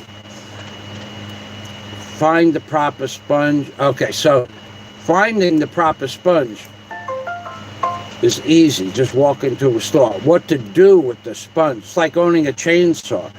You can own a chainsaw, but do you know how to use it? Real men can say yes. Men that want to be real men can say, not really, but I'll give it a try. but they won't be trying for a long time. Preferably someone perhaps not capable of rational thinking, then befriend. Okay, so yeah, we talked about that. Befriend somebody, become their friend on YouTube for 6 years, and on the 7th year, take all their money. That's the same way planting, rotation, crop rotation in the Bible. Leave the field empty of that crop that you planted, like alfalfa. Like plant alfalfa for like 2 years and then leave the field empty for 6 years. And on the 7th year, you can plant alfalfa again. It's the same thing. I'm like Jesus. I'm like a Jesus, but I take, I don't give. And all kidding aside, if Jesus was real, I'm on Steve Montelli's side about this one. If Jesus was real, all this shit that's going on in the world, the riots, I don't want to hear this is all part of tribulation. I don't want to hear that bullshit. You don't understand who wrote the Bible, when and how. They knew that this shit was going to happen. They made it happen. They wrote about it happening because they planned it. The same people that wrote the Bible, built the Great Pyramids, have been controlling this world for billions and billions of years. Not millions, but billions. The Bible probably has been used a dozen times in a dozen carnations of this world's history. Whoever was history before this genetic species, and before that, and before that. Where do you think all those freaking civilizations come from 100, 200,000 years ago? They have monuments under the ocean from 200,000 years ago. Really? And the church tells you the world is fucking 6,432 years old. What? Bullshit! I say bullshit! Like Steve Montelli. I could be his protege. So for 6 years, you don't take money from your sponges, and on the 7th year, you suck it up. You suck it up. You suck it up. You suck it up. You suck it up. You just suck it up. You become the sucker of the sponges. Sucker of the sponges. You become a Hoover vacuum cleaner in a world of sponges. Then you find as many sponges as possible, and then name rooms in the hotel after each sponge. Don't be afraid to make more rooms with names than you have rooms, because the hotel never going to happen anyway. You could make 100 rooms in a 12-room hotel. What difference does it make? Wordsmith them. Give them shit to think about that ain't true. Confuse them, baffle their mind, and bang that fucking pot till they go deaf and they're walking around in circles. Then ask them for their credit card number or their debit card number and bang that fucking thing out too. The Big E. Don't forget the Big E in the underworld, the Church of the Christians plus underworld. Don't forget him. Been banging on his fucking door for money all the time. Every month, month in, month out, month in, month out. He gives to the poor on Patreon. He's a good man, Big E. And he also has legal shit to do soon. Name boats, airplanes, cars, tricycles, motorcycles after your friends, and tell them, for 10,000 pesos, we can put your name on the port side of the jet ski. For another 10,000, we could put it on the starboard side. And then for 20,000, we could put it on the back, like the SSS Jack Thompson. Okay? That could be yours for 20,000 pesos. Or the USS Del Fuego. You could even make it the USS Del Fuego class. That sounds like the San Diego class, but the Del Fuego class. The Scott, the Thompson, the Warren H, the Mercury 3, the Dennis Adam. Don't be afraid to name shit after people and collect money for the names. Doesn't matter. We're fucking everybody at the end of the day. Don't be afraid to use more names than you got shit, because the more shit that you got names on, the more money you collect, the more shit you could buy. It's a vicious cycle, but somebody got to do it. Sponge them slow, but sponge them steady, and tell them they are getting sleepy and they need to be sponged off. You are getting sleepy. You are getting sleepy. You need to be sponged off. You need to be sponged off. Open your wallet. Give. Give to the spongee. Give to the sponger. Give to the sponger. The spongee must give to the sponger. You are getting sleepy. You are getting sleepy. Give. The sponger is here. Give. Those are the rules. Bad karma, we covered that. Bad karma is never say, super chat me or I'm gonna quit fucking making live streams. Never say that. That's bad karma. That could result in no super chat for the next 3 weeks. Never say super chat me or I'm going off screen to punish you. Never say that. That's bad shit. Never say, why is my screen not lighting up? Bad shit. That's bad luck. Confuse them with pairs of sunglasses so they think they are giving to multiple different people. If you can't baffle them with bullshit, confuse them with multiple pairs of sunglasses so they think they're giving monies to multiple different peoples. Confuse them with many pairs of glasses. Never wear hordes of jewelry, as then they think you don't need the money, and it also makes you look like a sissy. That's my favorite. Show them your tools instead. Don't show them gold. Show them power miters and power planers and industrial grade hammer drills and shit like that. Don't show them jewelry. It just makes you look like a girly man. Don't show them jewelry. Chainsaws and power planers and wood mills. Sell them shit that they don't need. And then make them think that next week, maybe they come back and buy something else. They might need that one day. But just sell them shit they don't need. And then say one day you might need that. And just tell them that one day you might need that. And next week they'll come by and buy more shit that they don't need.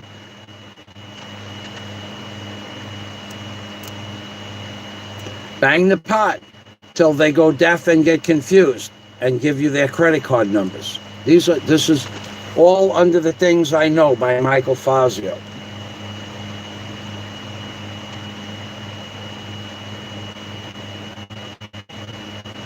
Okay, Jack Thompson. Bye-bye, mate. Jack Thompson.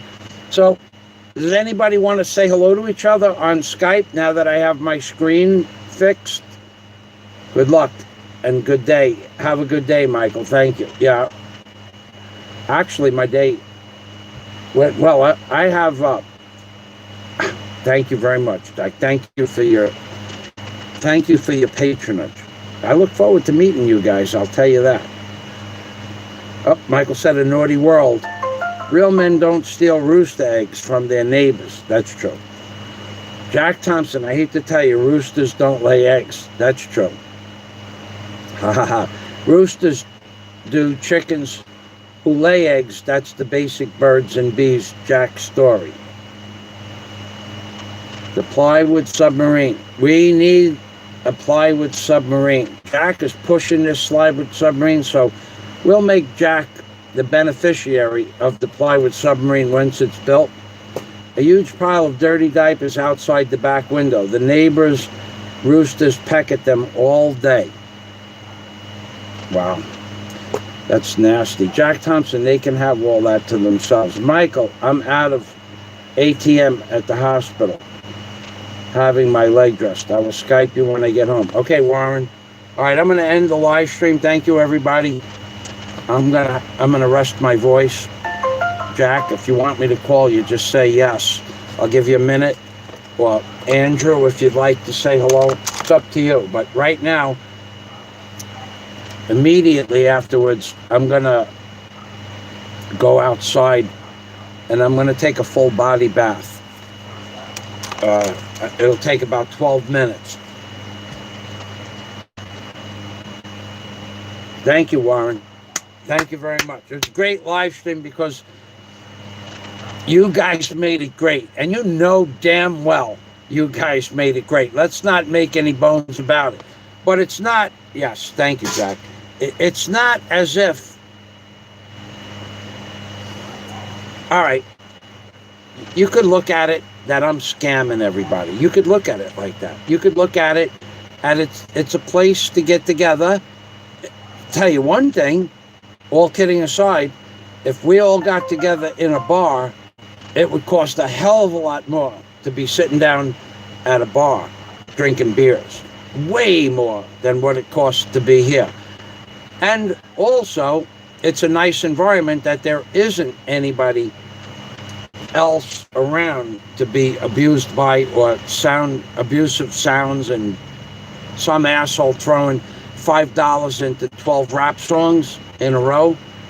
I gotta walk away. I'm with Scott on that one. I got to get out of the sound of rap. There are probably 3 or 4 rap songs that I really would listen to and enjoy, and that's what, 40 years of rap, and that's it. And those I like, those songs. I don't remember what they are, but there might be 3 or 4 rap songs that I enjoy. In 35 or 40 years, I will not listen to rap music. I don't give a shit. I walk into a store with rap music on in the mall, I tell them, turn that off or I'm leaving. Excuse me? Turn off the music. I don't want to listen to that shit. I mean, they don't have to turn it off, but I'm going to leave if they don't. Some do, some don't. They just ignore you and you just walk away. But I don't want to listen to rap, especially loud rap music. They can't hear me and I can't hear them. And you want to do business like that? Really? When a customer walks in, lower the music. It's common courtesy. They don't do that. Some do, some don't. One vlogger has 8 comments in 1 hour, 20 minutes, and only $2 in Super Chat. What a difference in Michael's live stream. Wow, he's still going for $2? You know what you should do? You should send him another $2. Keep him going like the Energizer Buddy. All right, guys, I'm going to walk outside and I'm going to take a bath. First, I'm going to wash my hands and get a little something to munch on. I'll give you guys 5 more minutes and then I'm going to come back and say goodbye. So if anybody wants to say anything, say it now. And thank you again, everybody. So I'm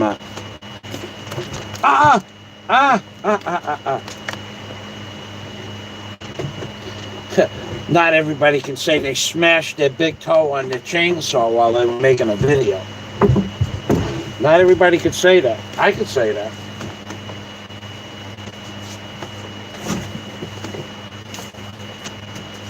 I could say that, and I did.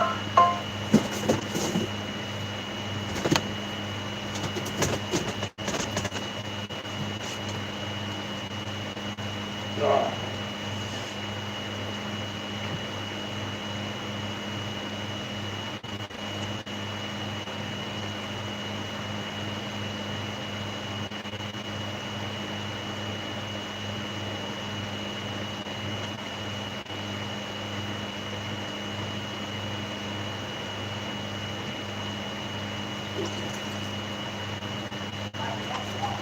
Well, we definitely gave my screen a workout, I'll tell you that. It works good. A little bit small. I'm not wishing I bought the bigger one because I didn't know if the big screen was broke or it was the HDMI terminal, but I am now, well, I do have the ability to bring my big screen back to the city. The men who I bought the screen from yesterday, more than happy to get it fixed. whatever it costs, it doesn't matter. But it's not like it can't be fixed. And had I brought it yesterday, I probably would have been able to pick it up tomorrow.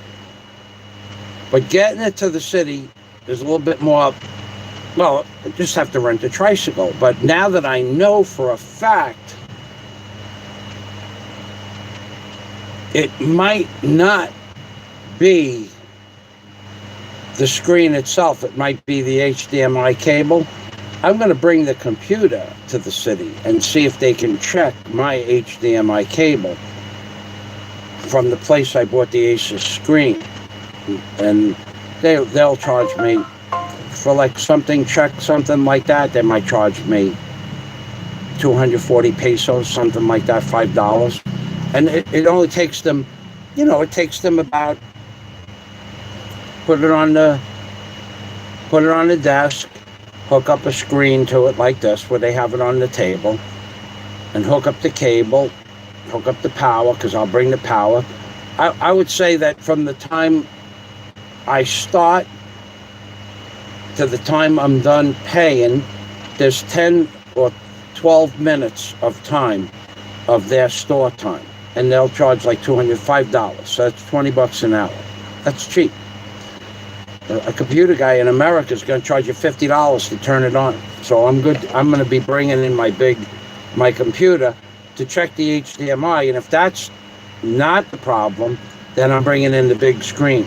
So either way, I'm very happy with the purchase I made yesterday.